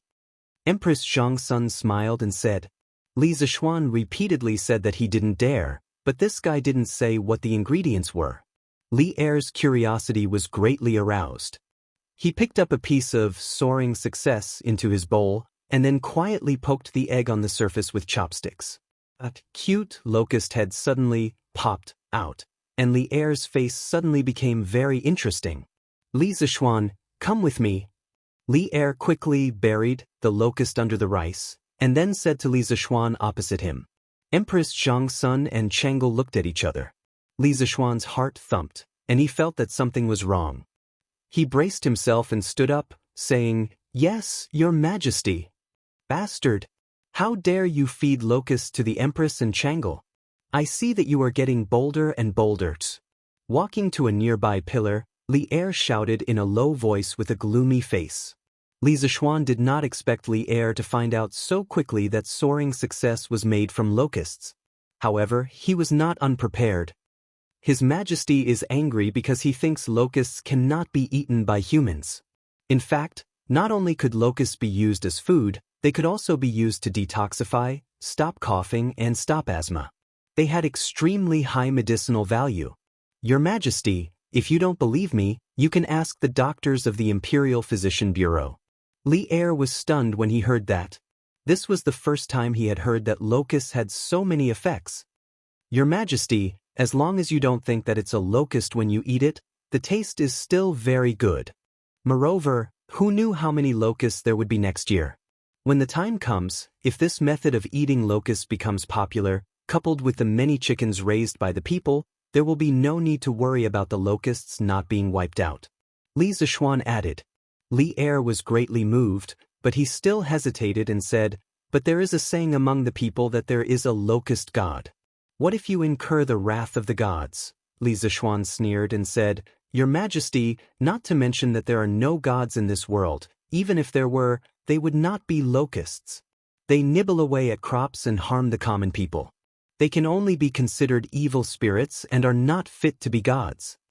Li Er nodded and then unhappily said, No matter what, you cannot use the Empress and Chang'e as your experiment.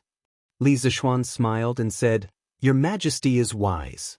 This subject cannot bear the responsibility of this crime. In fact, before this, there were already people who tried this dish. This subject saw that the response was not bad. In addition, these locusts were indeed beneficial to the Empress and Princess Chang'e's illness. Therefore, this subject brought it out. Then who else? Li Er asked. Li Zishuan smiled and told Li Er about Chung Chumo eating locusts yesterday. Li Er laughed and said, And that's more like it. Today, we will give you some face and go taste that so-called soaring to the heavens. Looking at old Li's back, Li Zishuan silently cursed, Tiske, still giving me face? If it weren't for me, old Li, you would have to eat locusts raw next year. The history books recorded, in the second year of Zhengguan, there were locusts in the capital. Xinmao entered the garden and saw locusts. He plucked several of them and said, The people live in the valley. If you eat them, you would rather eat my lungs and intestines. He raised his hand and was about to swallow them when he admonished, Evil things may become diseases. He said, We are suffering for the people. Why should we avoid diseases? Thus he swallowed them. In this year, locusts are not a disaster. Compared to eating locusts raw, deep-fried locusts were obviously more delicious. Imperial Father, Imperial Mother, Chang'e? You're all here? When Li Zishuan and Li Er were talking, the gongs and drums of the academy had already sounded. Li Tai, who was always very enthusiastic about eating, was naturally the first to arrive at the cafeteria. After seeing the table of people inside, the little fatty was stunned, as if he had suddenly found his backbone. He hurriedly complained to Li Er and Empress Zhangsun, Imperial Father, Imperial Mother. Shaoshan, Yamacho deliberately abuses people. He punishes students every day and doesn't let us eat meat. He only lets us eat vegetables. You see, in just a few days I've lost weight. Li Zishuan widened his eyes and secretly thought that this little fatty was arrogant enough. He actually complained in front of him. It seemed that he would have to make things difficult for this fellow in the future. Li Er frowned. It was true that he doted on Li Tai, but Li Tai's behavior of complaining still made him a little unhappy. In his opinion, he was Li Shimin's son. If he was bullied outside, he should be bullied back. What was the difference between crying and complaining to him like this and a girl's? Qingyi Li Zhanshe is also doing it for your own good. Although it's a little bitter, it's only for a month. Just bear with it and it'll be over. Li Tai was instantly dumbfounded. What was wrong with this scene? Why was Imperial Mother, who used to be obedient to him, speaking up for an outsider today? Also, why was his tried and tested method of complaining and acting pitiful not working today? What this fellow didn't know was that he had the method of complaining and acting pitiful, and Li Zishuan had the knack of public relations in advance. Now, Li Er and Empress Zhangsun had already been public relations by hims. Hee. Brother Qingke is so embarrassing. You actually came to Imperial Father and Imperial Mother to complain about Brother Shaoxian. Shame on you. Chang'e, who was eating happily at the side, raised her head at this moment and made a funny face at Li Tai and giggled. Actually, her words more or less had the intention of helping Li Zishuan out of the predicament. Just as Li Tai was about to quibble, he noticed the golden and dazzling delicacies on the plate. He quickly ran over and sat beside Chang'e, saying, "Meteoric rise, this must be meteoric rise. Chang'e, do you leave some for me, let me try it?" Chapter 752. Qingke, have you forgotten the rules of the academy? Li Tai picked up a large locust and put it into his mouth, but Li Zishuan reminded him in a deep voice. Li Tai's action of putting the meat into his mouth immediately stopped, and his face showed both annoyance and reluctance. Your Majesty, the students have finished school. Let's go back to the palace. Empress Zhangsun looked outside through the glass door of the canteen, and then said to Li Er, "Well, Chang'e, let's go back to the palace. Father will bring you here to play another day." Li Er looked at Chang'e and said in a gentle voice. Empress Zhangsun smiled at Li Zishuan at this moment and said, "Li Zhansher, His Majesty and I can't finish these things, so let Qingke do it for us so as not to waste it. What do you think?" Li Tai immediately laughed, and at the same time he gave his mother 32 thumbs up in his heart. Li Zishuan was speechless. Empress Zhangsun had always been wise, but she still had a heavy selfishness when it came to the problem of children. But this was just a small matter, and he didn't need to be unhappy with Empress Zhangsun because of it. Besides, the main ingredient of locust meat was protein, and Li Tai wouldn't gain weight even if he ate some. In this case, I respectfully send your Majesty and your Majesty off. Li Zishuan cupped his hands and bowed. Empress Zhangsun smiled and walked out of the door with Li Er and Chang'e. Before Chang'e left, she quietly turned around and waved goodbye to Li Zishuan. Li Zishuan smiled and waved back. Hey. Fragrant. So fragrant. I haven't eaten meat for a long time. I came at the right time today. After old Li left, Li Tai greedily sniffed the 5 dishes on the table, and then laughed very proudly. Li Zishuan glared at him angrily, but the words he had just said to Empress Zhangsun were still in his ears, so he couldn't be too harsh. He could only say in a strange tone, "Qing, you brat, take it easy. Don't overeat and you won't be able to run in the afternoon." There was only meat in Li Tai's eyes right now. He didn't care about anything else. He just vaguely answered, "Okay." Then he buried his head in the food. "Qingke, where did you get this meat from? Didn't they say that students in the regular class can't eat meat?" Right at this moment, Li Chengqian walked in from outside and was surprised to see the 5 plates of meat on the table. "Damn, dongpa pork, braised pork, lion's head. These are all my favorite dishes. Qingke, save some for me." Sun Zifan followed closely behind Li Chengqian. However, this amusing idiot didn't pursue the source of the food. Instead, he went straight to the table and started snatching food. Li Tai panicked. Ba ba ba ba ba. This damn fatty was really ruthless. He directly spat on the 5 dishes on the table. "It's all mine. Let's see who dares to snatch it from me, huh?" Li Tai protected the food plates and laughed proudly at Sun Zifan, who rushed up to snatch food. Sun Zifan's face suddenly looked like he had been F***ed by a dog. He pointed at Li Tai with a trembling hand and said angrily, "Damn. Qingke, you're really F***ing wasting natural resources recklessly. You can't finish all these dishes alone. What's wrong with sharing some with me?" Li Tai rolled his eyes and started to say cheekily, "I'm not giving it to you. I'm just asking you, are you angry? Are you angry? Are you angry?" Sun Zifan was really furious at this moment. It was bad enough that he couldn't eat meat, but he was also ridiculed by others. How could he tolerate this kind of anger? Ba ba ba ba. This amusing idiot took advantage of Li Tai's unpreparedness and actually spat 5 mouthfuls of saliva on the food plates. Hee hee, if you don't let us eat, then don't eat. Now, I'm asking you, are you angry? Sun Zifen also started to act cheekily and said proudly. Sun Zifen, I'm going to fight it out with you. The food that was about to be in his mouth suddenly disappeared without a trace. This kind of feeling was worse than killing Li Tai. The little fatty slammed the table and stood up, wanting to fight Sun Zifen to the death. When Li Zishuan saw that these two idiots actually started to spit at each other over a few dishes, he couldn't help but roll his eyes speechlessly. He went forward and reprimanded them. Spitting filth at each other in public, what kind of etiquette is this? This is simply ruining Yanhuang College's image. Get the hell out of here and get your food. Oh! Seeing that Li Zishuan seemed to be really angry, Li Tai and Sun Zifen decisively admitted defeat, and the two amusing idiots went to get their food with their tails between their legs. However, when Li Tai left, he still looked back at the dishes on the table reluctantly.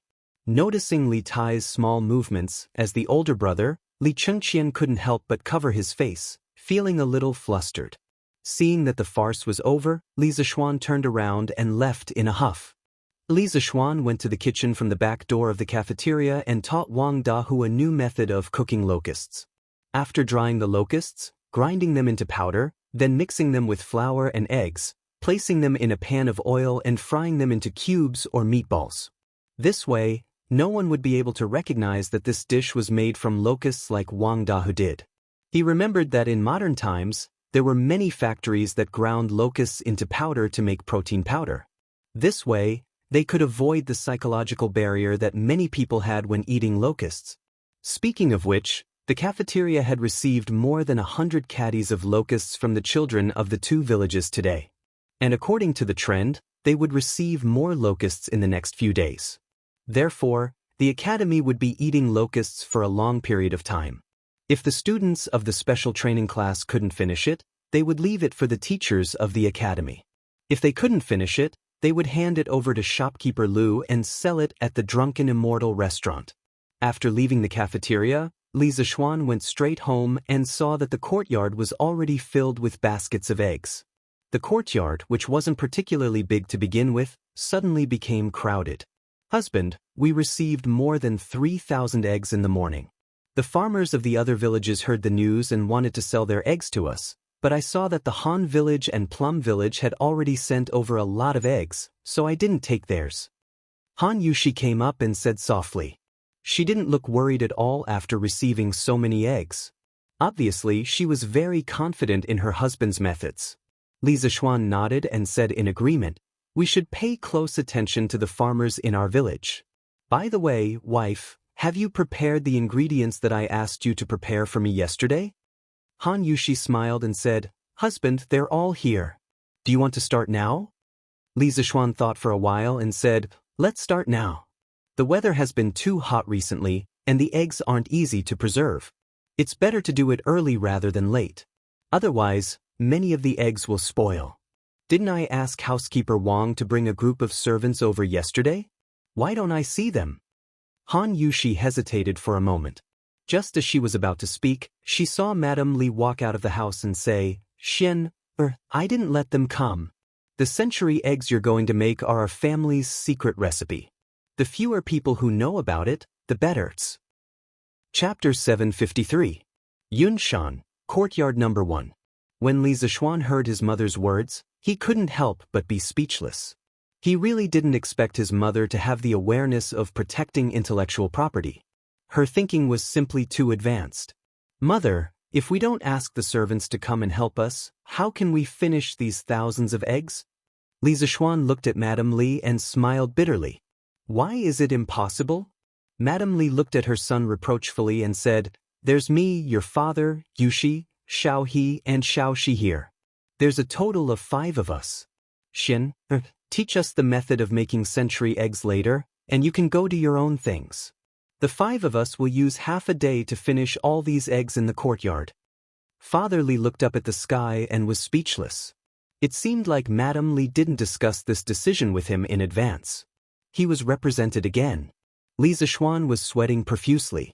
Mother, compared to the drunken immortal and fairy mirror, these century eggs are just a small amount of money. Why should we trouble you and my father?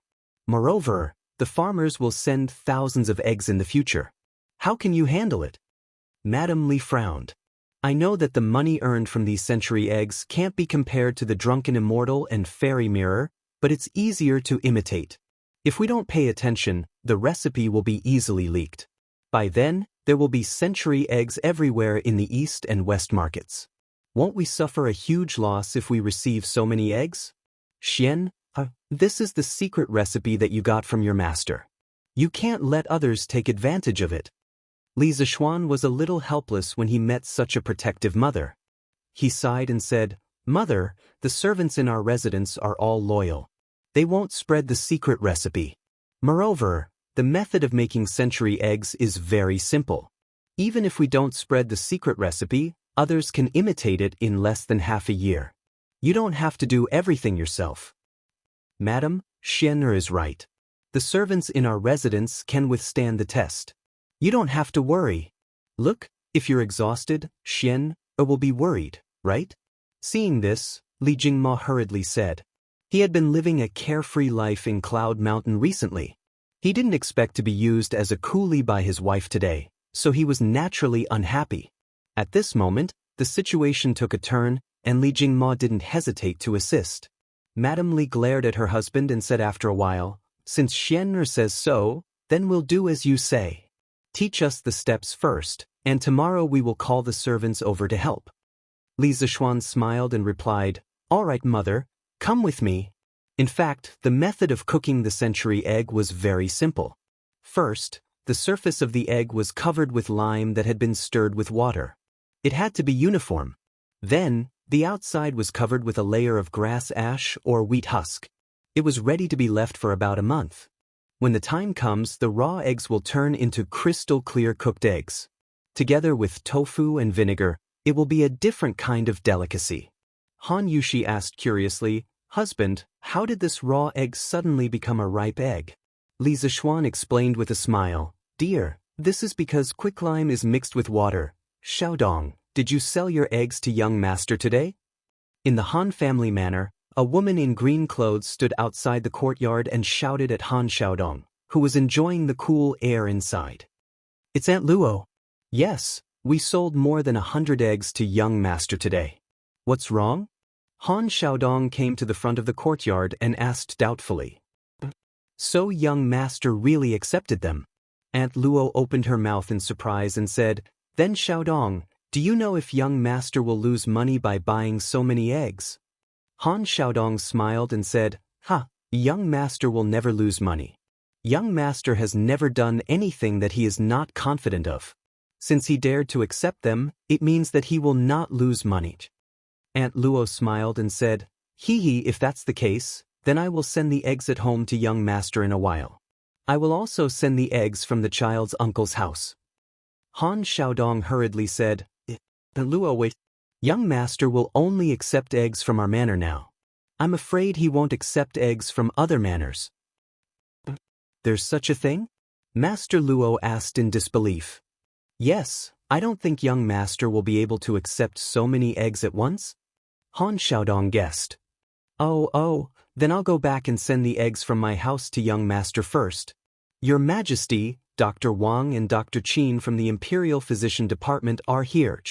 In Ganlu Palace, Li Er was bent over the table and reading memorials. Today was the official day off, but as the emperor, it was not easy for him to have half a day off in the morning. Therefore, after leaving Yanhuang College, he was full of thoughts about official business again. At this time, an attendant from the yellow door came in from the outside and bowed in a low voice. Announce. Li Er did not even raise his head and said lightly. After a while, 2 middle-aged men carrying medicine boxes walked in from outside. They were the 2 doctors from the Imperial Physician Department who had followed Duga Xian when he led the army to attack Snake Spirit Mountain, Dr. Wang and Dr. Qin. Your subject greets your Majesty. The 2 doctors bowed to Li Er in unison. No need for formalities. Li Er said lightly, then raised his head and looked at the two doctors. My two beloved officials, I have invited you here today because I have something to ask you. Dr. Wang and Dr. Qin's eyelids twitched uncontrollably. The two of them quickly stepped forward and cupped their hands. We dare not ask, Your Majesty. If there is anything you need, please let us know. Li Er stood up and walked to Dr. Wang and Dr. Qin. He thought for a while and asked, My two beloved officials, your medical skills are superb. I would like to ask if you know that locusts can be used as medicine to treat asthma? Dr. Wang and Dr. Qin frowned. After a while, Dr. Qin cupped his hands and said, Your Majesty, forgive me for my shallow knowledge, but I have never heard of locusts being used to treat asthma. Dr. Wang also bowed. I have also never heard of locusts being used to treat illnesses. Perhaps it exists in ancient books, and I have never seen it. Dr. Wang saw that Li Er's expression was not very good, so he added on. Li Er stood on the spot, his expression uncertain. One could not tell whether he was happy, angry, sad, or happy just by looking at his face. Alright, I understand. My two beloved officials, you may go about your business. After a long while, Li Er waved his hand and said, Your subject will take his leave. Dr. Wang and Dr. Qin bowed and left the palace. Chapter 754. Phew! Chonyo, your father is finally leaving. I only just realized how good Dookie is. As night fell, most of the students returned to their dormitory after eating dinner and bathing. Li Tai was wearing a white silk undergarment and lying on the bed. He sighed contentedly with Chung Chumo, who was diagonally opposite him. Although Li Tai's words more or less had the intention of making up stories about his father, Chung Chumo didn't feel offended at all. Instead, he nodded in agreement. I also don't want my father to be the chief instructor of the academy. Not only are you tired, but our special training class is even more tired. Our hands are sore from practicing the Modeo for the past 2 days. Uncle Chin's training is still easier for us. So, I hope your father won't come in the future. Your hands are sore from practicing the Modeo, but our legs are about to break from running these past 2 days. Li Tai rubbed his knees. The little fatty clearly still had a lingering fear from what he had experienced in the past 2 days. He felt that the distance he had run in the past 2 days was almost equal to the distance he had run in the past 10 years. Chine, you don't have to run. You're a prince, and Duke Lu won't eat you. Sun Zifan chuckled eccentrically. Li Tai said in annoyance, F***y, Sun Zifan, you make it sound so easy. Why don't you go and try it? Duke Lu made that little black room.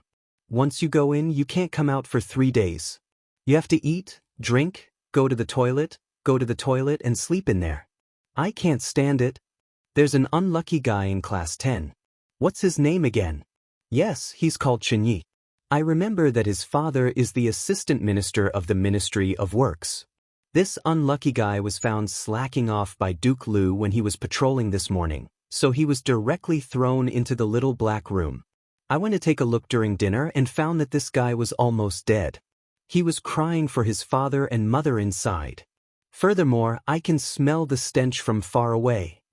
To be honest, the small dark room was indeed very relaxing. He didn't have to train under the hot sun every day, and there was even someone to deliver meals to him.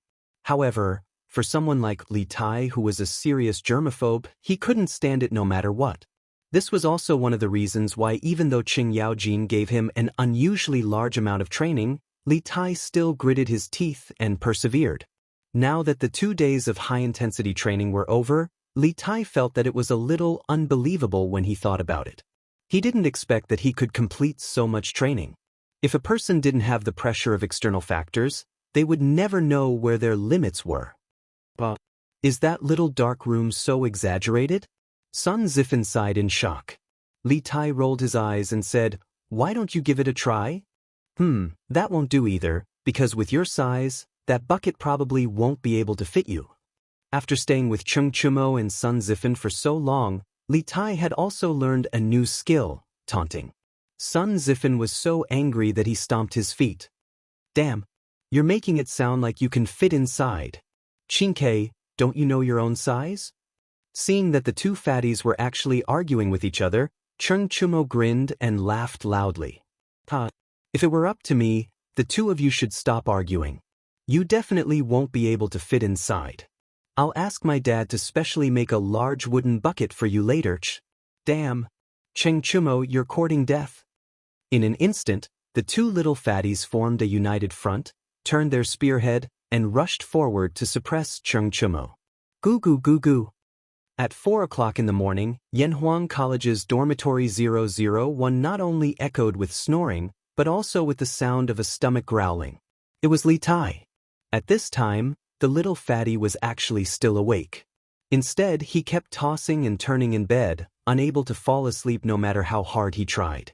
It was not for anything else but because he was hungry. Was there no hunger in this era? If you were hungry in the middle of the night, you could only hold your stomach and roll around in bed. In fact, to be precise, the little fatty was not hungry, but gluttonous. During the day in the cafeteria, because of Li Er and Zhang Sun, he was able to eat 2 mouthfuls of meat with great difficulty. At that time, he felt that he was going to die of happiness, but good things did not last long. In the end, Sun Zifen's arrival made his delicious lunch go up in smoke. In the first half of the night, he had a dream. He dreamed that he was back in the prince's mansion, and the table was filled with all kinds of delicious food, fish, and meat. Just as he was about to bite into the twice-cooked pork with his chopsticks, he suddenly felt a sharp pain in his arm. When he came back to his senses, he realized that he was dreaming, and the twice-cooked pork in his dream was his arm. After that, the little fatty could no longer fall asleep. Thinking back to the 2 mouthfuls of delicious food he had eaten at noon, and the table of fish and meat in his dream, Li Tai's mouth was full of sour water.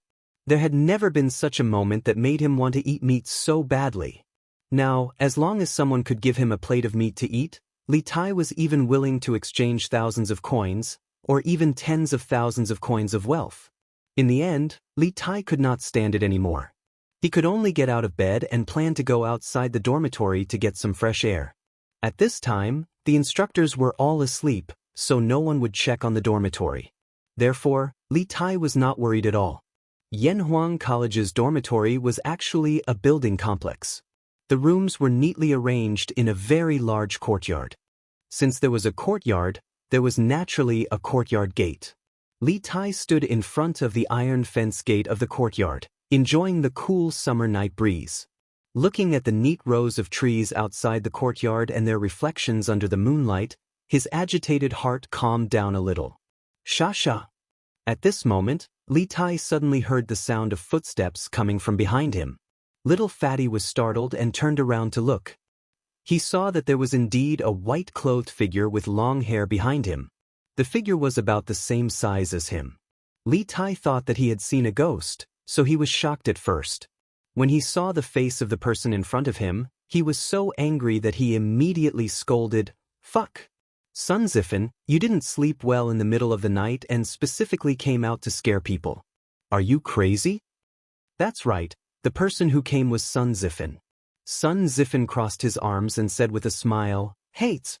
Qingke, didn't you also not sleep in the middle of the night? You still have the nerve to talk about me?" Li Tai reacted and quickly explained, I felt that the room was too hot, so I came out to get some fresh air. What does it have to do with you?" Sun Zifen raised his head and thought for a while, then said, "Then I saw you come out alone, Qing. I was worried about your safety, so I came out to take a look. What's wrong?" "Fuck, you're bullshittings.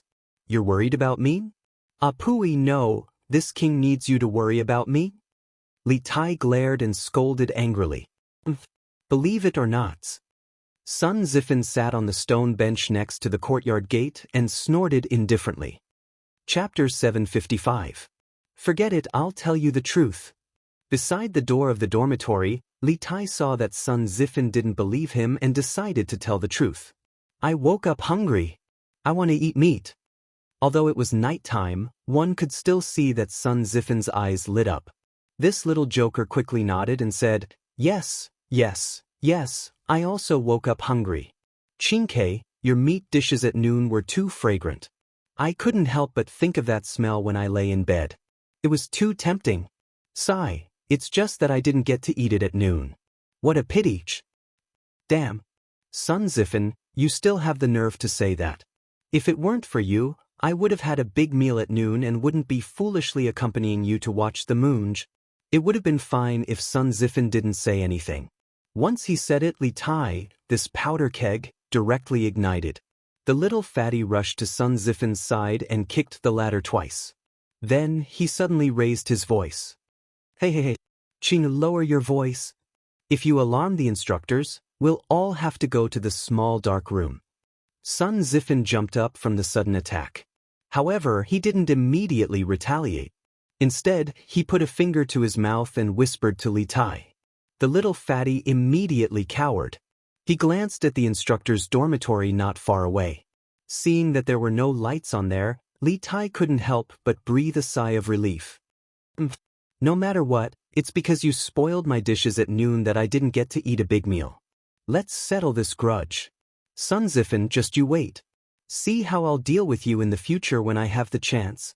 Li Tai said hatefully, but his voice was much softer than before.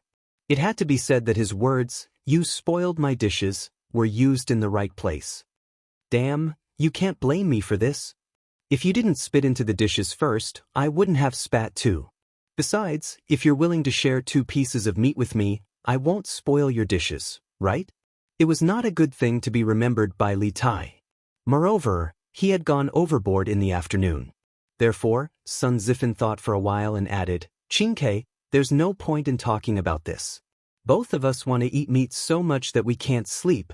How about this? I'll take you out to eat meat tonight, and we'll forget about what happened at noon? Li Tai pursed his lips and said in disbelief, Where can we go to eat meat this late at night? Who are you trying to fool? Sun Zifen said confidently, Hey, Xingning, if you don't believe me, tell me if you agree or not. Seeing this, Li Tai nodded without hesitation and said, Okay. As long as you don't bring me to eat meat tonight, I'll write off everything that happened before. To him, as long as he could eat meat, he would be willing to give any amount of money, let alone such an insignificant promise. Then, Qingke, wait for a while. I'll go back to the dormitory to get some things. Sun Zifen licked his lips and laughed proudly before sneaking back to the dormitory. Li Tai didn't have time to ask, so he could only sit on the stone bench beside the courtyard door and wait for Sun Zifen to return. After about half a cup of tea's time, Sun Zifen finally returned. However, there were 4 people behind him, Cheng Chumo, Qin Huayu, Yuqi Jingde, and Li Qingqian. Hey, you 2 want to go out to get something good to eat, and you didn't call me? Luckily, I'm alert. Otherwise, wouldn't I have suffered a huge loss? Cheng Chumo pointed at Sun Zifen and Li Tai as he laughed wantonly. Although this fellow's martial arts skills were at a half-baked level, his martial arts realm was still the highest among the 6 people in Dormitory 001. Previously, when Li Tai left the dormitory, Cheng Chumo had already sensed it, but he was too lazy to move in bed, so he didn't care. When Sun Zifen returned, he jumped down to catch him and interrogate him about what he was up to. With this commotion, the few people in the dormitory woke up.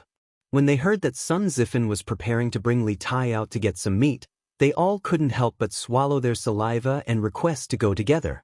Although Li Qingqian was the country's heir and couldn't do such a shameful thing, he was worried that Li Tai's group would be caught if they went out, so he came along. Tisk. Chonyo, you and Baolin have been eating meat for the past 2 days. Why are you joining in the fun now? With the help of the 2 experts, Cheng Chumo and Yuqi Baolin, it would be easier for them to go out to get food. However, Li Tai's mouth was full of jealousy. TSK, we can't have enough meat. Alright, let's not talk nonsense here. Let's get out of the dormitory first. Otherwise, we'll be discovered by the instructors later. Cheng Chumo glanced to the side and suggested. The few of them felt that it made sense and agreed. Come, Baolin, lend me some strength. If they wanted to climb over the door, of course, they would need someone to support them from below. However, when it was Li Tai's turn, Cheng Chumo felt a little diffident and said to Yuqi Baolin, who had just sent Qin Huayu to heaven. Hey, coming. Yuqi Baolin responded and hurried over. With the combined strength of the 2, they finally sent Li Tai to the top of the door. Now, all that was left was for the little fatty to hold onto the metal fence and slide down. Not long after, the 6 people from dormitory 001 all climbed out of the dormitory door. And then? Sun Zifen, didn't you say you could bring me to eat meat? Where are we going next? Li Tai clapped his hands and looked at Sun Zifen. Climbing over the door of the academy dormitory was the first time Li Tai had done something so unorthodox. It was like a modern university student skipping class for the first time. While he was nervous, he also felt a little excited. Hey, follow me, I'll bring you guys to eat chicken. I know a place with a lot of chickens. Sun Zifen rubbed his hands and chuckled. It was also his first time doing something so exciting. His heart was still thumping. When everyone saw Sun Zifen's confident look, they followed him and walked forward. Of course, they couldn't walk through the door of the academy. There were still guards there even at night. The few of them climbed over the wall at a corner in the west. Then, using the moonlight, they followed Sun Zifen all the way to a forest halfway up the mountain to the west of the academy. It's right here. Sun Zifen pointed at the reed wall not far ahead and said with a smile, "This is the chicken farm that Plum Village built at the foot of the Cloud Mountain. Let's go catch 2 and find a place to roast them. Wouldn't that be perfect?" Li Qingqian was shocked. He hurriedly dissuaded them. "Zifen, you can't. The chickens in Plum Village were personally handed over to the farmers by the Yamacho. If we catch 2 and are discovered, we'll definitely end up in trouble. There are tens of thousands of chickens in here. No one will find out if we lose 1 or 2. Sun Zifen patted his chest and said, Yes. We'll only catch 2, no 3. The farmers will definitely not find out." Li Tai swallowed a few mouthfuls of saliva and said with his eyes staring straight ahead. Chapter 756. In the end, under Li Tai's insistence, this group of chicken thieves caught 6 chickens from the chicken farm at the side. The main reason was that Li Tai felt that the chickens inside were too small and not enough to eat, so he caught 3 more. Yes, 6 people, 1 chicken each, just right. The flock of chickens that had been chasing and playing in the forest for an entire day would never have thought that an evil person would break into the chicken farm and steal them on what was supposed to be a quiet and peaceful night. Qing Ke, Zifen, it's not easy for the farmers to raise these chickens. It's not good for us to steal them like this, right? The dignified crown prince of the country was actually holding a chicken fearfully at this moment. However, when it came to this, Li Qingqian was a little hesitant. He turned back to look at the chicken farm and said with some pity, "Hey, we've already prepared for this, Your Highness, don't worry." Sun Zifen chuckled, then took out 2 strings of copper coins and threw them into the chicken farm. He then said with a smile, "There's no problem now, right? 6 chickens, 2 strings of copper coins, I'm sure the farmers won't suffer a loss." Everyone looked at Sun Zifen curiously. They probably didn't expect this joker to have a time when he considered things so thoroughly. "Hey, good. You're good." In this way, even if the farmers find out that 6 chickens are missing, I'm sure they won't make a fuss. Let's find a place to roast these chickens and eat. Li Tai praised Sun Zifen with satisfaction and then said, "Hey, come with me, I know a place suitable for roasting chickens." Sun Zifan took the initiative to volunteer. The few of them had no objections. They followed Sun Zifen to the top of the Cloud Mountain, to an open space in the east of the academy. There was a clear spring beside them, reflecting the moonlight. It was a quiet and empty valley with the moon shining between the pines and the clear spring flowing over the rocks. "Chonyo, Bao Lin, you kill the chickens. Your Highness, Qing Ke, the 3 of us will go find firewood. Huayu, you help move the stones and build a stove. How about that?" After finding such an excellent spot for a picnic, Sun Zifen began to assign tasks to everyone. "I'm fine with it." "I'm fine with it too." Cheng Chumo, Yuchi Baolin, and the others agreed and began their respective tasks. It had to be said that Sun Zifen's division of labor was rather reasonable. Cheng Chumo and Yuchi Baolin, the 2 daring fools, were not careless in the slightest when it came to slaughtering the chickens. In no time at all, the 6 chickens that had been born for less than half a year ended their short lives. If Li Qingqian and Li Tai were to do this job, they probably wouldn't be able to achieve this result even after fiddling for half a day. 15 minutes later, a bonfire lit up in the empty space beside the spring. Sun Zifan, Li Tai, Li Qingqian, Yuqi Baolin, Qin Huaiyu, and Cheng Chumo sat around the bonfire. Each of them held a bamboo stick, and at the tip of the bamboo stick was a slaughtered and cleaned chicken. They extended the stick into the fire and continuously spun it. Yes, there's already the fragrance of meat. Li Tai took 2 deep breaths and smelled the charred aroma of the chicken being roasted. The little fatty couldn't help but lick his lips, and his appetite was greatly aroused. It's still lacking a bit. Qin Ke, you just need to spin it a few more times and you'll be able to sprinkle salt. Sun Zifan glanced at the meat that Li Tai was roasting and said, "Sprinkle salt? Oh right, we didn't bring any salt. How the hell are we going to sprinkle salts?" Cheng Chumo slapped his thigh and shouted regretfully. Li Tai's face revealed a trace of regret, but the little fatty still said unyieldingly, "If there's no salt, then there's no salt. As long as there's meat to eat." Cheng Chumo said disdainfully, "Hee, Qin Ke, you're really desperate now. You can even eat meat without salt." "Hee, who said there's no salt?" At this moment, Sun Zifan took out a small bag from his arms and said proudly to everyone, "The salt is here. Everyone can have some later." Li Tai opened his eyes wide and said incredulously, "Damn, Zifan, why are you so awesome today? You brought everything out. Copper coins, fire rolls, and refined salt. What else do you have in your arms now?" The others also looked at Sun Zifan in surprise. Sun Zifan touched his nose and said with a smile, In fact, I've long wanted to catch 2 chickens to have a sumptuous meal. I've prepared these 2 days ago. Yamacho is too deceitful and doesn't give us any meats. You little bastards, instead of sleeping in the middle of the night, you actually came here to make a barbecue. How dare you?" At this moment, a cold voice came from the horizon, which gave them a fright. They followed the voice and saw a man in white coming from Dongfang Takshu. His white clothes were whiter than snow, and his sleeves were fluttering, like an immortal banished from the moon. Damn it! It's over, it's Yamacho. On the night of the Mid-Autumn Festival, when Li Zishuan took a fairy lamp for a night tour of Chang, and with a beauty, Sun Zifan had seen him like this before. So, he was the first one among the group to recognize Li Zishuan. Hearing what he said, the rest of the group suddenly panicked. They put out the fire and hid the chickens in a hurry. "Okay, don't put it out and don't hide it. I saw it all." In the blink of an eye, Li Zishuan had landed near them. Seeing them in a hurry, Li Zishuan couldn't help but say, Yamacho, this is all a misunderstanding. We were all sleepwalking just now." "Chonyo, Qin Ke, why are we all here? Weren't we all sleeping in the dormitory just now?" "Oh, we must be sleepwalking." Yes, we must be sleepwalking." Sun Zifan looked at Li Zishuan awkwardly. This funny guy racked his brains to come up with all kinds of excuses, but in the end he could only blame sleepwalking. Li Zishuan didn't believe him at all. He wasn't stupid. At this moment he sneered, pointed at the half-cooked chickens on the ground, and said, Sleepwalking?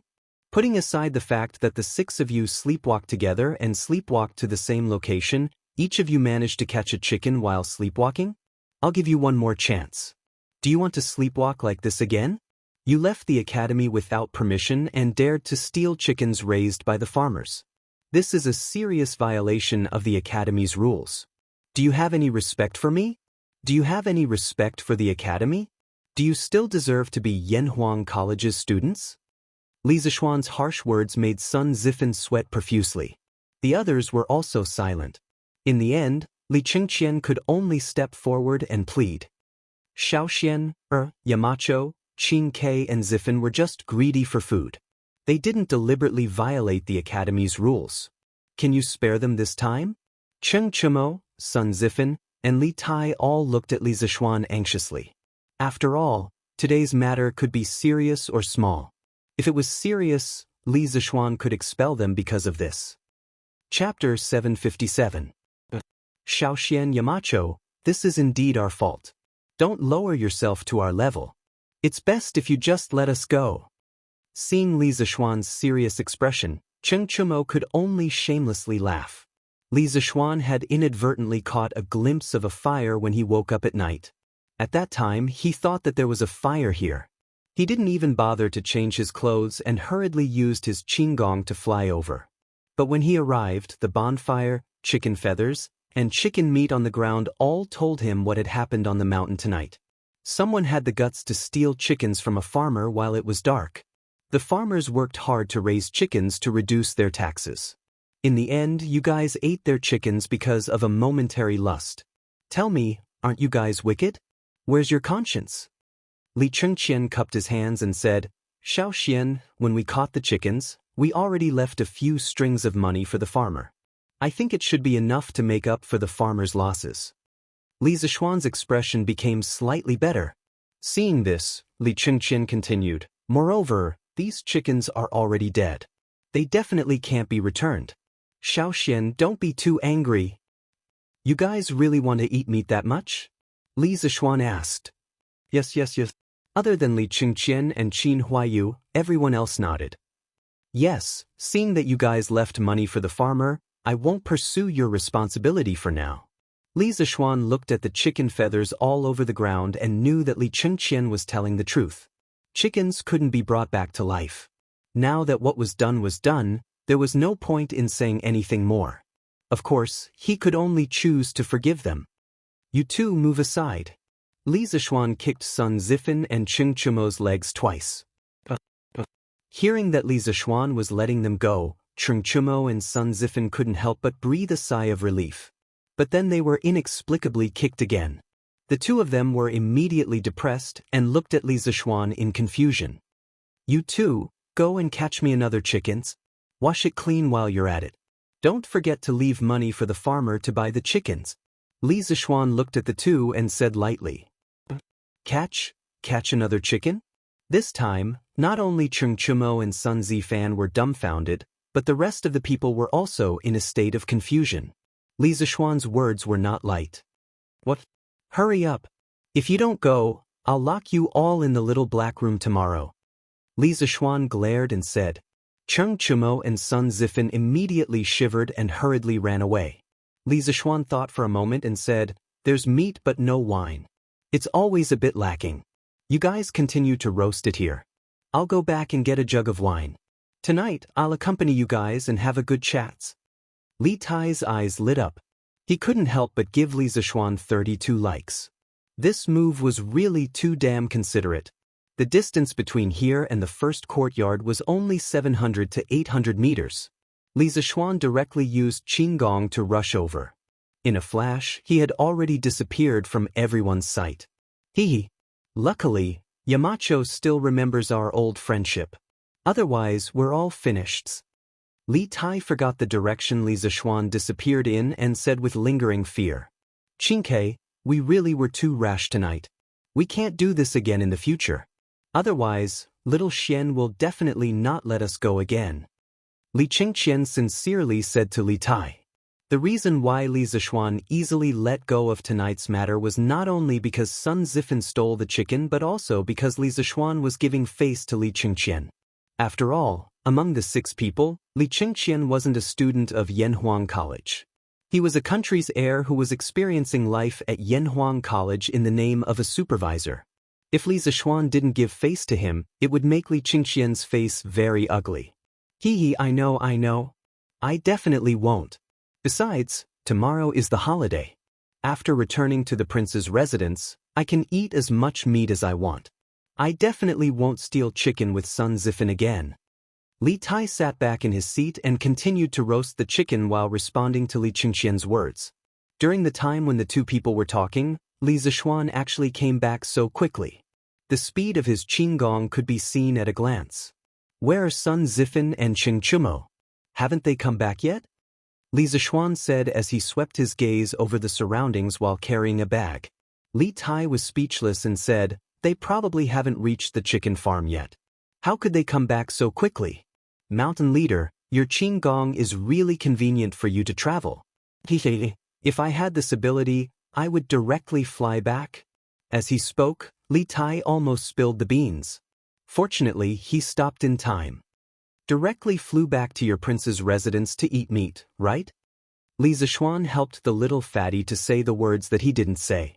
Then he said unhappily, with your personality that can even throw away your life for food, it's already difficult to lose weight. You still want to practice qigong?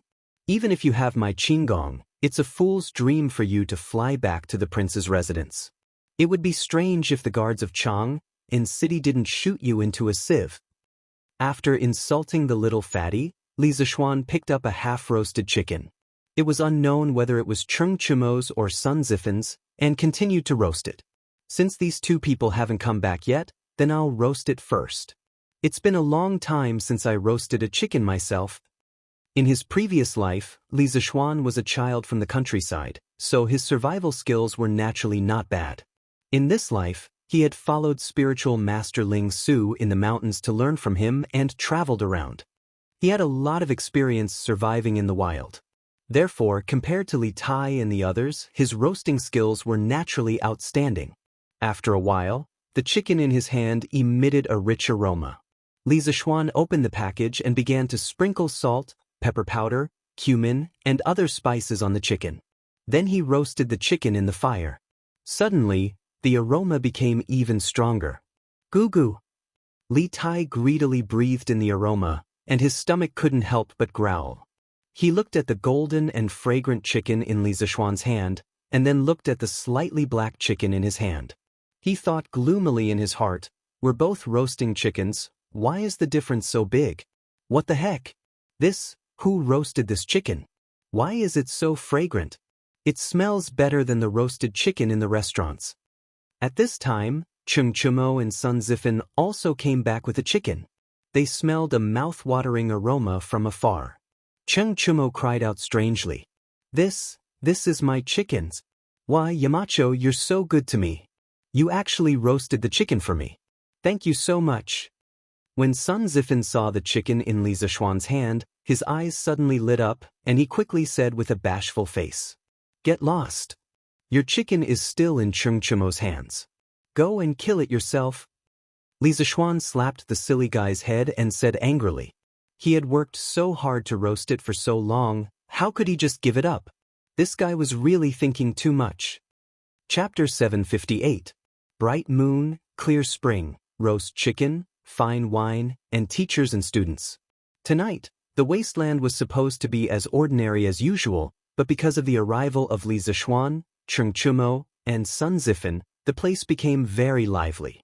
Little Xian, come, let me give you a toast. I know you've put in a lot of effort for Yanhuang College, but we've always been talking about you in secret. We brothers haven't had a drink together like this in a long time. Cheng Chumo's expression changed slightly. He raised a bamboo tube of fine wine and gave a toast to Li Zishuan from afar. Li Zishuan was speechless. After a while, he sighed and said, "All right. Tonight, there are only friends and brothers here, no teachers and students. I'll accompany you for a drink or two." Ever since Li Zishuan entered the Imperial College, his relationship with Cheng Chumo, Yuqi Baolin, Li Chengqian, and the others had more or less changed. The relationship between friends and brothers had become mixed with the relationship between teachers and students, and there was a sense of distance between them for no reason. Cheng Chumo's words just now made him feel a lot of emotions. Although he was a Yamacho of Yanhuang College, if he always acted like a Yamacho, it would be easy to neglect the relationship between brothers and friends. He didn't need to be like Kong Yingda, who always maintained the attitude of an old pedant, to maintain his prestige among the students. He was him. He was only 15 years old. Only others could imitate him. He didn't need to imitate anyone. Good.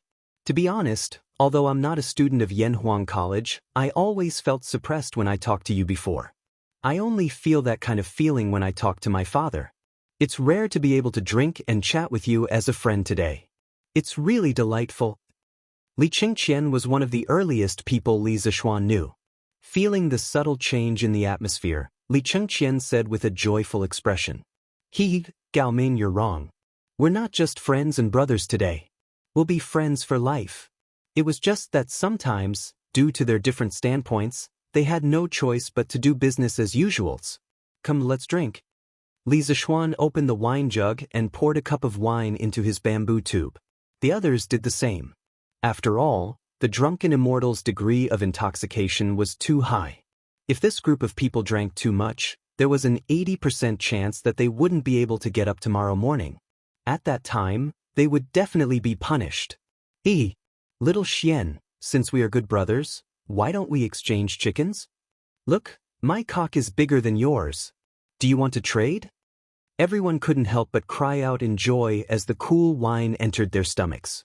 Li Tai, the clever kid, had his eyes on the tantalizing roast chicken in front of Li Zishuan.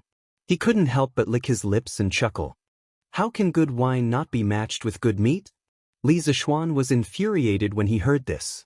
The little fatty's words were too king ambiguous. What did he mean by, my chicken is bigger than yours? He was obviously trying to stir up trouble. Scram! I'm not trading. My cock is 10 times bigger than yours. If you want to eat good food, you can do it yourself. Do it yourself, and you'll have plenty to eat and wear. Li Zishuan looked at little fatty and said angrily. Li Tai didn't understand why Li Zishuan was angry, but he also knew that it was impossible to trade chickens. He could only ask for the next best thing. Little Xian, can you share some of the seasonings you brought with you? As the saying goes, there is no harm without comparison. At first, Li Tai thought that his roast chicken was pretty good. However, when Li Zishuan came, he instantly felt that the chicken in his hands was a little hard to swallow. Li Zishuan nodded and threw the bag of seasonings over. Everyone scrambled for it. After a quarter of an hour, with the help of various seasonings, the chicken in everyone's hands emitted waves of fragrance. Compared to before, the taste had obviously improved by more than a level. Woo-woo! Fragrant! So fragrant! I haven't eaten such fragrant roast chicken in a long time. There was no need for Li Zishuan to say anything. Li Tai had already started eating without a care for his image. Sun Zifan, Cheng Chumo, Yuchi Baolin, and the others followed closely behind. Looking at the group of people in front of him who were like reincarnated hungry ghosts, Li Zishuan shook his head and slowly tore off a piece of chicken drumstick and began to slowly taste it. The saltiness was just right, and the heat was just right. However, without the chili, it felt a little wrong. However, because cumin was added during the roast process, the overall taste was still very good. After all, there was a saying in modern times, a skewer of roast meat without chili, a skewer of roast meat without taste. A skewer of roast meat without cumin, a skewer of roast meat without a soul. From this, it could be seen how magical cumin was as a seasoning. Woo! I didn't expect that adding some benzoin fennel on the chicken and roasting it in the fire would actually be so delicious. Xiao Xian, how did you think of it? Li Tai lightly bit a piece of chicken drumstick. His eyes lit up and he immediately praised it. The benzoin fennel in his mouth was cumin. Cumin was native to North Africa and West Asia. According to the archaeological findings in Syria, the use of cumin seeds could be traced back to 2000 BC. The ancient Egyptians used cumin as a spice. When the pharaohs were buried, the ancient Egyptians needed to make mummies.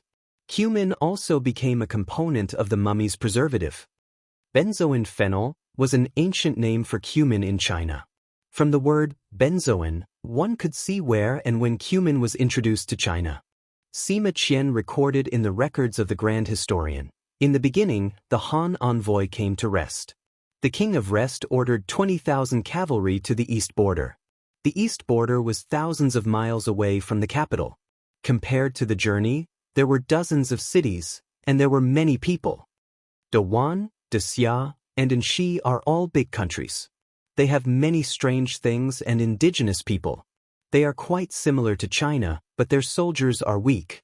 Therefore, it could be said that cumin was introduced to China from the Silk Road of the Han Dynasty. Yes, I only found out today that adding cumin to the meat can make it so fragrant. Xiao Xian, you are really too talented. As he was in the special training class, Cheng Chumo had eaten a lot of meat in the past 2 days, so he was not as hungry as Li Tai. However, after tasting the meat he had personally roasted, Cheng Chumo could not help but be surprised. Actually, there is still a kind of seasoning missing. If there is it, this chicken will definitely be more than twice as delicious. Li Zishuan smiled faintly. Li Qingxian's eyes lit up and he said, "What seasoning? I will send someone to search for it later." Li Zishuan shook his head and said, "Our Tang Empire does not have this kind of thing. If you want to get it, you can only go to the far west to find it. There are tens of thousands of miles of sea in between. I hope I can still eat it in my lifetime." The few of them knew that Li Zishuan had a fortuitous encounter when he was young, so they did not ask him how he knew about the seasoning. Cheng Chumo rubbed his chin and smiled. "What are you afraid of? Our Tang Empire's fleet can now go to the small countries in Nanyang. In the future, we will definitely be able to go to the far west. Xiao Xian, you will definitely be able to eat that kind of seasoning again." Chapter 759. By the way, speaking of the fleet heading south, they should be back soon, right? Qin Huayu suddenly asked beside the bonfire. "I heard from my father that the fleet should be back in half a month." Li Qingxian replied. Li Zishuan frowned as he thought of the dream that Meng Wenhao had described. He was a little worried, so he sighed and said, "I hope so. This fleet has a lot to do with it." Sighed. "What a pity. It's a pity that I didn't go south with the army this time. It's better to use the tens of thousands of troops to show off in Nanyang than to stay in the academy." On the side, Cheng Chumo said regretfully with a face full of unwillingness. Li Zishuan sneered, "Come on. Ugly ox, you're a landlubber. You won't be able to stand staying on the ship for 2 days. You still want to show off in other countries? I'm afraid you won't be able to." Cheng Chumo tore a piece of chicken with his mouth and drank 2 mouthfuls of wine. He then said unhappily, "That's not necessarily true. I'm an expert who's about to break through to the Qi transformation realm. Why would I be afraid of a small ship? Maybe I can even make some military achievements this time." Sun Zifan laughed strangely. "Chumo, wake up. Stop dreaming. Go away. The adults are talking. You little brat, go away." Cheng Chumo angrily scolded, and then suddenly looked at Li Zishuan seriously and said, "Little Xian, you also know that I am not the type to study. In the previous entrance exam, I spent a lot of effort to get in. But I can't always stay in the academy. In terms of grades, I can't compare with Qin Ke and Wenhao. So, when the imperial court sends troops to the Turks, I plan to go to the north to make a name for myself. Otherwise, my life will be boring." This guy was usually carefree. Who would have thought that he would be so clear-headed? Maybe he was drunk today, so he said these things that were buried in his heart. Yanhuang College didn't intend to nurture bookworms in the first place. The academy only nurtured people who were useful to the Tang Empire. No matter what, as long as they had a positive effect, it was fine. Chooks, if you want to go to the front line to protect your country and build your career, the teachers in the academy and your classmates will support you. You will always be a student of Yanhuang College. Li Zishuan knew Cheng Chumo's character better than anyone else. Cheng Chumo's plan was within Li Zishuan's expectations. Li Zishuan thought about it and nodded in agreement.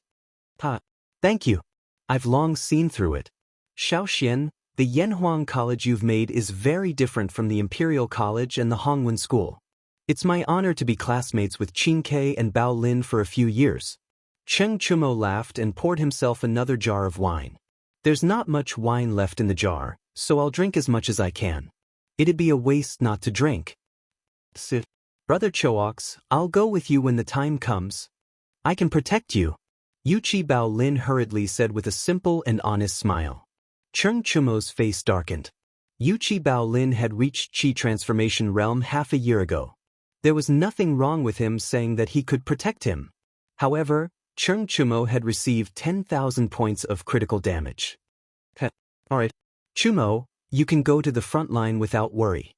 My classmates and I will help you research and build more advanced and powerful weapons. We can guarantee that you'll win every battle without worrying about your life. You'll also be able to build countless military achievements." Li Tai's goals were clearly different from Cheng Chumo's. Of course, the main reason was that his physique and physical fitness limited him from going to the front line. "That's right. Chumo will support you from behind. Although Qin Huaiyu was the eldest son of Qin Qiong and the second generation of the empire's military family, he was a scholar who didn't know anything about weapons. Therefore, he was the same type of person as Li Tai. Alright. I believe in you, and I believe in Xiaoshuan's skills. Cheng Chumo raised a bamboo jar of wine and offered a toast from afar. He was toasting with his hands, but he wasn't urging them to drink. Then he laughed loudly.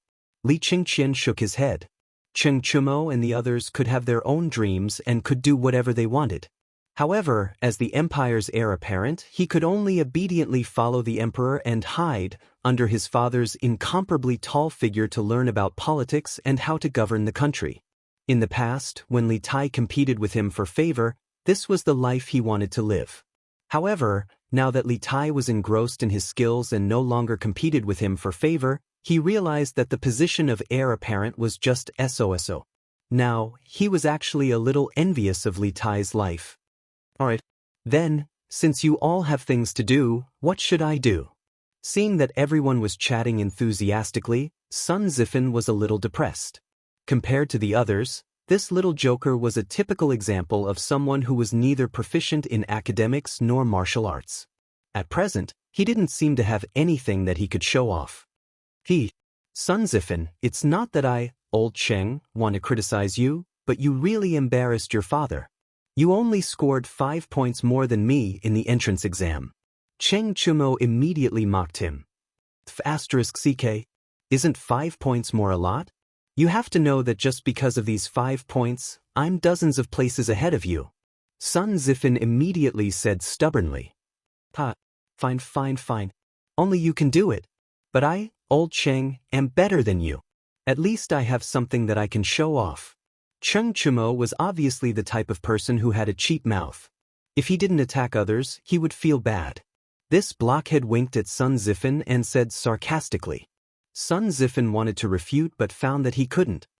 He suddenly felt a little uncomfortable, and even the roast chicken in his hand became tasteless. Li Zishuan saw this and smiled meaningfully. It's still too early for you to say all this. After all, the academy hasn't started classes yet.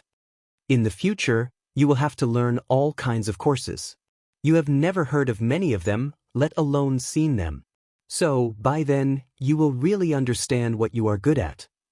No matter what kind of knowledge you are good at, the academy will do its best to give you the space to show off your strengths. Everyone lowered their heads with a thoughtful look on their faces. My talents are born to be useful. Everyone who comes to this world has their own meaning and value. Everyone's potential is unlimited. When the day comes when you have done everything you can do, you will be surprised by yourself. Yanhuang College is a small world that I have created for you. I hope that you can find your own ideals and values in this small world. Before that, don't blindly deny yourself, understand? Li Zishuan said earnestly to everyone. Understood. Thank you, Yamacho. After a long time, Sun Zifan solemnly saluted Li Zishuan and said, all right. Hurry up and finish your food and drink, then go back. Otherwise, don't blame me if you can't get up tomorrow and get punished. Li Zishuan stood up and said with a smile. Then he floated away, leaving the 6 thoughtful young men behind. Chapter 760. Drip, drip, drips. At 5 o'clock in the morning, when everyone was still asleep, sporadic raindrops began to fall from the sky and hit the roof, making a slight drip, drip, drip sound. At first, the raindrops were very sparse, and the sound of the rain was also very soft. However, as time passed, the raindrops began to become heavier and denser. A torrential rain poured down, and the loud pitter-patter of raindrops woke many people from their dreams. It's raining? It's really raining? Does that mean we don't have to undergo military training today? That's great. At this time, it was less than a quarter of an hour before the academy's daily morning exercise time. After so many days of military training, many students had already formed a biological clock, and they would automatically wake up at this time every day. At this moment, they looked out of the window in the direction of the sound and found that it was pouring outside. One by one, they couldn't help but cheer loudly. This sentence of, "We don't have to undergo military training today," could be said to be a stone that stirred up 1,000 ripples. More and more people joined in the celebration, and soon, the student dormitory began to become restless. Why is it so noisy outside? Did the instructor blow the assembly call? In dormitory 001, Sun Zifan drank the least last night. It wasn't that he didn't like to drink, but that he wasn't as cunning as Chung Chumo and the others. When he wanted to drink, there was no wine left. Therefore, he was the first to wake up in the dormitory this morning. The silly little guy rubbed his sleepy eyes and muttered in a low voice. After a moment, he was a little more awake, and he could clearly hear the cheers outside. *CK. It's raining? We don't have to undergo military training? Ha, that's great. We finally don't have to undergo military training today. Sun Zifan opened the dormitory door and saw that it was pouring outside. This fellow immediately started to make a fuss. Oh, Sun Zifan, what the *CK are you yelling about so early in the morning? Cheng Chumo, who drank a little too much last night, turned over in bed and muttered in extreme dissatisfaction. Yamacho! In front of the gate of Yanhuang College, Mo Zhong saw Li Zishuan coming out of the rain with an oil paper umbrella. He hurriedly ran out of the security guard post and bowed. It's already past 5, right? Why don't I see the students coming out for their morning run? Li Zishuan said with a frown as he glanced at the western field. Mo Zhong was stunned. Yamacho, it's raining so heavy today, everyone's? Everyone's is what? Li Zishuan's expression was somewhat displeased. Do you all think that there's no need for military training because it's raining? Who said that? Does the academy est the enemy? Mo Zhong was speechless. Li Zishuan asked, where is Dookie? General Qin still hasn't come today? It's probably because of the rain. Li Zishuan paused and ordered, inform Pang Feiji, let him gather the students, today's militaries, as usual. It's not winter now, a little rain will only make people feel cool. Generally speaking, people won't catch a cold. Yes, Yamacho. Mo Zhong cupped his hands and accepted the order. Beep beep beep. In the student dormitory, just as all the students were cheering for today's rain, a sharp whistle suddenly sounded from outside the dormitory. In an instant, the noisy dormitory immediately quieted down. The students looked at each other in dismay, all of them thinking that they had misheard. However, the continuous whistling that followed brought them back to reality. Does that mean there's still military training today? Oh my God, are you kidding me? It's raining so heavily, do we still have to go out for military training?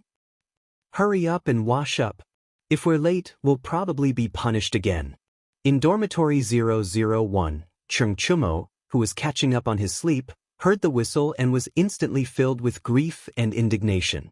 *CK, do they have to do this? Military training in this kind of weather? It's simply unreasonable. I was planning to sleep in, looks like that's not going to happen. Li Tai said regretfully. After eating a sumptuous supper last night, he wasn't hungry at all, he just wanted to sleep. *CK, it's raining so heavily, I'll definitely get my clothes wet if I go out. If I knew this would happen, I wouldn't have washed them last night. What a *King waste. Sun Zifan's focus was different from the others. He felt that going out for military training in this kind of weather was equivalent to washing last night's clothes for nothing. Li Zishuan stipulated that the students had to dress neatly during military training. They had to wear camouflage uniforms, but each person only had one set of camouflage uniforms. This directly led to the students having to wash their clothes before going to bed at night, or else they would only be wearing smelly clothes the next day. Alright, hurry up and get up, don't laze around in bed. Li Qingqian said with a frown. Not long after, the open space in front of the dormitory was filled with students. The bean-sized raindrops soaked the students' clothes instantly, but they didn't have the time to care about that at this moment. Beep beep. Instructors of each class, do a head counts. Since Qin Xiong wasn't around, Pang Feiji became the head instructor. He blew his bamboo whistle and shouted loudly. Not long after, a continuous stream of reports sounded in the field. Everyone from Class 1 is here.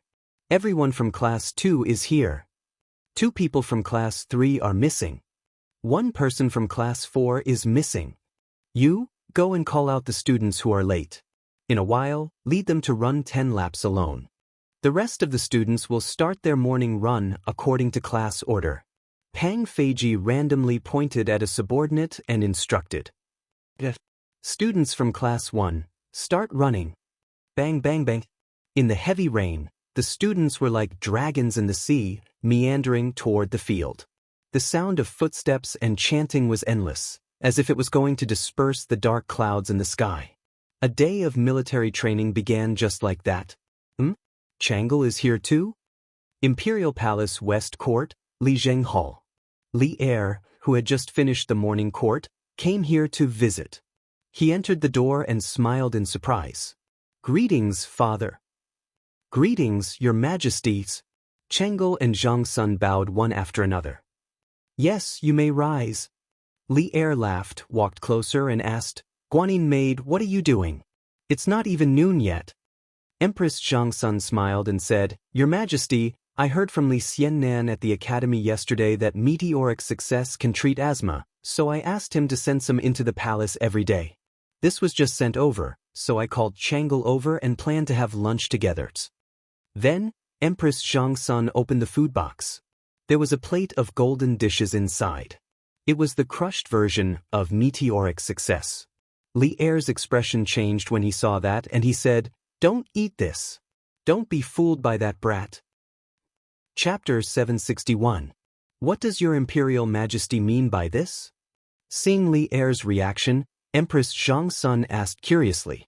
At this moment, Princess Changle's attention was also focused on Li Er. This was because she could sense that her imperial father was angry. Do you know what kind of material is used to make this so-called meteoric success? Thinking of this, Li Er became somewhat angry. He felt that he had been toyed with by Li Zishuan. This servant does not know. Empress Zhang Sun shook her head and replied. She had wanted to investigate the materials used to make soaring to glory. However, when she used her chopsticks to take a look, she discovered that the inside was a flour-like substance. She could not tell what it was. The soaring to glory that the Academy made today was made with crushed locusts mixed with flour and eggs. It was not strange that Zhang Sun could not tell the ingredients. Locusts. Soaring to glory was made with locusts. Li Zishuan, this stinking brat, actually dared to deceive us. We must properly deal with him. Li Er sat at the head of the table and angrily slapped it. Hearing that they had been eating locusts, Zhang Sun and Changle's faces turned deathly pale. Their stomachs churned, and they nearly vomited. Imperial Father, please do not blame Brother Xiaoxian. Brother Xiaoxian definitely would not harm Changle. There must be something hidden here. Changle recovered her wits and promptly pleaded with Li Er. That's right. Your Imperial Majesty. Xiaoxian has always been a loyal and righteous child. He does not seem to be someone who does not know the gravity of the situation. Perhaps these locusts really are effective against asthma? Empress Zhang Sun glanced at her eldest daughter and then spoke in support. Li Er coldly snorted and said, There is no need for you to speak for that brat. Yesterday, we already asked the 2 doctors of the Imperial Physician Bureau. They have never heard of locusts being able to treat asthma. From this, it can be seen that Li Zishuan's words are nothing but nonsense. As we see it, this stinking brat is definitely itching for a beating. Seeing that Li Er only spoke fiercely but did not have any intention of punishing him, how could Empress Zhang Sun, who had been with Li Er for over 10 years, not understand what he was thinking? She could not help but inwardly breathe a sigh of relief. Perhaps this child remembered wrongly. It can be assumed that he does not have any ill intentions. Your Imperial Majesty, please do not blame him. I will settle the score with him in the afternoon. Take these things away and don't eat them in the future. Li Er pointed at the meteoric success in the food box and said with a straight face. Empress Zhang Sun responded. Changle, who was next to her, rolled her black eyes as if she was thinking of something. The rain came quickly and left quickly. Around 9 o'clock in the morning, the raindrops had obviously lessened. By noon, 11 o'clock in the morning, The sky had cleared up, the dark clouds had dispersed, and the sun was about to come out. "Leader, a lady sent a note to you, saying that it's for you." When it was almost noon, Mo Zhong came to the principal's office and bowed to Li Zishuan. "Oh, did you ask about that woman's identity?" Li Zishuan raised his eyebrows and asked curiously. That woman said, "Yamacho, once you read the note, you will know who wrote the letter." "Give it to me," Li Zishuan ordered. Mo Zhong stepped forward and handed over the note, then tactfully retreated. Li Zishuan opened it and looked at it. His expression changed slightly, and he said with some exasperation, "F***CK. This is really good intentions doing a bad thing. Old Li is really narrow-minded. You don't know anything, and you still have the nerve to blame others?" If Li Er heard this, he might go into battle and beat Li Zishuan up. Sigh, speaking of which, don't the doctors at this time realize the medicinal value of locusts? It shouldn't be. Now that old man's son is not in Chang, what should I do? "Yamacho, someone from the palace is here. He said that he wants you to prepare to enter the palace to meet the emperor." In the afternoon, Mo Zhong came to the principal's office again, but this time, Li Zishuan had already changed into a purple official's robe, as if he was already prepared to enter the palace. "Okay, I got it. You go down first, I will come later." Li Zishuan responded and said.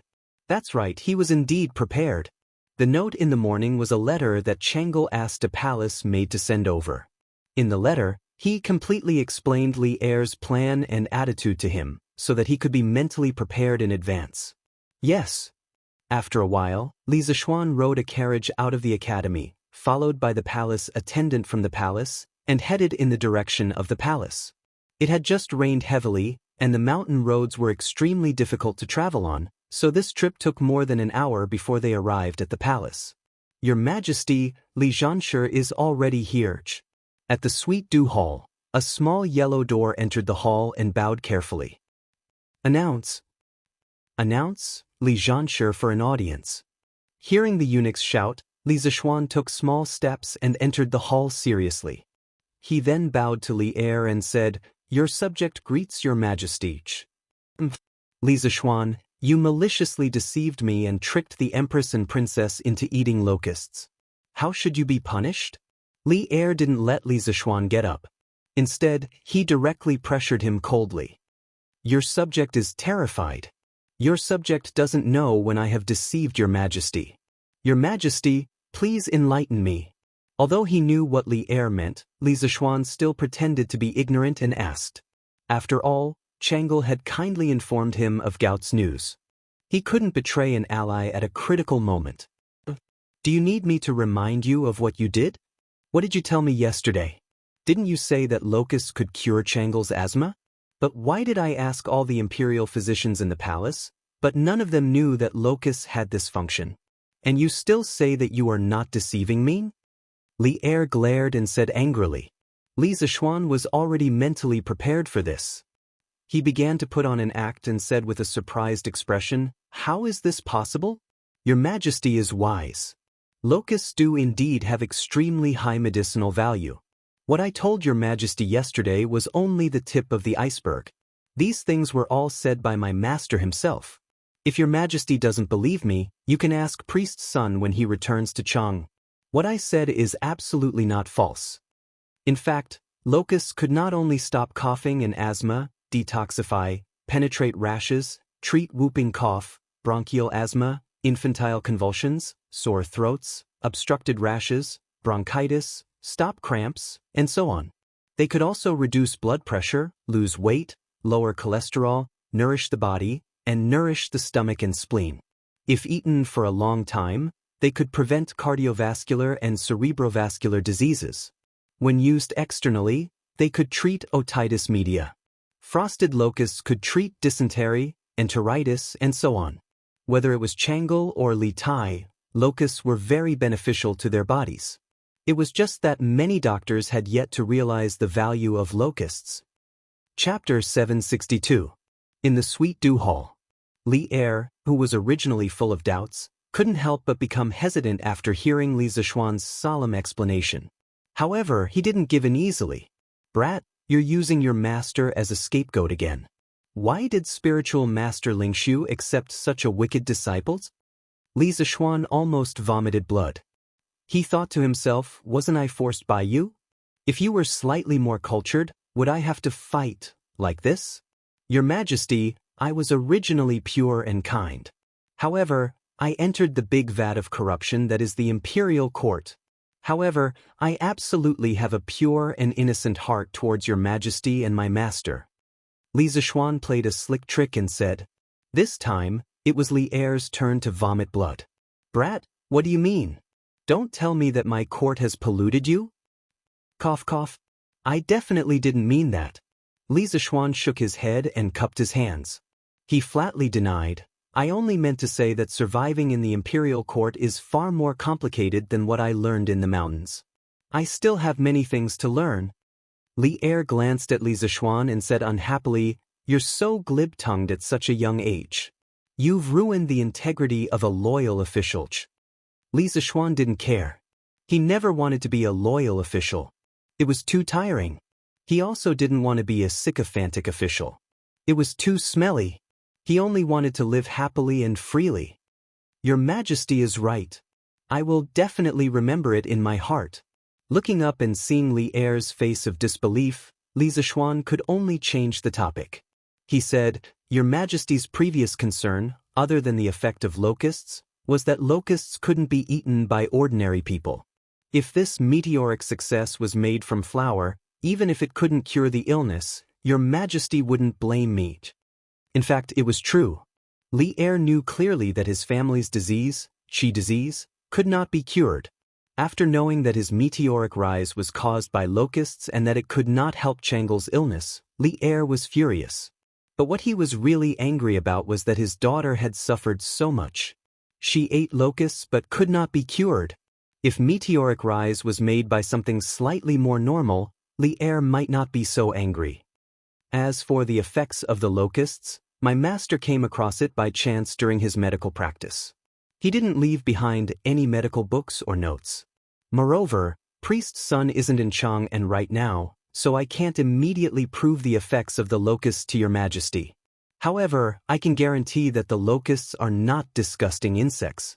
Their meat is very delicious and has high nutritional value. It is comparable to black chicken and bird's nest. Words have no proof. I just happened to bring some of the soaring meteoric success that the Academy made this afternoon. Speaking of this, Li Zishuan took out an oil paper package from his arms and opened it, revealing the golden soaring meteoric success inside.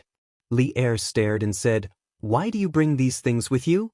Li Zishuan replied, Your Majesty, since I invented the way to eat locusts, I usually bring some with me. When I'm hungry, I can eat it as a snack. It is very delicious. Your Majesty, please forgive my rudeness. Seeing such delicious food, I can't hold back. After saying this, Li Zishuan apologized to Li Er. Then he couldn't wait to grab a piece of soaring meteoric success and put it into his mouth. He deliberately chewed it until it was crispy, causing the palace maids and eunuchs outside to blush with shame.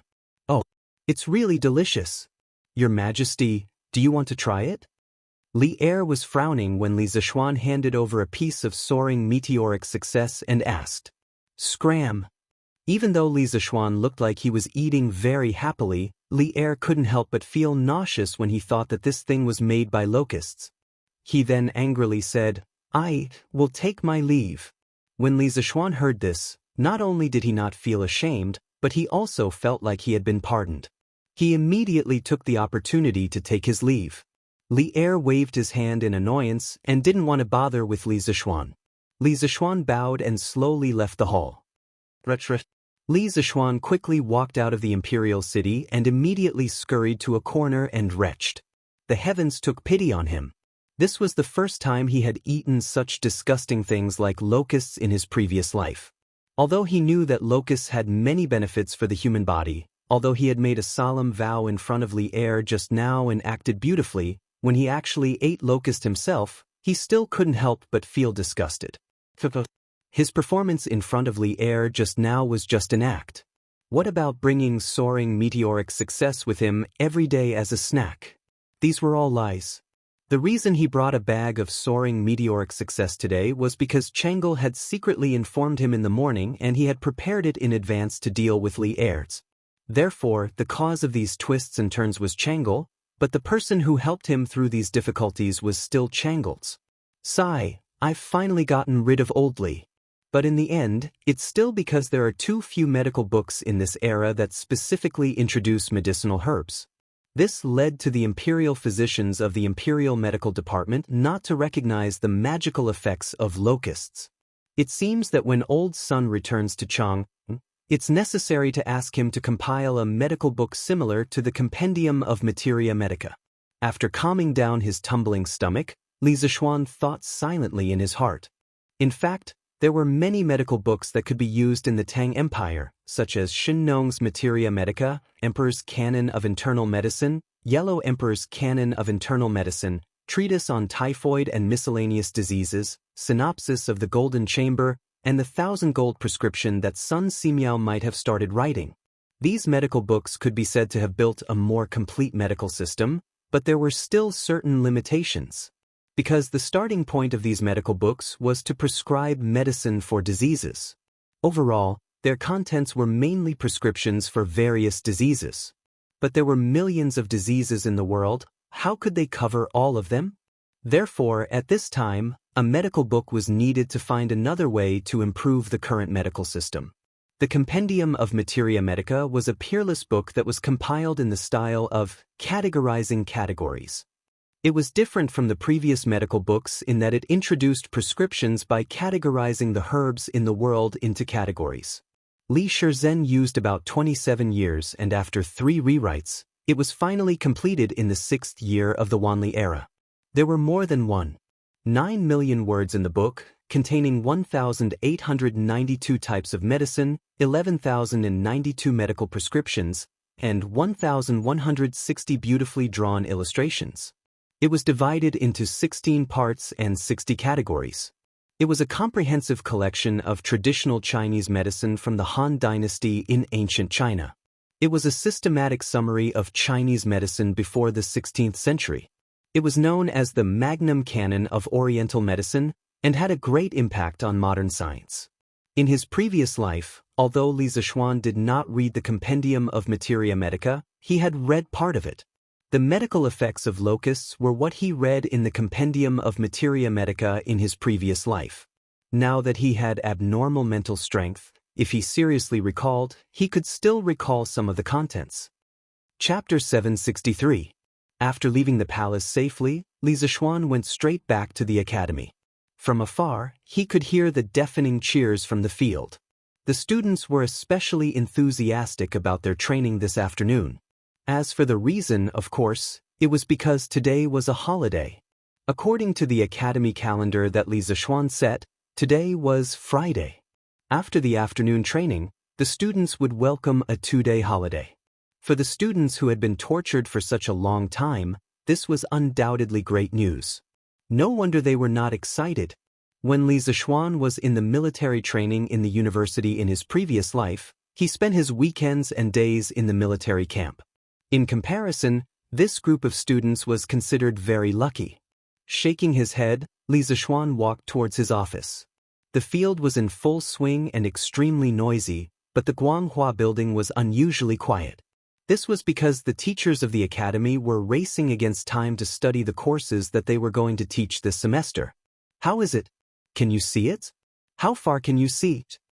When Li Zishuan walked to the 9th floor, he suddenly heard Yan Shaoning's voice from the corridor. He could not help but stop and turn around to walk there. In the corridor, Mo Lingwei was holding a black cylindrical object. One end was placed on her left eye socket and the other end was facing the foot of the mountain in front of the academy. Yan Shaoning was extremely anxious at the side. He was very eager to know the result. However, Mo Lingwei did not care about him at all. She was still focused on looking at the scenery. Hey, Wei, tell me quickly. Did you succeed this time? Can you see the scenery from afar? Yan Shaoning was so anxious that he scratched his ears and cheeks. If he was not afraid of the girl in front of him, he would have already snatched it. It was worth mentioning that before he called Mo Lingwei and Ink Girl. Now, he directly called her. It seemed that their recent progress was quite good. What's the rush? Little Ning, let me finish looking at it first. Mo Lingwei waved her fists and pretended to chase Yen Xiaoning away. No, you've been looking at it for almost half an hour. Are you not done yet? How long are you going to look at it? At this moment, Yen Xiaoning felt that women were really troublesome. They were not cute at all. It's only been half an hour. You've lost your patience after half an hour? Little Ning, you're a man. Why are you nagging like an old woman? Are you still a man? Hearing the urging, Mo Lingwei immediately, Yen Xiao Shui, Yin. Yen Xiaoning was so angry that he was trembling. For a long time, but he couldn't say anything. Suddenly, he had an idea. He moved his feet and came to the front of Mo Lingwei. Then he used his right eye to look at the other end of the cylindrical object in Mo Lingwei's hand. Then the image froze there. Ah! Little Ning, you're courting death. After about 3 breaths of silence, Mo Lingwei suddenly screamed and took a few steps back. She looked at Yen Xiaoning with dissatisfaction and said angrily. God knows how she would feel when a huge eye appeared in her field of vision. Anyway, the person involved, Mo Lingwei, didn't want to experience this kind of experience again. Li Zishuan, who had just witnessed this scene, suddenly couldn't help but think of a song from his previous life. After confirming with my eyes, I met the right person, I waved my sword and turned around, and blood like red lips. In the memory of the previous dynasty, it's not the blade that hurts people. It's your reincarnated soul. After confirming with my eyes, I met the right person, I spurred my horse to battle. The sound of the horse's hooves is like running tears, the moonlight on the bluestone floor shines into the mountain city. I followed you all the way to reincarnate, I have deep feelings for you, the old tree roots beside Luoyang City. This song was pretty king fitting here. Yen Xiaoning and Mo Lingwei just looked at each other after confirming with their eyes. What are you shouting for? I just asked you to show it to me. If you don't want to, I can go and see it myself. Do you have to have such a big reaction? Yen Xiaoning's eyes were sharp and his hands were fast. Taking advantage of Mo Lingwei's panic, he snatched the cylindrical object from her hand and then looked at it himself happily. What the F***ck? Xiao Xian. When did you come over? You didn't even make a sound when you walked. Are you trying to scare me to death in broad daylights? Yen Xiaoning adjusted the direction of his gaze and saw Li Zishuan's huge figure in his field of vision. He was so scared that he almost threw the thing in his hand away. As the saying goes, if you don't do anything wrong in the day, you won't be afraid of ghosts knocking on your door in the middle of the night. Xiaoning, you're so flustered. Could it be that you have a guilty conscience? Li Zishuan stared into Yen Xiaoning's eyes and said meaningfully, Damn, you're so weird. I think you're the one with a guilty conscience. Yen Xiaoning rolled his eyes and said in annoyance, As a straight man who was destined to be alone for the rest of his life, how could he have a guilty conscience? This was called being calm, okay? Yamacho, you're here. Just in time, come and take a look at the clairvoyance that we just made. Xiaoning, quickly take out the clairvoyance. Mo Lingwei couldn't help but feel a little angry when she saw Yen Xiaoning acting like a block of wood. But when she thought of the results of the past few days of hard work, she couldn't help but come forward and say excitedly to Li Zishuan. Oh. Yen Xiaoning responded dully and then handed the clairvoyance in his hand to Li Zishuan. The outer shell was made of wood. Li Zishuan judged the material of the clairvoyance's outer shell as soon as he held it in his hand. It was made of high-quality Phoebe Jinan wood, complemented by peerless carving skills. It was very classy and impressive. This was obviously the masterpiece of Strange Pavilion's heavenly knife Lu. 2 lenses were embedded at both ends of the wooden tube, one big and one small. Li Zishuan put the clairvoyance close to his eye socket and then looked into the distance. He realized that the flowers, grass, and trees at the gate of the academy were all reflected in his eyes, and even the texture was unusually clear. Cough cough. Although with Li Zishuan's current eyesight, he could still see things that were so far away even without the clairvoyance, but with the clairvoyance, he still felt that things were bigger and clearer. Not bad. You've already adjusted the distance between these 2 lenses very well. and it can meet the requirements of the clairvoyance. Girl, shouting, you've done very well, and the progress is also quite fast. I'm very satisfied. Li Zishuan looked at the two of them and sincerely praised them.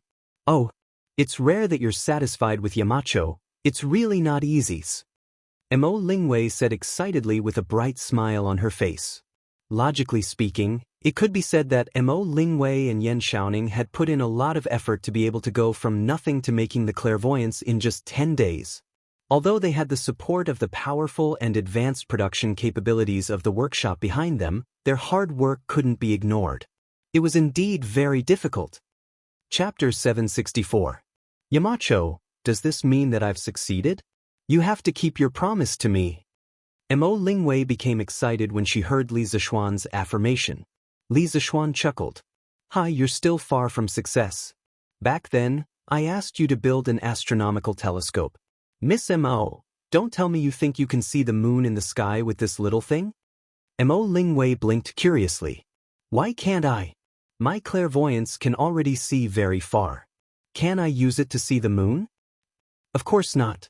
Seeing that Yan Xiaoning was also puzzled, Li Zishuan had no choice but to patiently explain to them, I've told you guys before that the magnification of the clairvoyance is related to the focal length of the objective lens and the eyepiece. The clairvoyance that you guys are making now has a magnification of at most 7 to 8 times. That is to say, a person who uses this to see a distance of 1,000 feet will only be able to see a distance of about 10 to 12 feet. The moon is about 880,000 miles away from us. Do you think we can clearly see what the moon looks like with this? Usually, the moon is about 400,000 kilometers away from the Earth.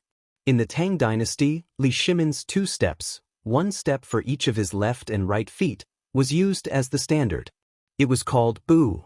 It was stipulated that 300 steps was 1 Li, and 1/5 of 1 Bu was 1 Qi.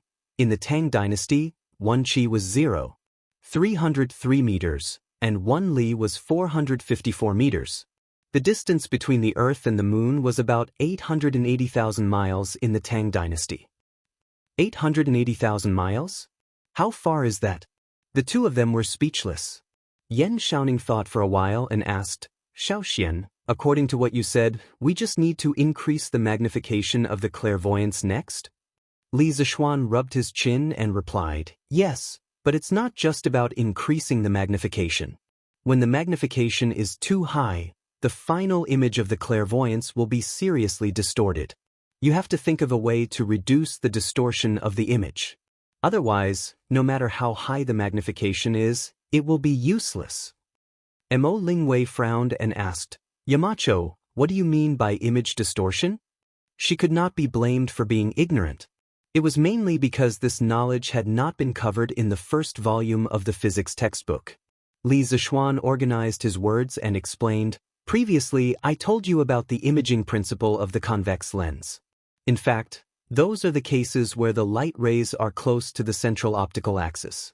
But in fact, there is always a part of the light rays that are not close to the central optical axis. They are at the edge of the lens. Compared to the actual object, the final image of this part of the light rays has a certain deformation. I call it distortion. For the clairvoyance, if you wanted to obtain a higher magnification factor, the overall length of its optical path would have to be longer. At this time, a small distortion would become even bigger after such a long optical path. So in the future, when you increase the magnification of the clairvoyance, don't neglect the image quality. According to my experience, as long as you can ensure that the magnification is above 30 times, you can basically meet the requirements of astronomical observation. Li Zishuan was very familiar with binoculars. When he was in high school, one of his roommates brought a pair of binoculars with the excuse of looking at the scenery opposite the dormitory. But in reality, he was only looking at the girls' dormitory. In the end, the boys' binoculars were confiscated by the head teacher who suddenly came to check on the dormitory. When he was in university, thanks to the school's geographical location, he once spent 35 yuan to go in on the opening day of a certain planetarium in the capital. It could be said that he personally used an astronomical telescope. Moreover, his undergraduate and postgraduate studies involved a considerable part of the knowledge of optics. He even personally polished lenses during his internship. In the Tang dynasty, he could be called an expert in optics. This was also why he could explain it to Mo Lingwei, Yan Shaoning, and the others so clearly and logically. Then Xiao Xian, how should we solve the imaging distortion? To be honest, Yan Shaoning wasn't shocked at all by the endless stream of new knowledge that kept popping out of Li Zishuan's head because he was already numb to it. What was more important than being shocked was that he had to try his best to absorb the new knowledge that Li Zishuan spat out. This is very difficult. Li Zishuan shook his head with a complicated expression. To solve the imaging distortion and chromatic aberration problem of lenses, the method of cementing lenses was often used in modern times. By fixing 2 or more lenses with photosensitive glue and baking them with ultraviolet light, after going through 2 curing processes, a set of cemented lenses could be obtained. In modern times, some of the precision optical components, such as the objective lens of a microscope, the eyepiece of a telescope, and so on, used lens sets that were cemented with photosensitive glue. If only a simple convex or concave lens was used, it would be very difficult to obtain a better imaging result. However, in this era where basic science was extremely backward, wanting to control the imaging distortion like modern optical lens companies was tantamount to a fool's dream. Not to mention that there was no photosensitive glue, there was no way to even obtain pure ultraviolet light.